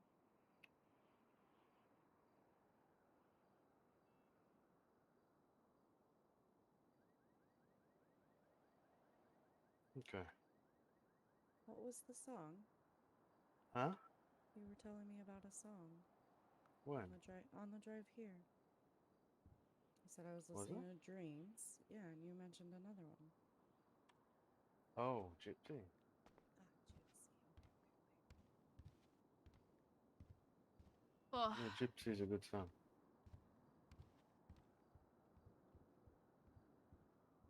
You put my skateboard in my bag of holding for me. So that I do not have to put it on my back. I sure can, yeah. Remy, come. I'll shuffle over to get your bag of holding, I suppose. I'll get up. Hold on. Oh, alright. You do you. Come on, buddy. Come here. Lay down.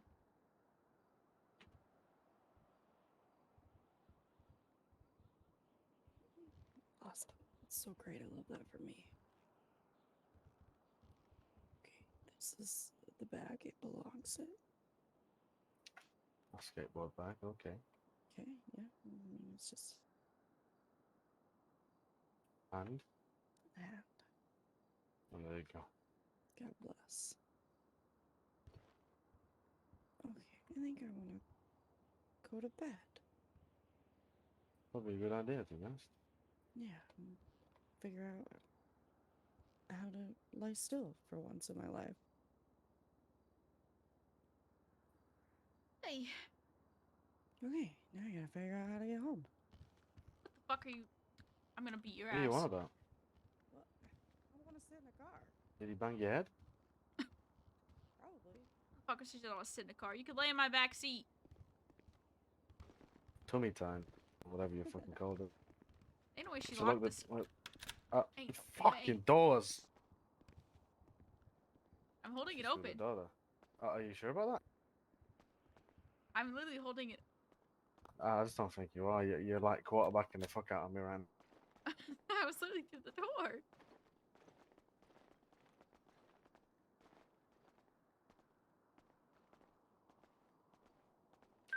Josephine Reagan, Yeah, Ma. please lay in my back seat.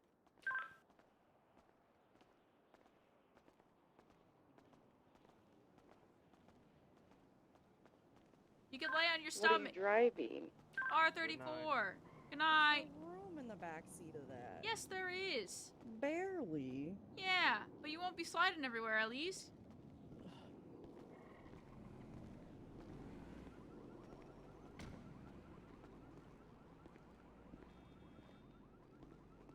It's like I'm hurting. I'll get there eventually. You're good. I was just like, damn, I feel like I'm hurting sheep.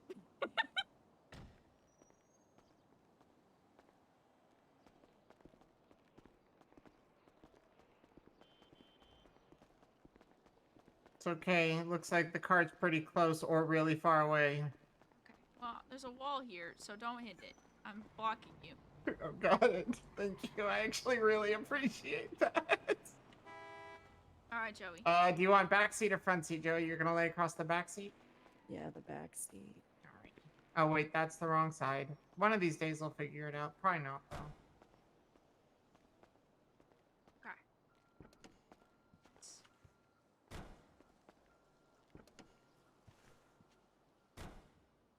God bless. It Looks like I have somebody kidnapped in my backseat.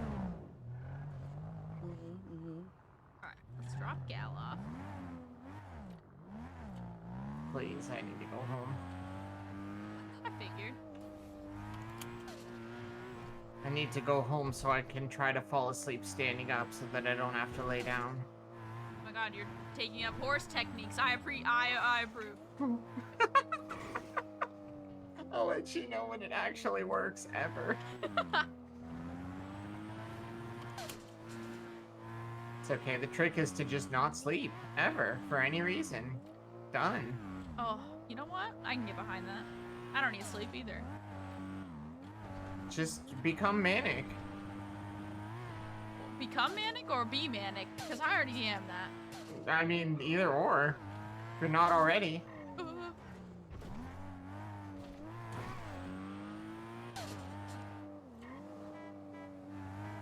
You don't need to sleep while you're having delusions of grandeur. She's cooking. She's cooking.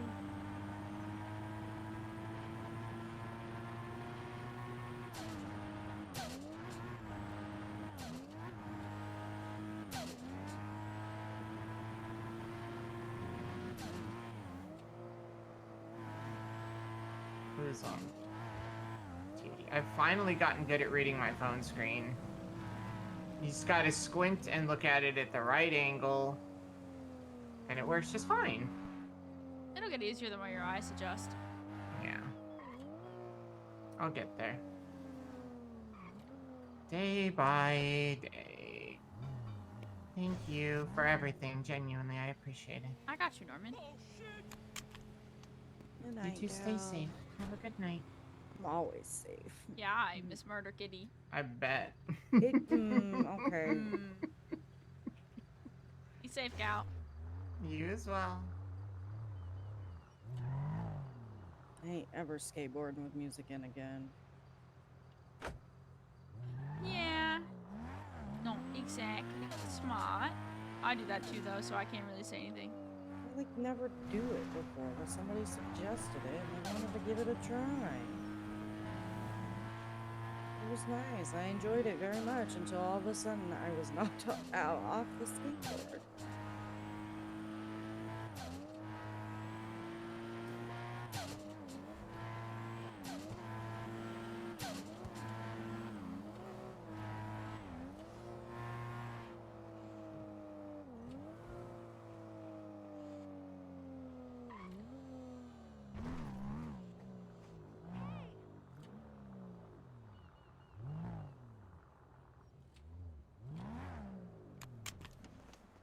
If I ever start questioning my morals, I hope someone shoots me. What morals are you questioning? Oh, I'm not questioning morals. Who's questioning morals? People, things, stuff, everything.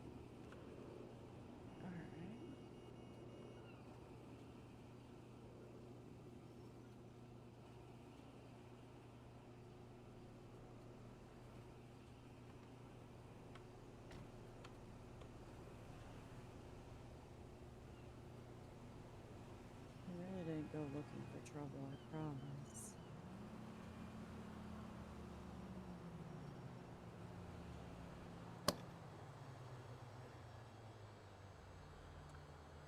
I know. I just stress and worry about everybody, so when I hear bad news, I just assume the worst and someone's dying. Just because I'm... Call it PTSD, I guess. Yeah, you can call it that. It mostly stems from the fact that...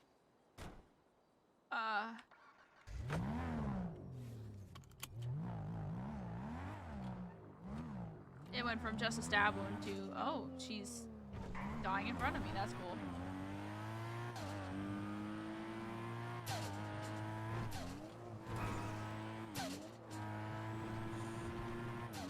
Yeah. It's not exactly fun for it to be thrown in my face either when I'm trying to move on from it. No, I can imagine not. I didn't tell everybody for your sake. Hmm.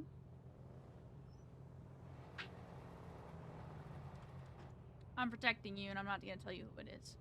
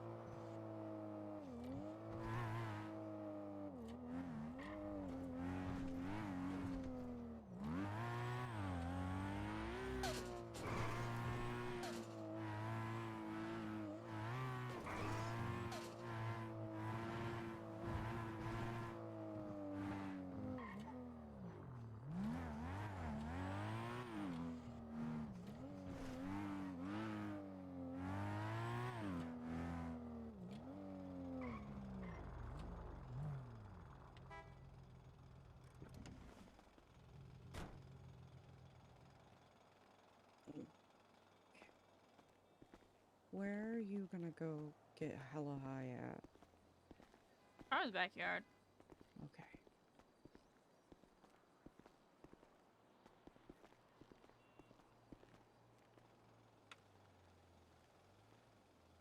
Hella high.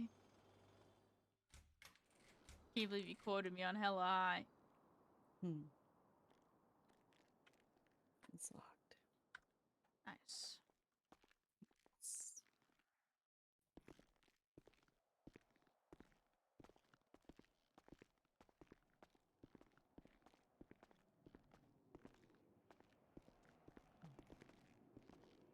Good night, Joey. Sleep well. Night, Ma. Love ya. Love you too.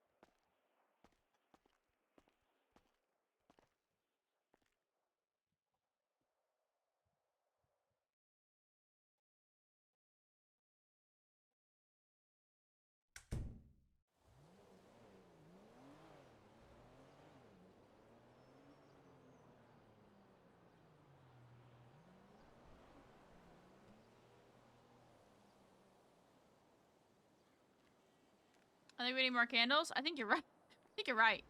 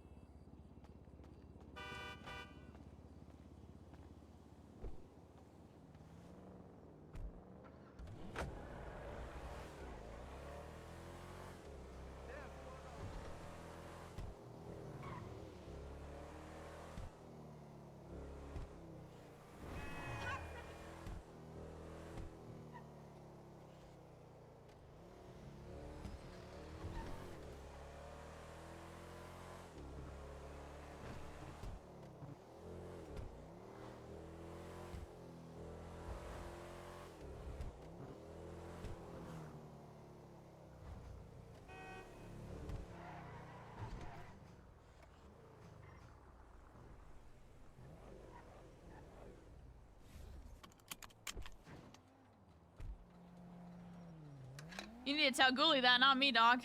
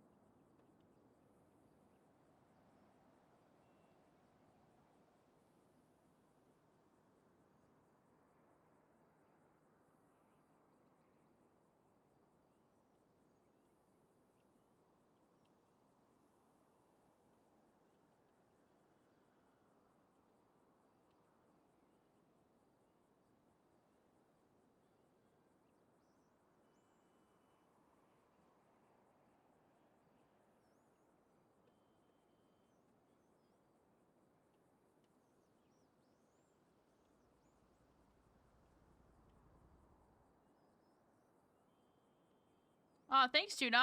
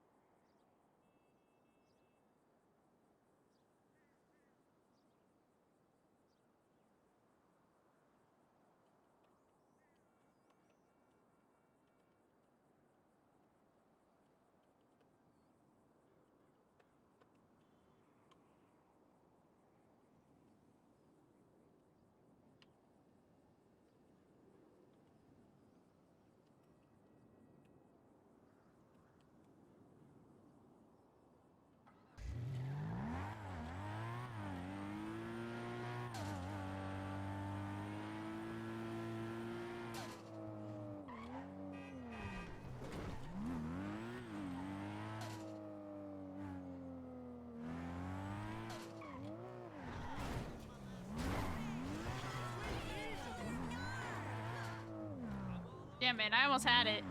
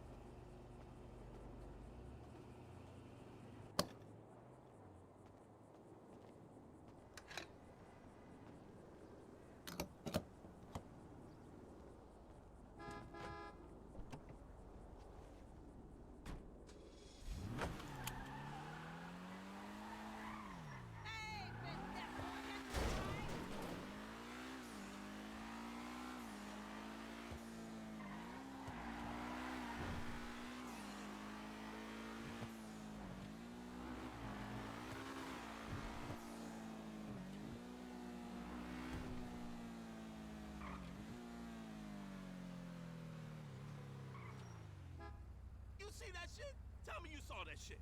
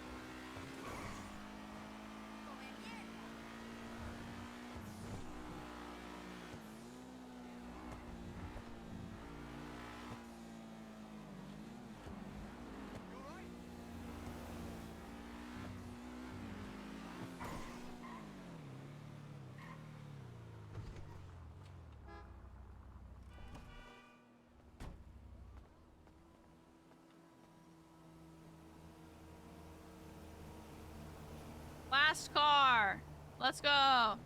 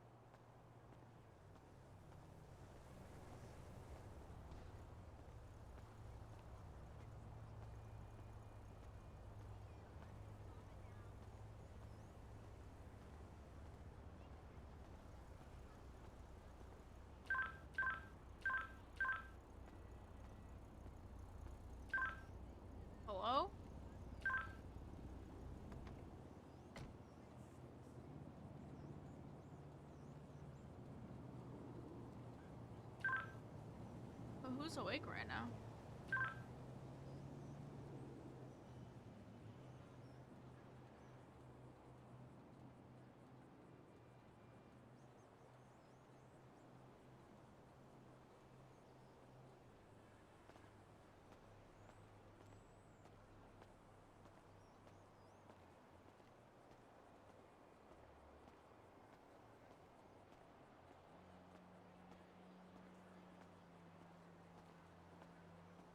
I got cut by my own knitting needle last night. The knitting circle was at my house this week too. I know. Usually we're knitting.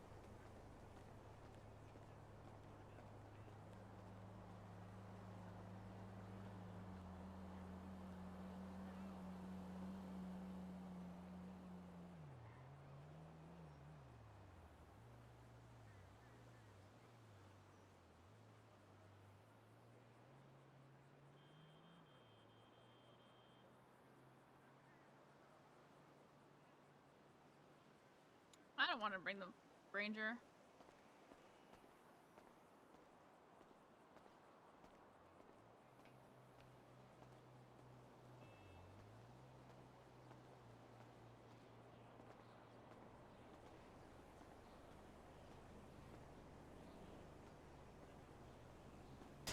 Look me in the ass!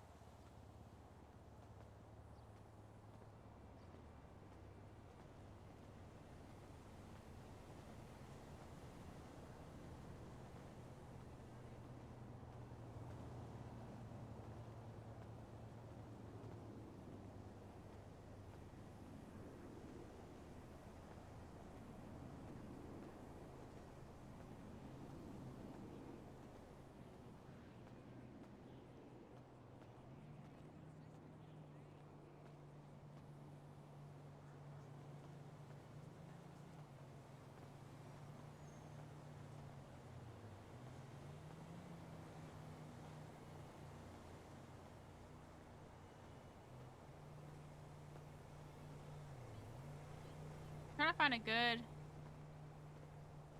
There's a song on Reyna's playlist that matches this. I just don't remember what it is. There's like 458 songs on this fucking playlist.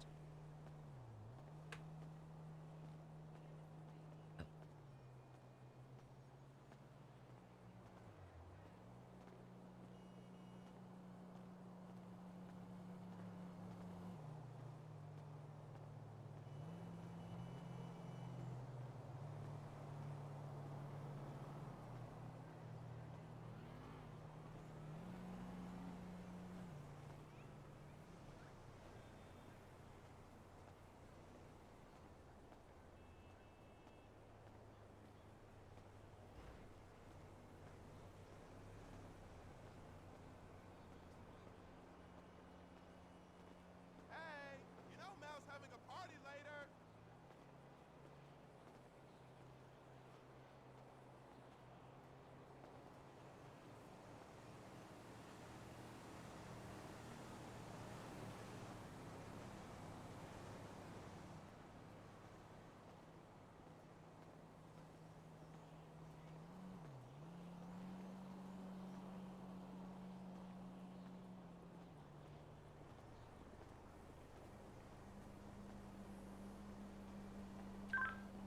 You know, I can tell where you are in your thought process by how tight your circles get.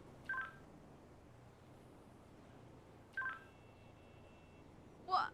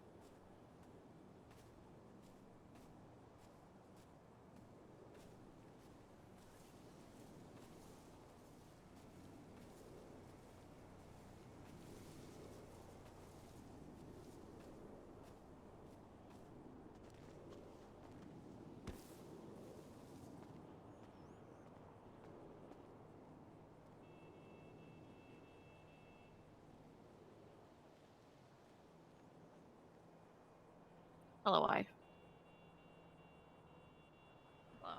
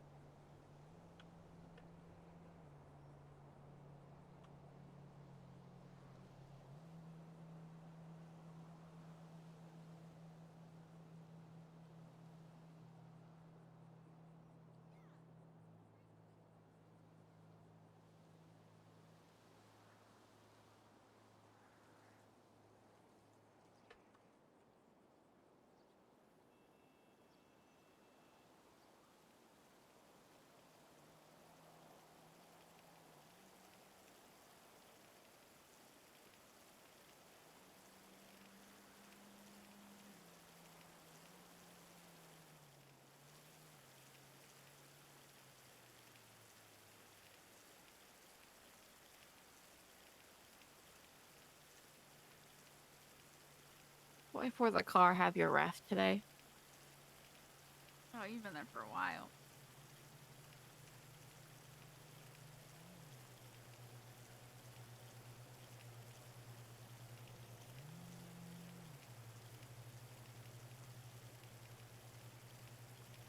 I sponged. Yeah.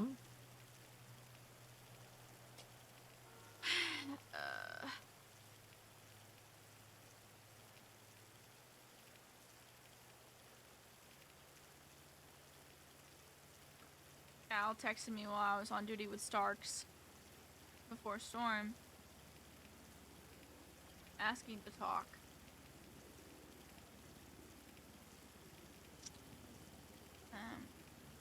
I told her after Storm I'd be more than happy.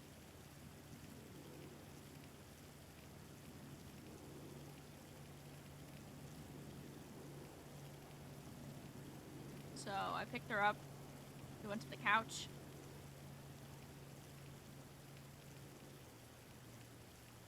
The woman is spiraling.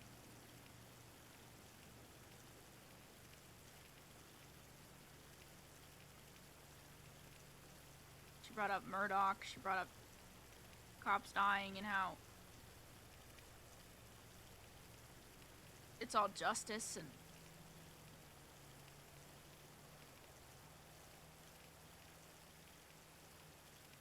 she brought up how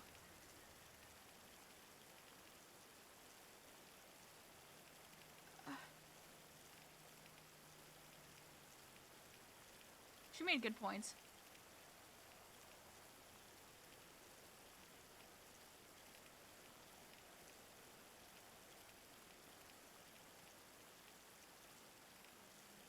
But when she brought up cops dying and line of duty and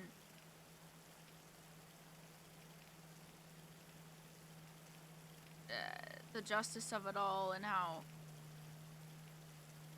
for everything that we've done, they've done just as equally as bad, and maybe sometimes we deserve to die, and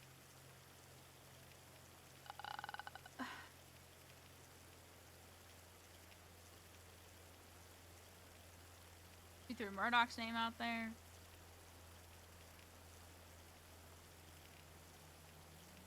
I know for my sake she didn't throw out Jericho's, but I lost it anyways.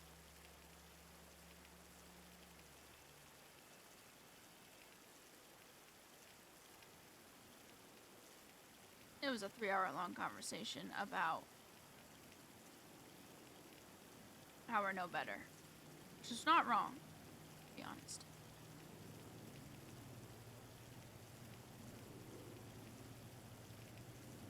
But it just brought out more of my frustration with everything with my job, and I lost it.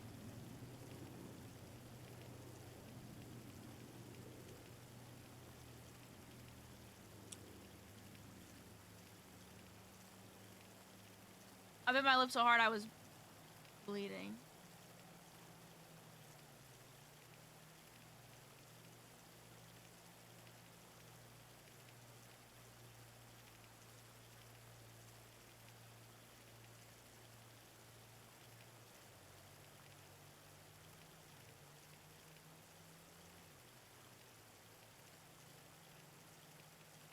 I sponged up so much, and then I continued to sponge it up after, and then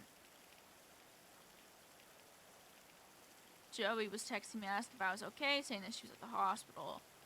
She wasn't clocked in, so I got on radio again, and I asked her what was going on, because Starks went to bed.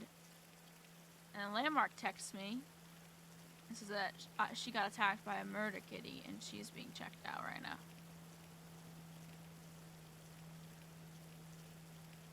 So it ripped us away from the bubble, and we went to check on her, and Landmark looked shook.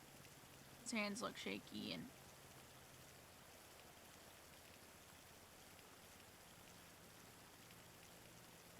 I sponged again, a little bit.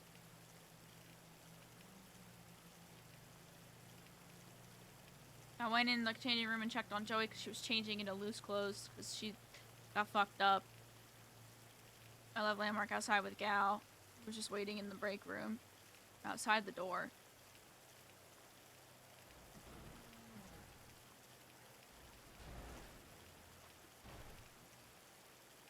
And then I took her home. Made sure she walked inside the door, and then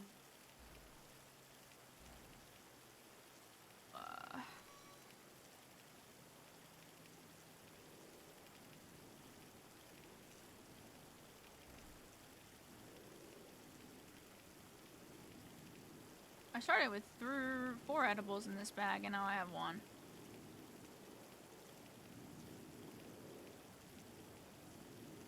But all my cars are refueled and repaired, I guess.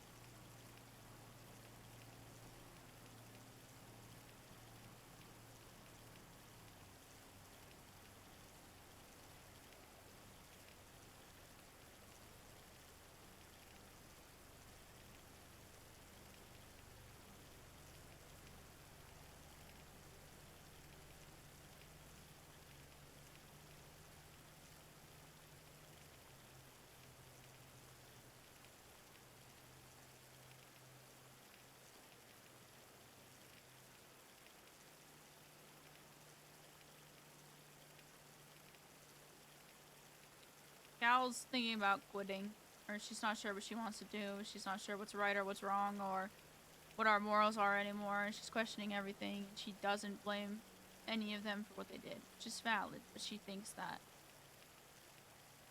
she deserves the torture.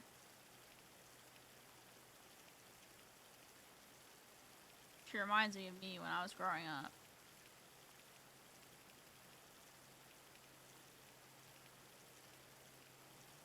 She's thinking that she deserves it just because she exists.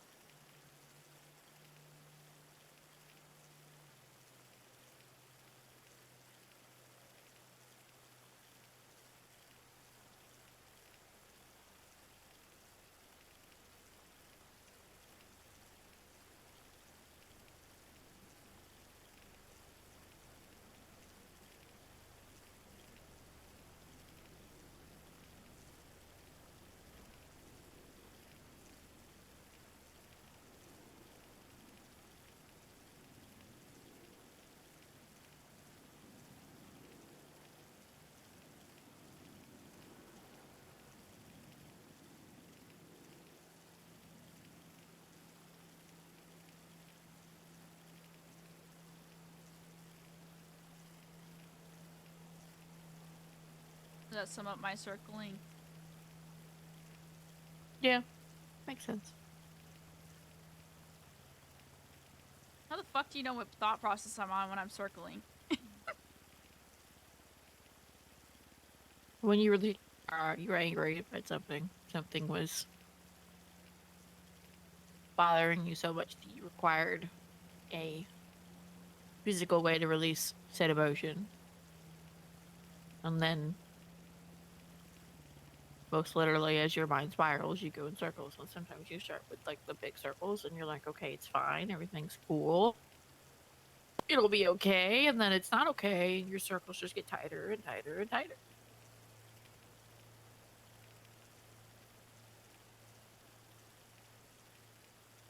By the time that your circle is the width of a car space,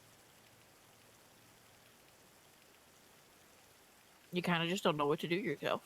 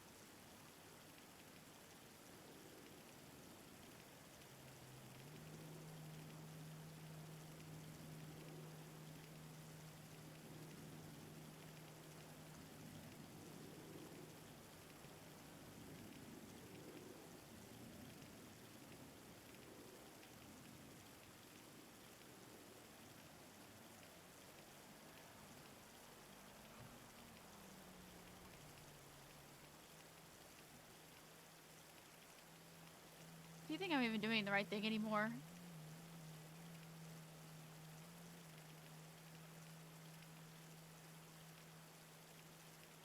I think that has to be relative to the situation. What's right for you might be wrong for somebody else.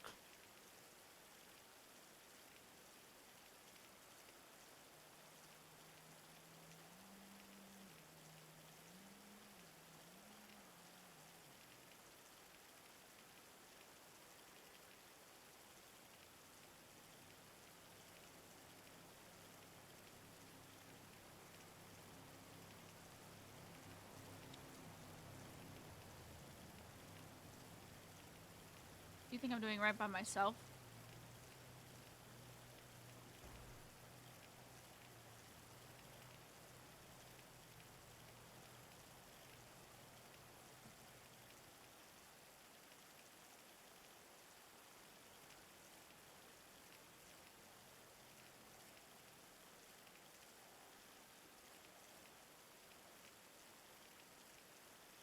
I think you're doing pretty okay.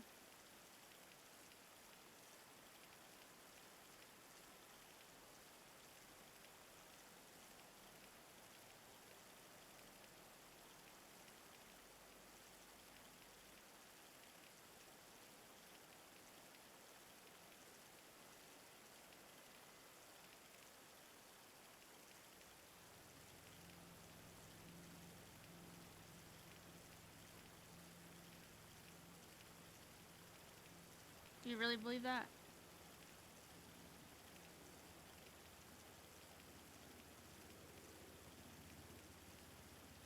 Yeah.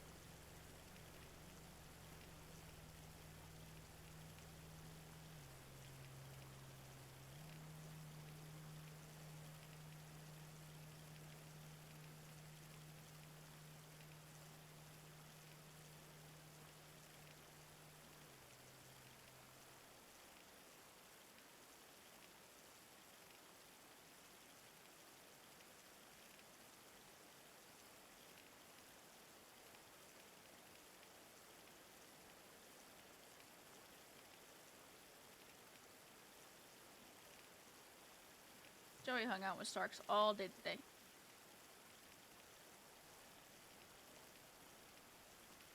Yeah.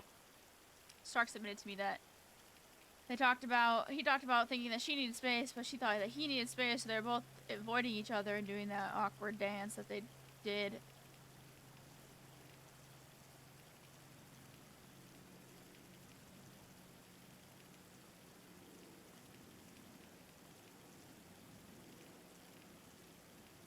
And then he went to bed. And I think she went skateboarding?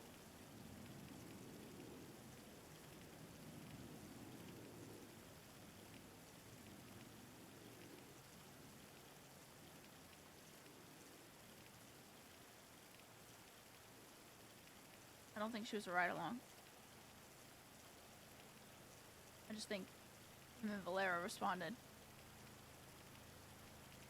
I didn't ask, but that's what I gathered.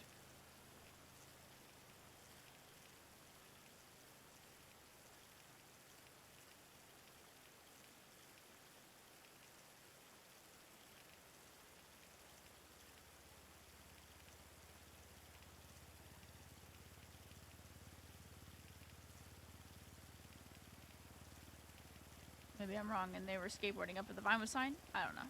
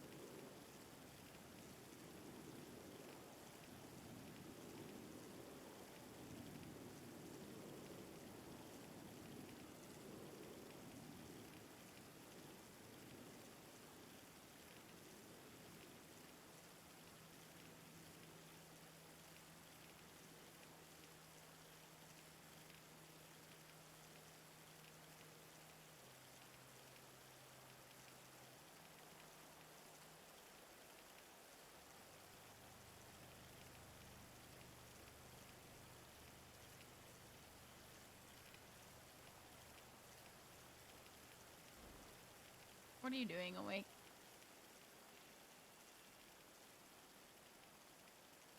I had an obligation, and then I didn't have an obligation. Gotcha. So then I was like, oh wow, I'm awake. And when I woke up, I clicked on the radio, and only you responded. I walked to the back porch because I was like, all right, have some weed, chill out for a little bit. Then I could hear you as I'm walking through the door or the fence. I could hear you just kicking the car, and I'm like, oh.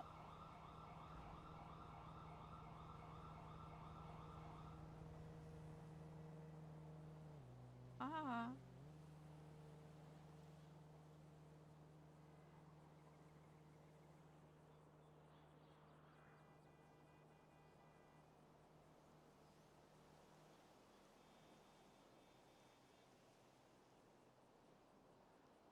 And as I watched you kick the car and spiral for a moment, figured I'd give you a couple times to get it out of your system.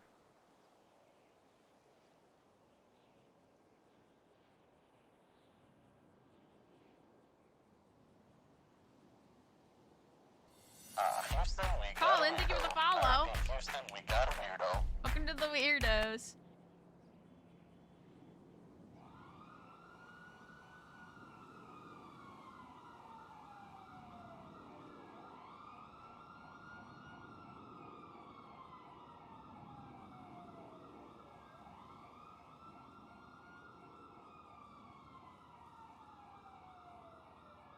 Why, you know why sponges work?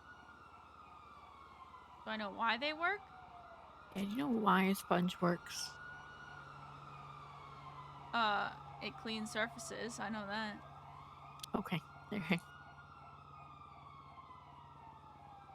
So think of your normal kitchen sponge, right? The little yellow and green one. It's soft on one side, it's abrasive on the other, and it absorbs things. But you know what a sponge also does?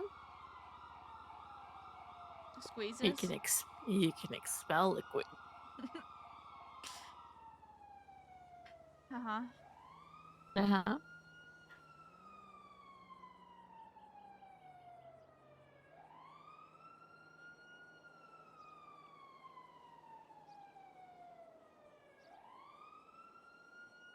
Are you saying I need to expel liquid? A little bit. That's why I stayed. What do you mean, why you stayed? Why I stayed and watch you spin around in circles like a mad woman.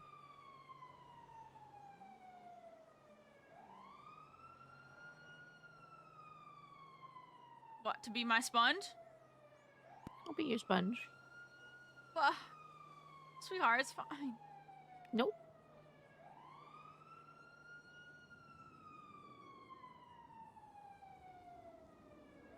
What did I say? I said we're a team. Yeah. I know. I remember. I'll have to go kill a deputy here in 2 minutes. And Motorhead popped. Yeah, motor about to go boom. We'll be back in a second. I was gonna be texting you after I figured out my shit.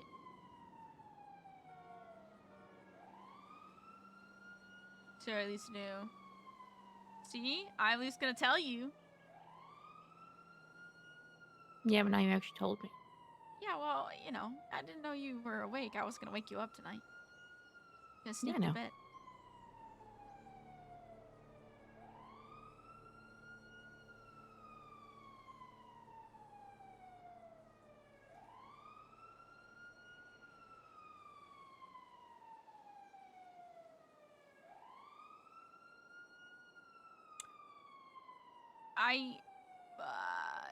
To be fair, I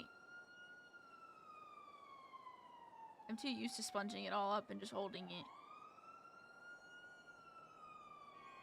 Yeah, I know. Alright. Like it's a thing we've been working on for literal months.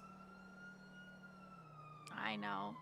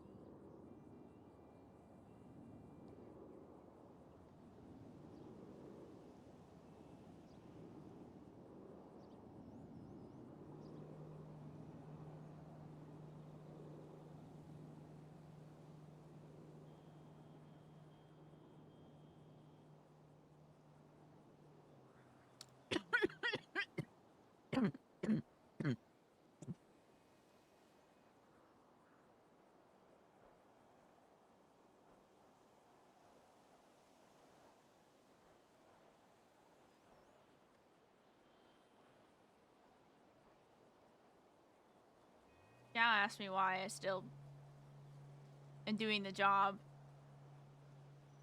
when it just feels like there's always odds against me.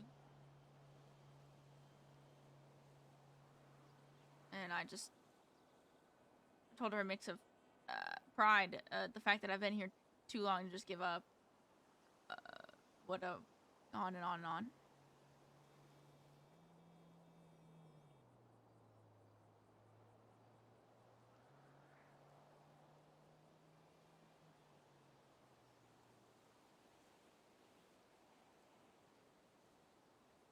Mostly because I can kind of take a step back and look at people's opinions of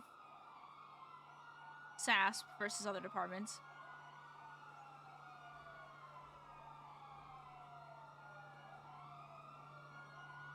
How as a whole it's a lot different than it was.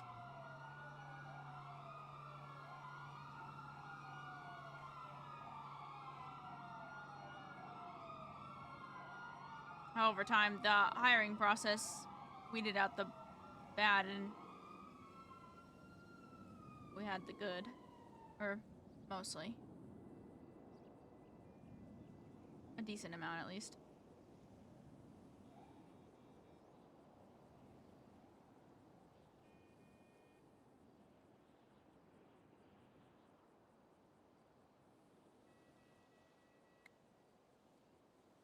I told her I started focus on compassion and humanity a year ago. And I could see that it worked in some places. I could see where it worked. It didn't work in others.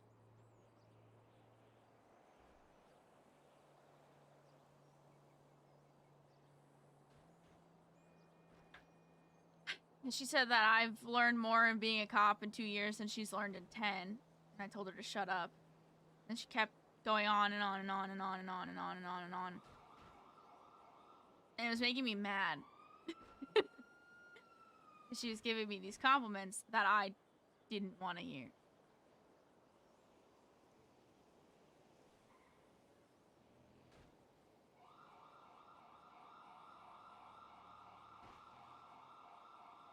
And it wasn't that I didn't want to hear them because I was grumpy. It was just because I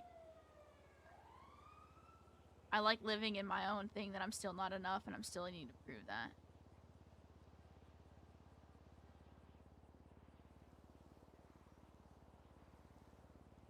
Because I use it as a crutch.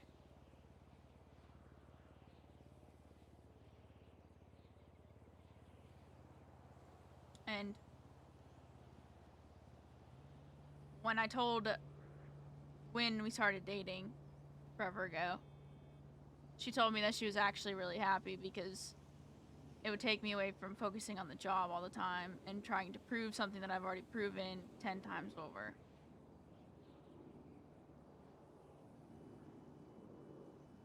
Which she's not wrong. I was working myself till I was gonna... my lungs were actually probably gonna give out.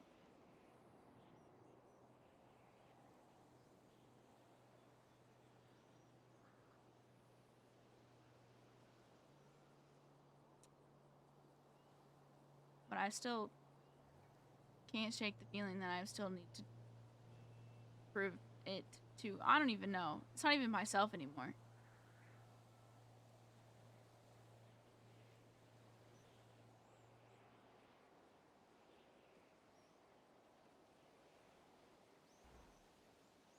I like the job. Most days.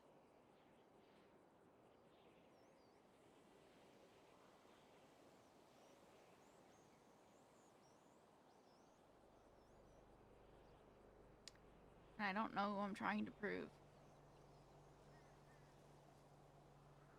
I've made it as far as I ever want to go.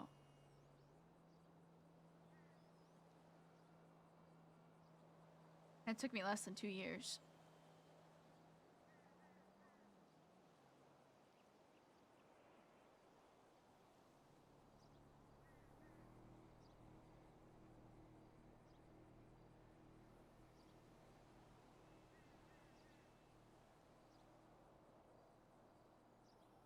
I think a part of me just doesn't want to die doing it.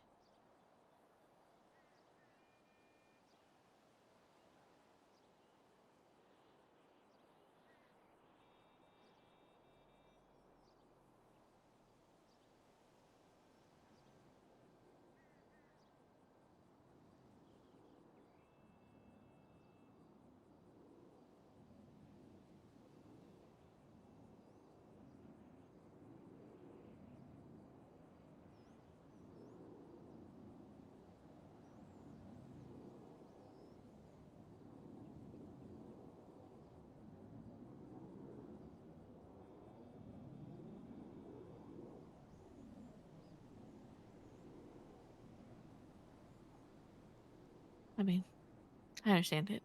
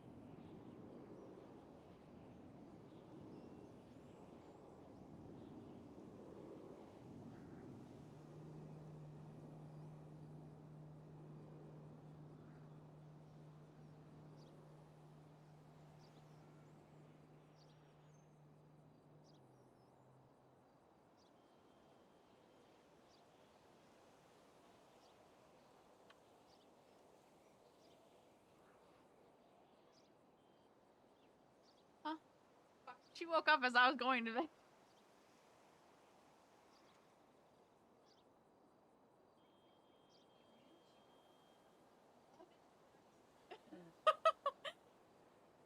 You tell her.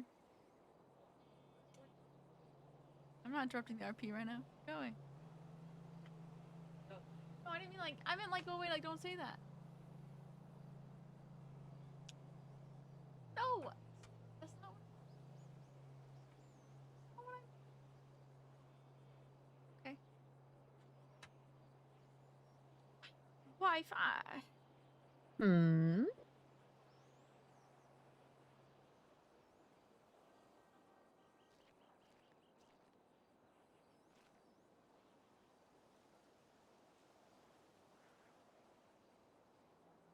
Remember how tired and weary I was after I got dropped off that waterfall? Yeah.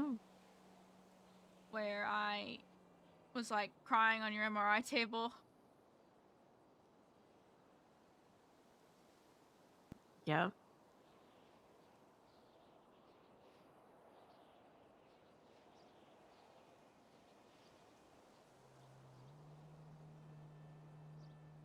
My body feels like that all the time now.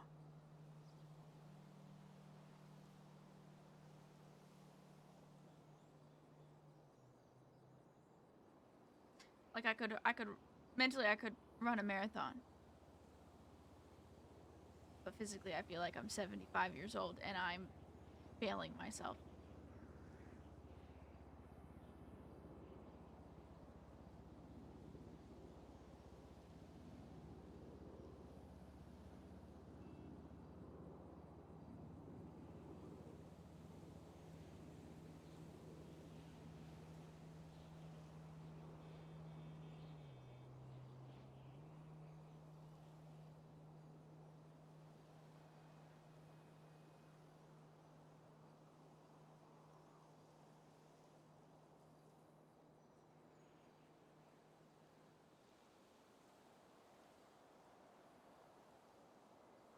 You know, you've never really allowed yourself to rest.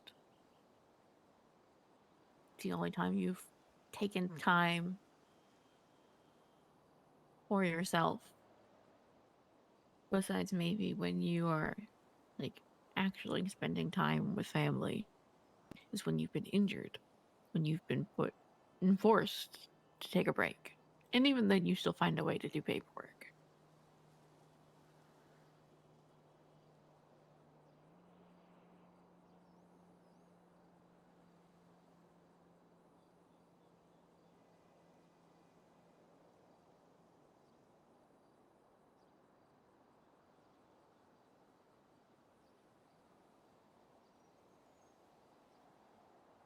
I mean, I have never taken an LOA.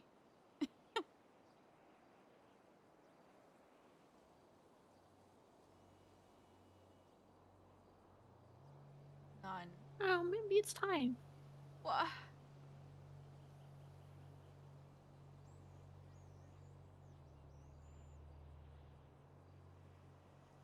Isn't that just terrible timing? To be handed a shiny new position with so much opportunity and to say, hey, I need a break. Yeah.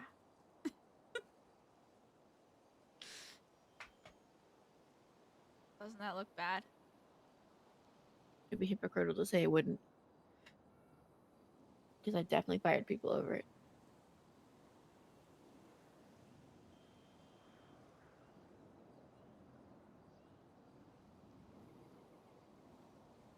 But I feel like your year plus of service with very little breaks should be and is suffice enough to say, hey, I've done a lot. And then you need to recuperate a little bit. I know you ease back into duty after being in the hospital or being injured. But that's still not a break. You're still fighting the battle of recovery and taking care of yourself and seeing all the people who want to see you while you're not on duty because you can't be. You need to take a break for you.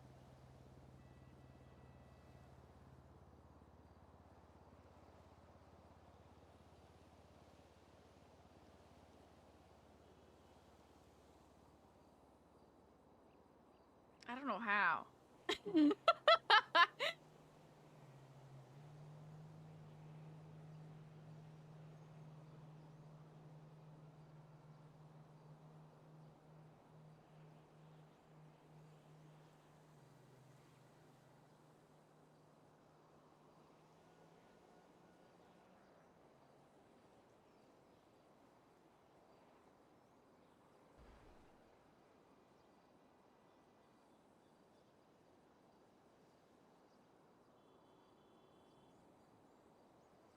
Ginger, I don't think I do either. Hot kettle.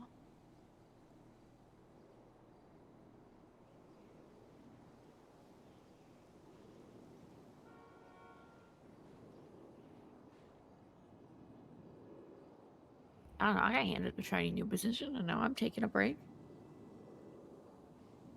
Yeah, I guess.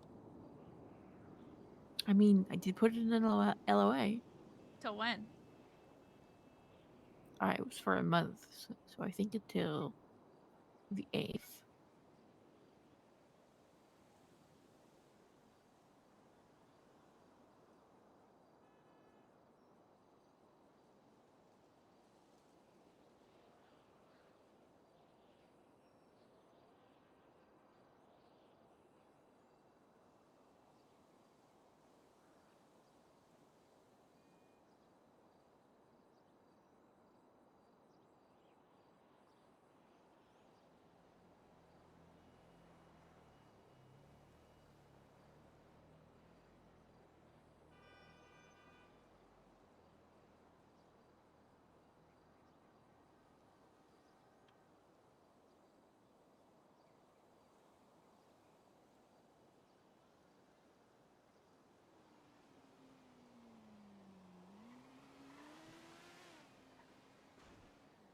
Do you think anything I ever do is gonna be enough?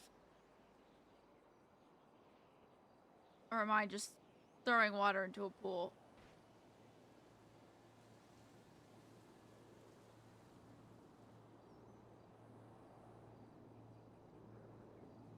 I think you apply an unrealistic expectation of what enough is, then everything's gonna be a pool. Man, that's like...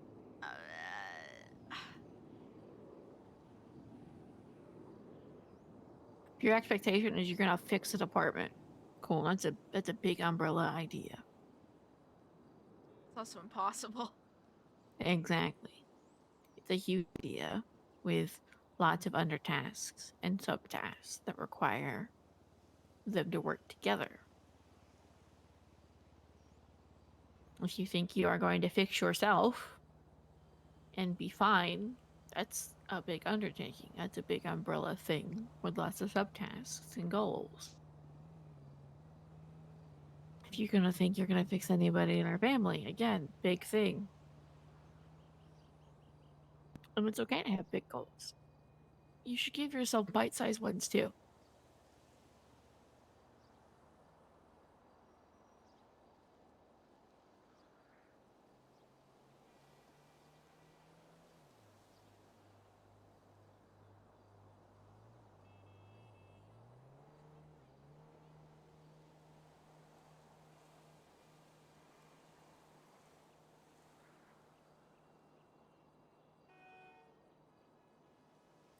There's a restructuring coming. Wait for the restructure to happen. Let it cook. See what happens. And make another decision.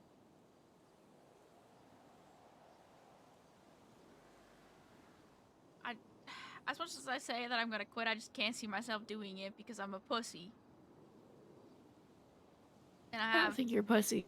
I think you're scared to disappoint somebody. Even if that person is yourself.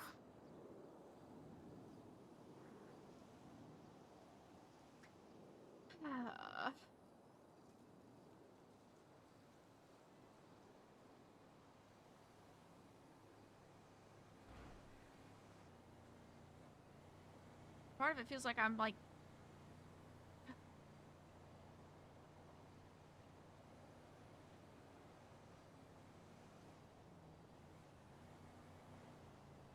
I put in all this fight, right? I went through a surmountable amount of paying for everybody else's mistakes and dealing with people dying and pain and just in the last 2 years alone that I just feel like throwing in the towel and just saying I give up just doesn't feel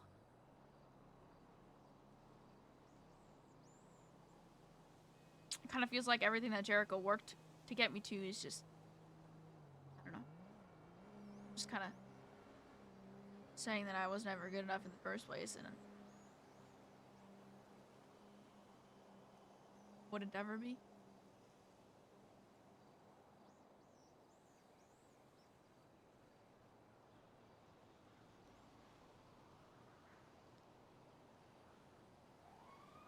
Do you contribute more than half of who you are as a cop or as a person to Jericho? Half? No. I said more than half. Oh, no. Okay. I'd say it's about like I mean she did get me on this path. True. That's fair. She did get me through cadet phase. Mm-hmm.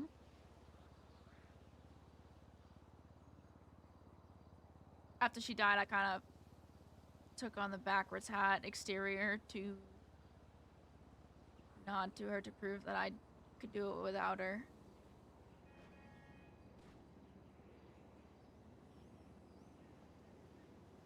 Kind of channel her since I kept looking for her advice all the time.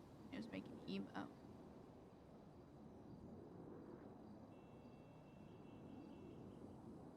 I'd say maybe 40% at this rate. Because I pushed myself the rest of the way. Mm-hmm.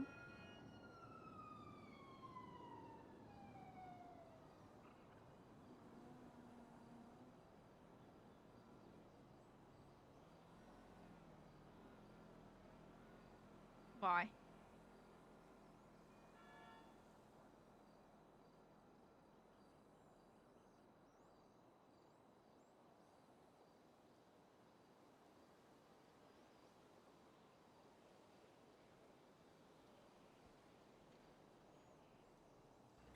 I think somewhere there needs to be some. I know how to picture it, but I can't describe.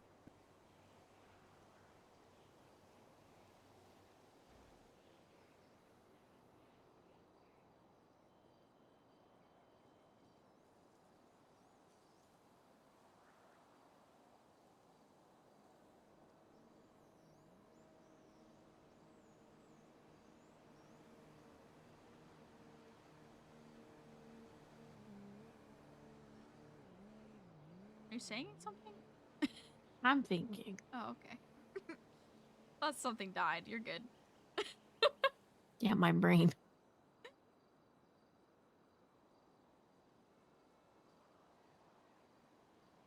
If you word vomit, I can usually figure it out. Yeah, I know.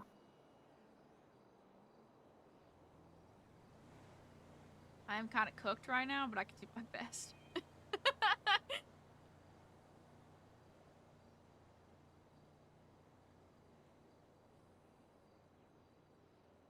At the end all be all, I think the thing that she wants you to be the most is happy.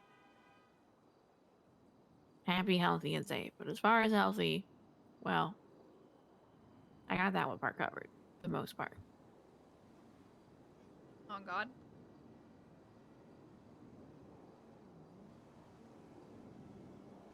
Safe is relative.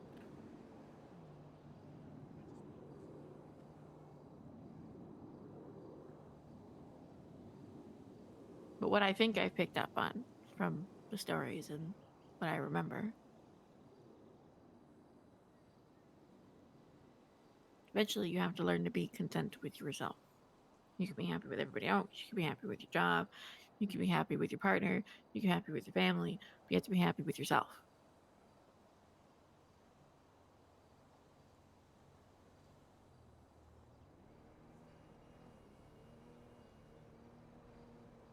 I think that was the end all be all of what she tried to help you get to.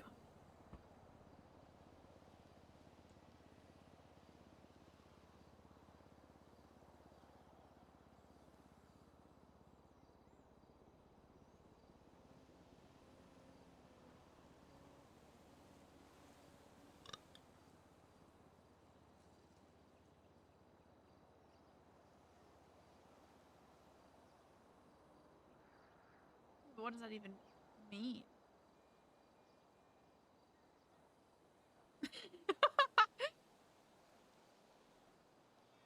That is not for me to decide. That is a thing that you have to figure out.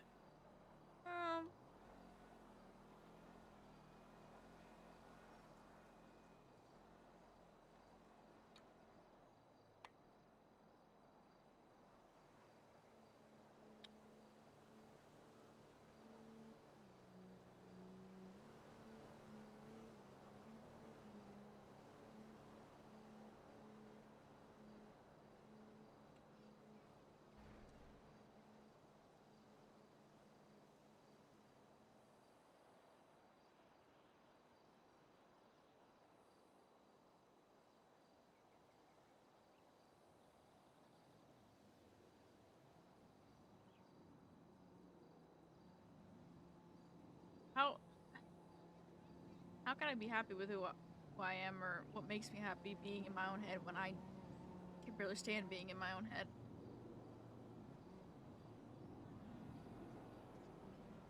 How does that work?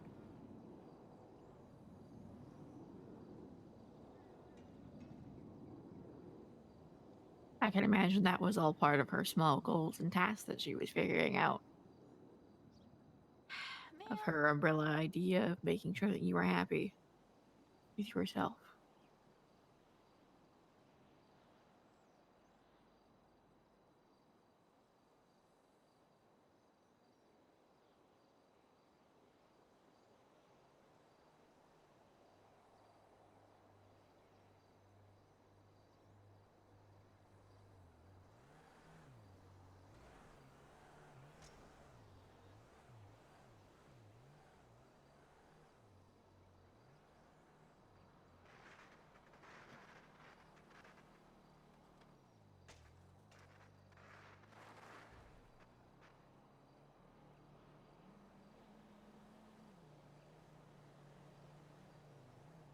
What up, Remastered Alien? Hello.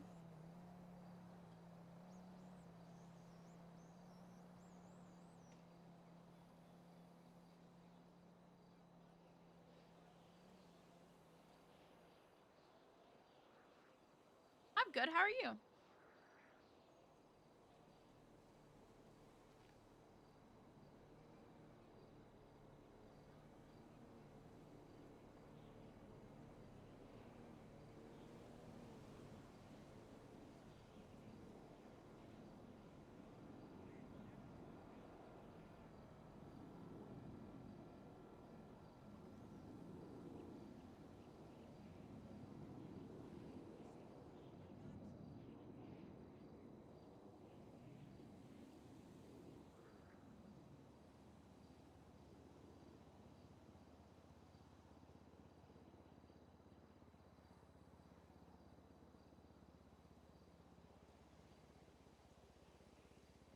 I will say though, this is not a task to try to complete in a day.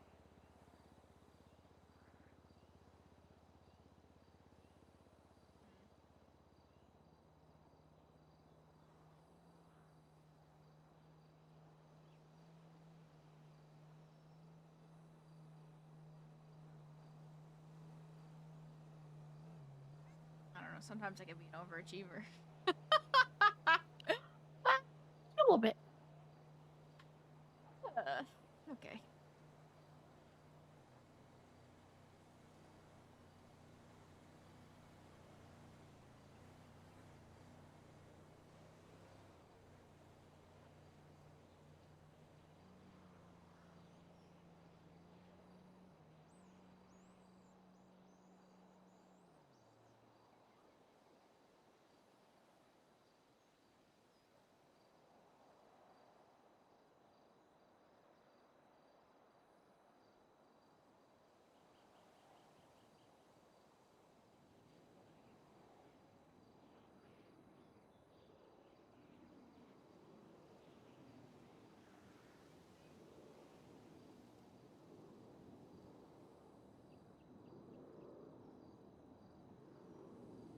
I thought it would be easier at this point, but everyone's screaming at me and command to delegate more shit.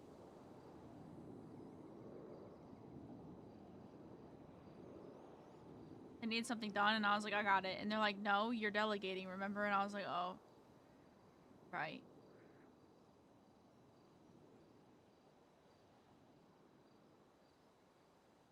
You know, it's okay to delegate. It doesn't feel right. I know it doesn't feel right. I need to do it or it's not done right. I know.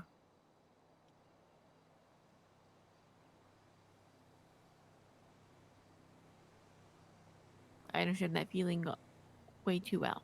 I know you.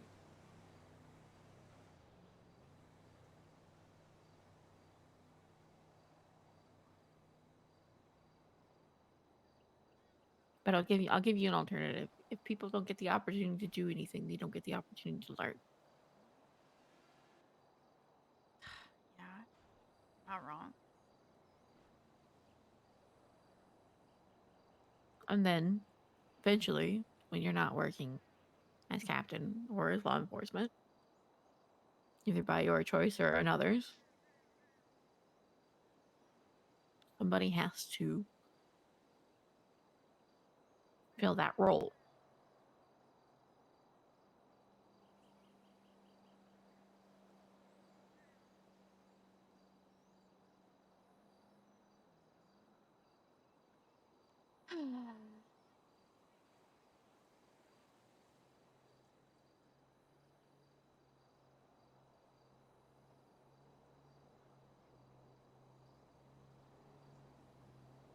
I'm kind of mad I got Trooper of the Year.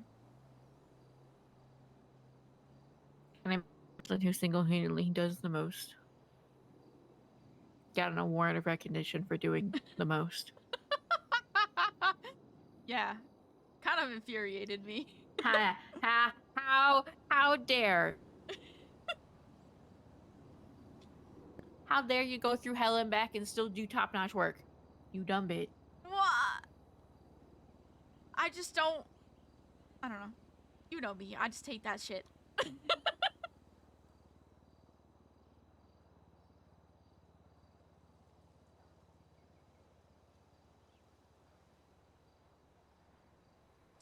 I'm stubborn. I don't like compliments. What? I said I know.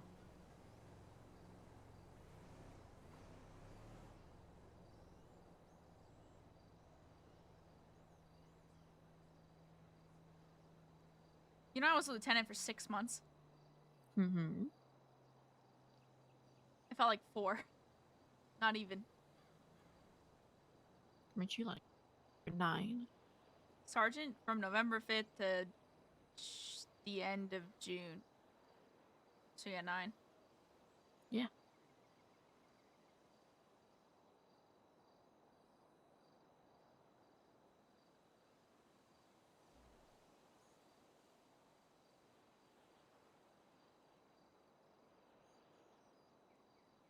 I don't know. It kind of breaks my brain.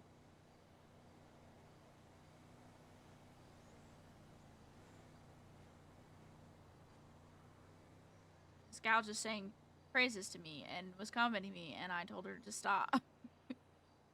Because I was just like, you're spiraling. Stop complimenting me, you dumb whore.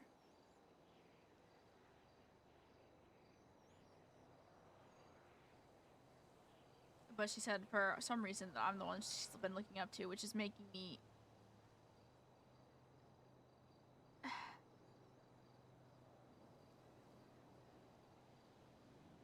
I don't know how to be a good role model, technically speaking, because I had to figure it out on my own. It's not really... I still don't know what I'm doing. You know, people who are role models go out of their way to be like, yeah, I'm going to do this because it's great and I love it. And I'm going to do this because it's great. And everybody else is going to be great because I do it. No, that's not how that works.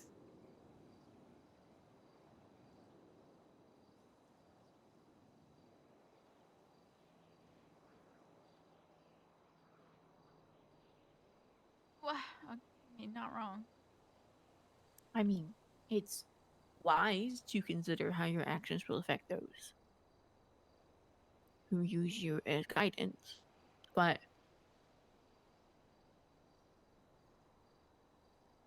the really good role models don't sit there and be like, how do I be the best role model possible? How do I make everybody look up to me? Blah blah blah blah blah.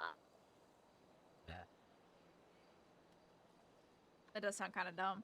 It does sound dumb. I'm sorry. You dumb bitch. What?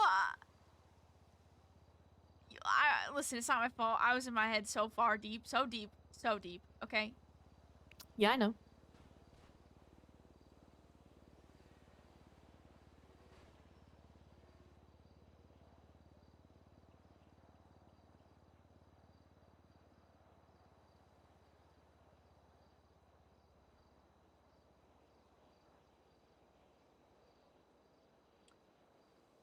I think it pisses me off that after all this time, there's just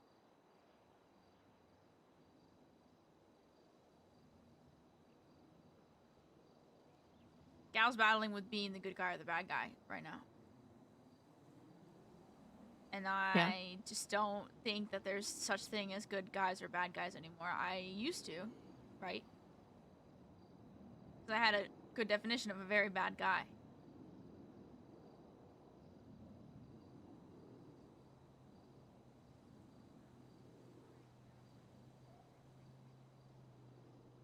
But sometimes I just feel like sometimes I'm no better.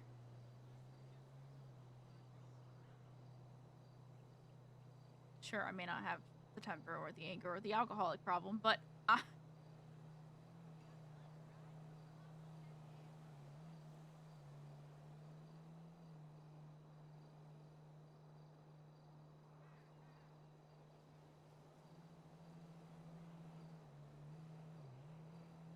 didn't exactly choose the most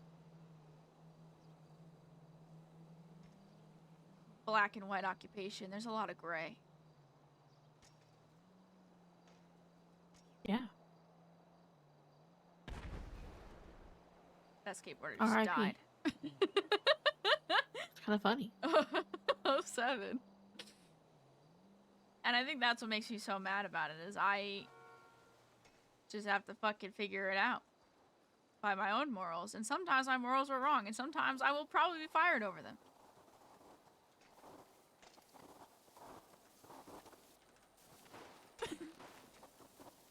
Okay. Damn, he's jamming on a board.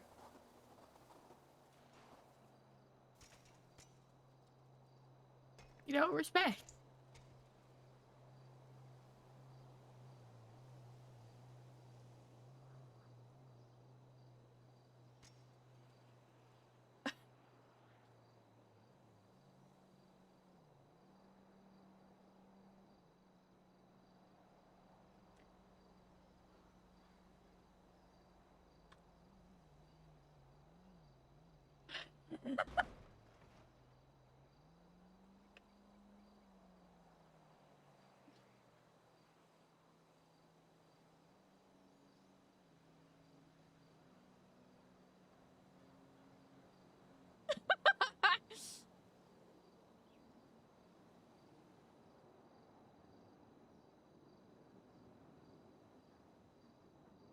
I think you have a lot of problems you want to fix all at once.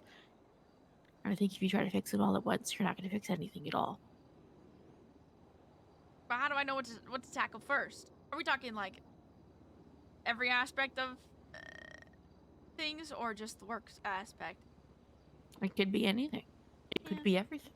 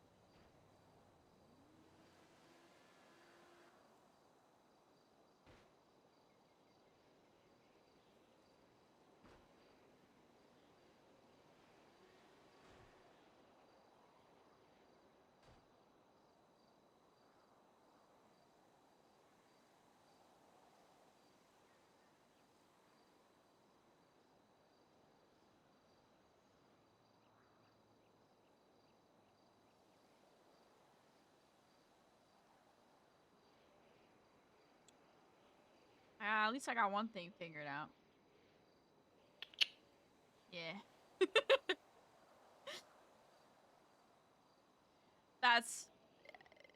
It's nice not to stress about pissing you off over stupid things.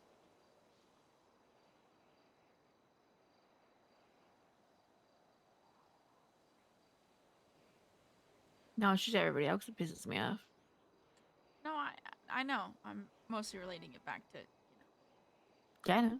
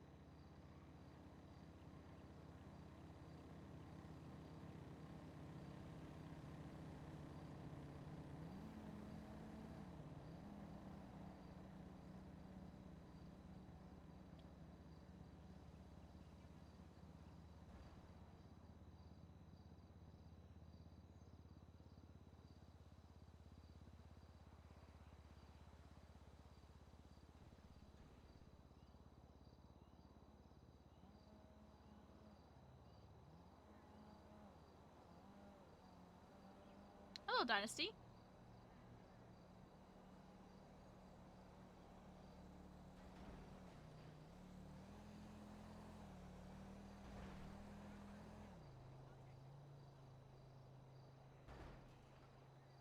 I just wish everything would be so much easier. Then it wouldn't be fun. What? I don't call this exactly fun. I might have a twisted mind. It's fine. What did you say? Then my mind might be twisted. It's fine. Oh, well, I mean, it depends on which fun it is, because, you know, some things are hard for no fucking reason. Dynasty, thank you for the follow. Welcome to the Weirdos. Yes, I agree.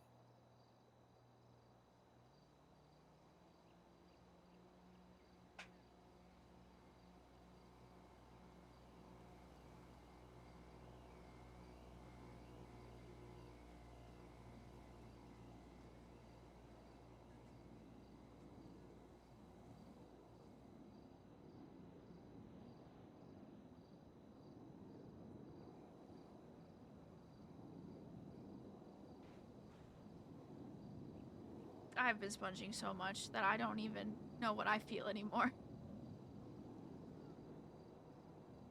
I can tell.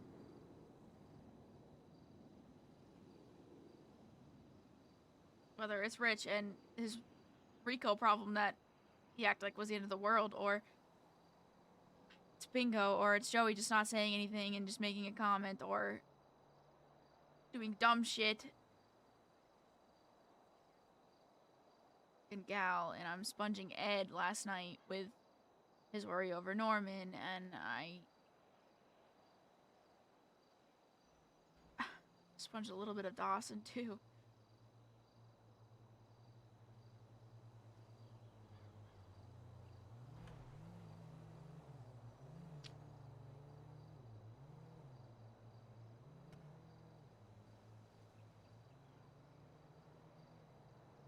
What? Sorry, I'm just bringing up the sponge a little bit. Oh, thanks. I almost made a heinous joke. I'm gonna shut up.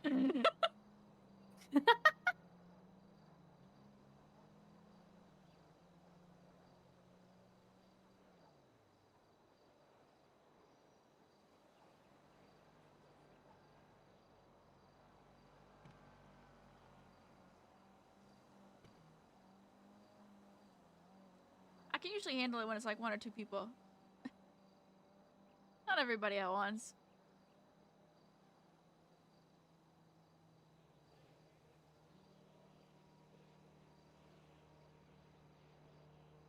And it's gone to the point where sometimes I feel like I can't even...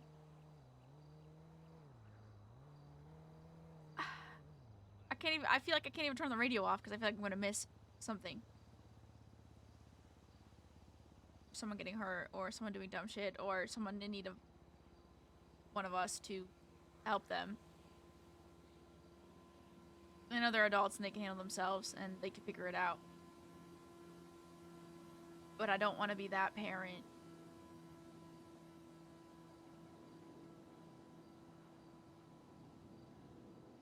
Maybe call it trauma.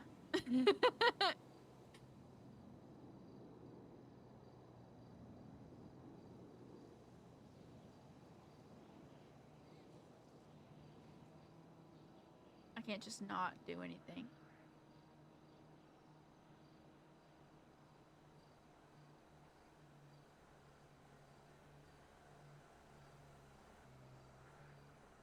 Because I know what it's like to have nothing.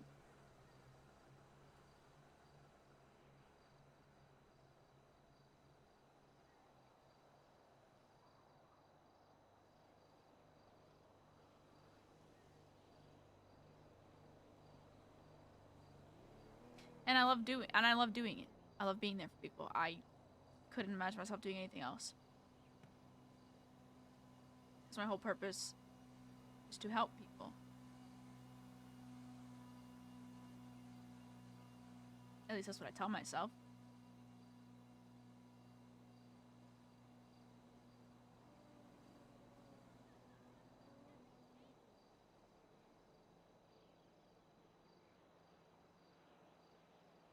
But I'm also tired. And I can feel it weighing on me. I know everyone else can probably tell too, because it's gotten to the point where I just can't really hide it anymore.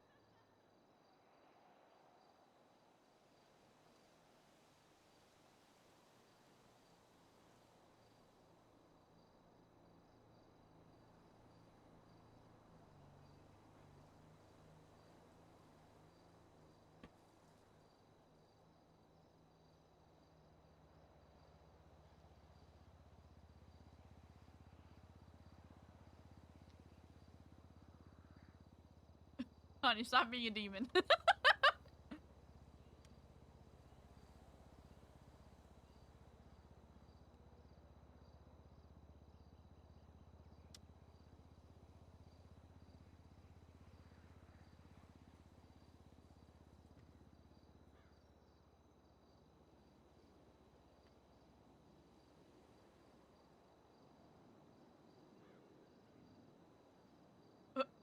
What?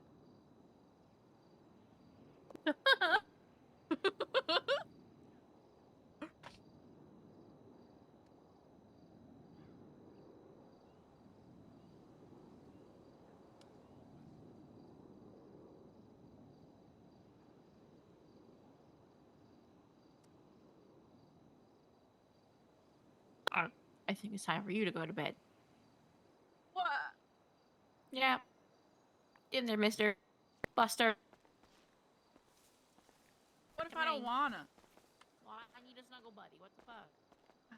Man. Okay, well, you know that that's gonna get me. Fuck.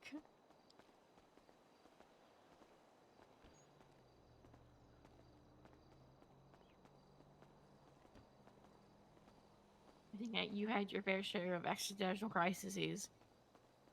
But I'm for the good. day. No, I'm good.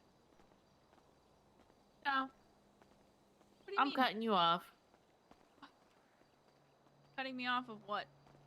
Existential crises and philosophical conversations about who knows what the fuck. Why are you calling me out? What the fuck?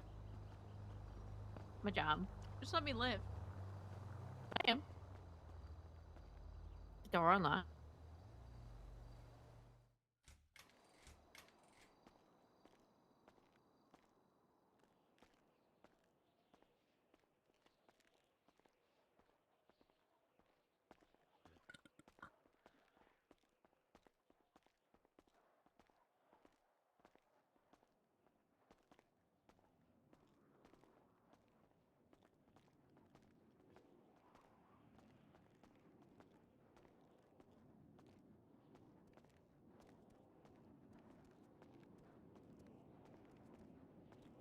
Why pacing?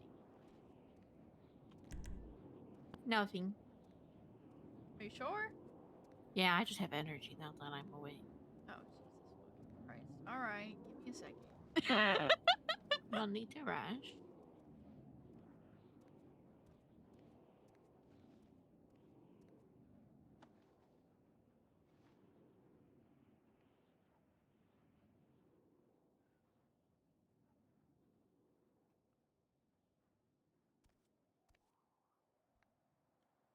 You get the zoomies at the weirdest times of the day. It's like I just woke up. I know. Can't wait to be back on my crackhead sleep schedule. The normal one that I'm on? Yeah. Ah, when does that start? I don't know.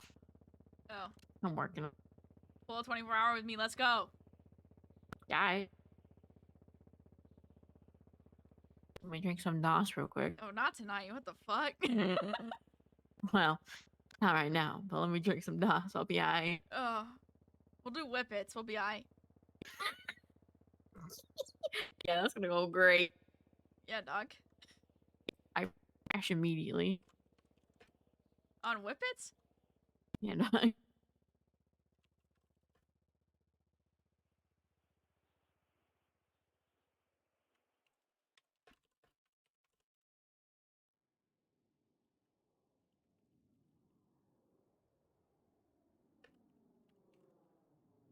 You notice that everybody does the kneading of a sponge after I go to bed. Not that it's directly related to me. Well, it kind of is. In a weird way. All right, here's my theory. You mean the theory? I have a theory. Because you and I spend so much time together, right? We're busy doing things, blah, blah, whatever. And then we go to bed. You're free. You don't have anything to do. So you're a little more eager to jump the gun and help people. Not that you're not eager when we're around, when I'm around. Like you're a little extra eager, a little bit more oomph because you need something to do. So then you're just like, people need help. I'm gonna be a giant fucking sponge. Interesting theory. Yeah, it's a pretty accurate theory if I'm gonna be honest. What? I didn't confirm Yeah, or it's backed by deny it. data. What? Yeah, it's backed by data. What data? This is evidence-based science. No, it's not. Yes, it is. How? I went to bed, so then you had a talk with Gal. I went to bed the other day, and you had a talk with Ed about what he was doing. And then, didn't shit happen? Yeah, stuff happened Yeah, after I went to bed. shit and blew after the fuck up. Yeah. And then the one day, everybody was just having conniption fits. Like, everything happens after I go to bed, which is not bad. I'm not mad at anybody, but that's just, when you're the most spongiest. Are you saying they're taking advantage of me? I don't want to say that because that sounds mean. It does sound mean. But I think they also know that I will drop everything to help them if I have to. I think they, I don't want to say take advantage, because I have a negative connotation with that.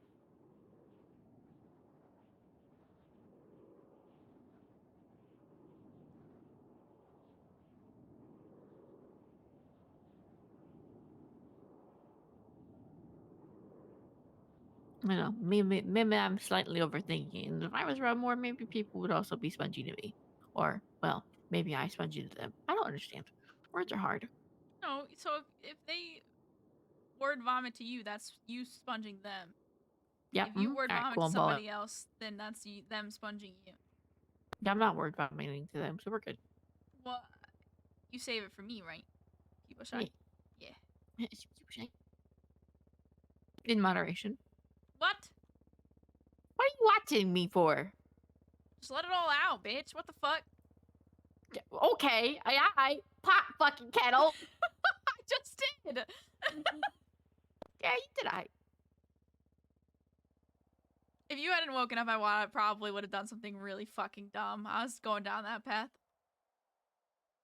Life to save the day. Yeah.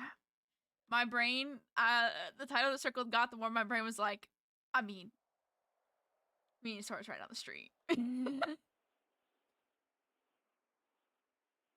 told you. Your circles. I can tell what you're thinking by your circle. What? I need you to stop knowing me so well. No. Mm-mm. Yeah. But like, take your glasses off. Oh, fuck.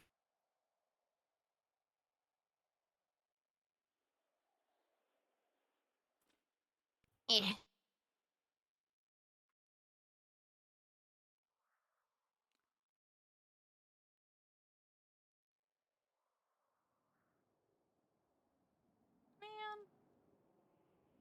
What? I'm so lucky. Did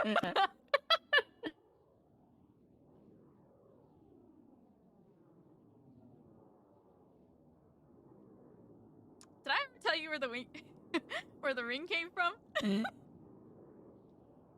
No. Oh, do you want to know, or would you rather just live in ignorance? It's not bad. I don't think it would make a difference. Okay. So, do you want to know or not? Does spicy tea come with it? A little bit. Then give me the tea. So, when I called Alexis Ribeiro, I was like, hey, if you know about a pristine diamond ring, let me know. And she's like, okay. I get a call from a random number 2 hours later while I'm jet skiing with the family, and it's Bill She DeLuca. Oh. She said, hey, I hear you're looking for a ring. I have one. Let me get back to you, and let me try to find it, and I will let you know. I said, okay. So I met her in Legion, and I paid her for the ring, and then I took it, and we left. And then she goes immediately, take that somewhere now, and put it where no one else can get to it. I was like, I know how this works. Don't worry.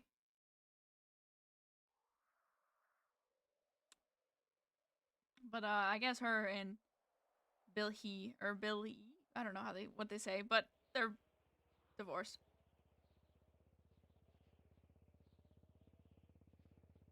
Oh, fun. It was kind of funny. They rolled up 6 deep, and we rolled up 6 deep. It's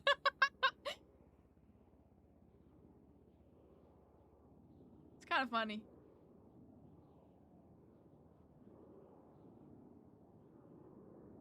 I mean, to be fair, it was a really expensive ring that they were carrying. True. I don't blame them. Not at all.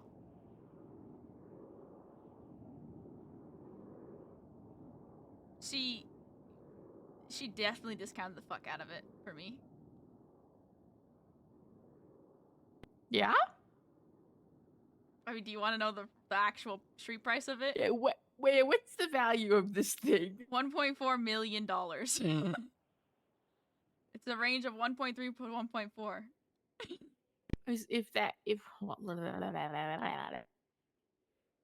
Is that the price if it were to be sold to a jeweler, No, that's like Or- the street price. Okay. That's the price she told me it was. She goes, it's maybe even more than 1.3, and I was like, fuck, dog. Depends on who wants it. Now it's engraved, so the value's a little bit less. Makes sense. So she gave it to me for 800K. Yes, not bad. No, I got pretty good. She said 750, and I was like, ain't no way, dog. I'm giving you another 50. Fuck that. You're discounting the shit out of it.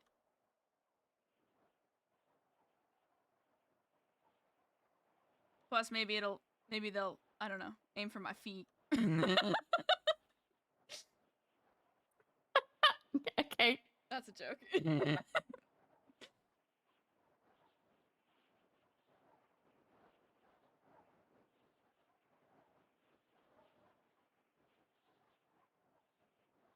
Yeah. I told you I was gonna find one of the rarest things in the city, so I did. I see.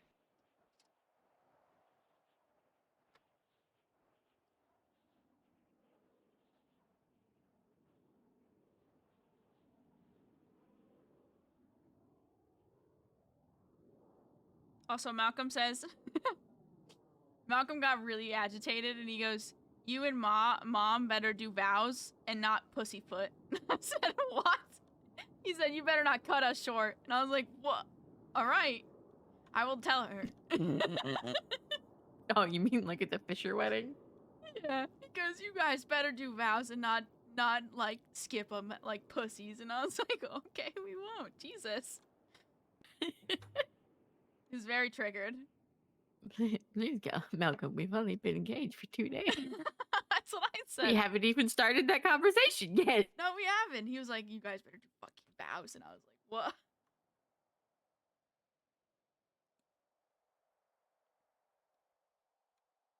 Yeah, he's very passionate. I can tell. I mean, I'm not gonna lie and say that I haven't already had a head start on things, but it's fine. I already have a head start too. Yeah.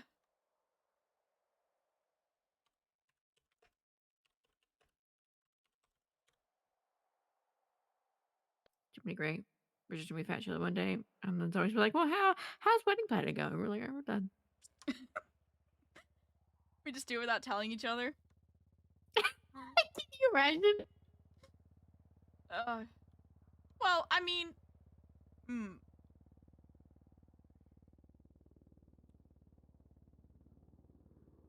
I have good word on Kaio. Okay, I mean, yeah.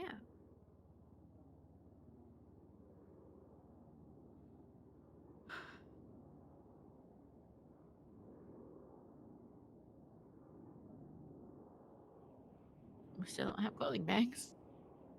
And maybe we can find somebody who knows where those are. That would be dope. Or, you know, Rico could just bring a closet with her. I feel like we can pack some clothes and it'll be okay.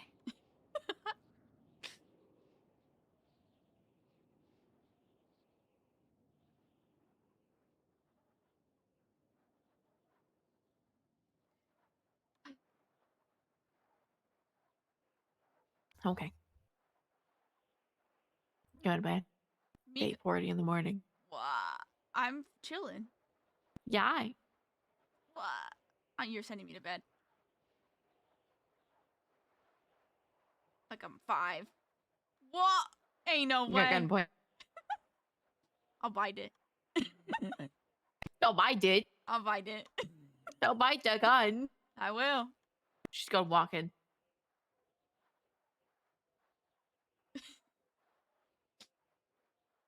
I can see the gear turning in your brain. What? There's no gear. Yeah. Yes, there is. Contemplating. You said you had energy. Yeah? Yeah.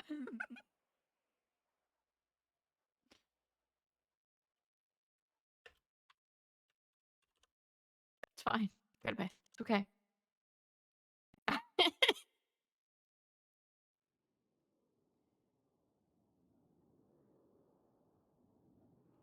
Fine. Good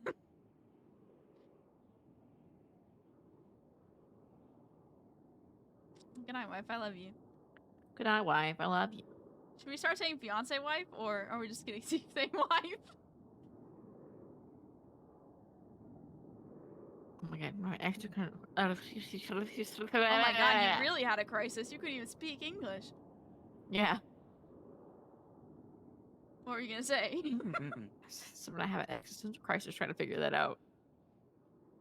What? Okay, never mind. I don't know. I found shirts the other day that said wife and wifey. What? Shirts? Shirts. Really? Not shirts. Oh. She's like, shirts? I'm so excited. I was excited. I was like, ain't no way. She's like, let me hop out of this bed right now. No, I comfy. I'm snug. I ain't leaving. It'll be okay. It's fine. We go eat, bro. Okay. Good night. I love you. Good night. I love you.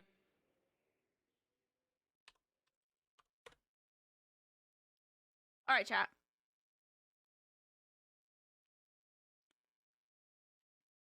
I think Reyna and Imogen is my favorite couple that I've ever roleplayed.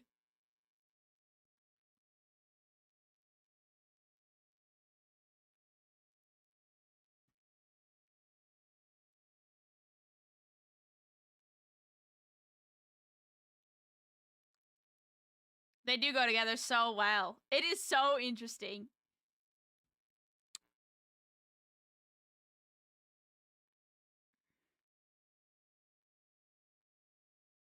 All right, we're gonna raid. Juno's on the server. We're gonna start the raid. I love you all. I will see you guys all tomorrow. Stay wild and weird. Peace out. More Reyna stuff tomorrow for sure. I have dinner with my parents, but I will be back by like 9. So I'll see you guys then. Stay wild and weird. Peace out.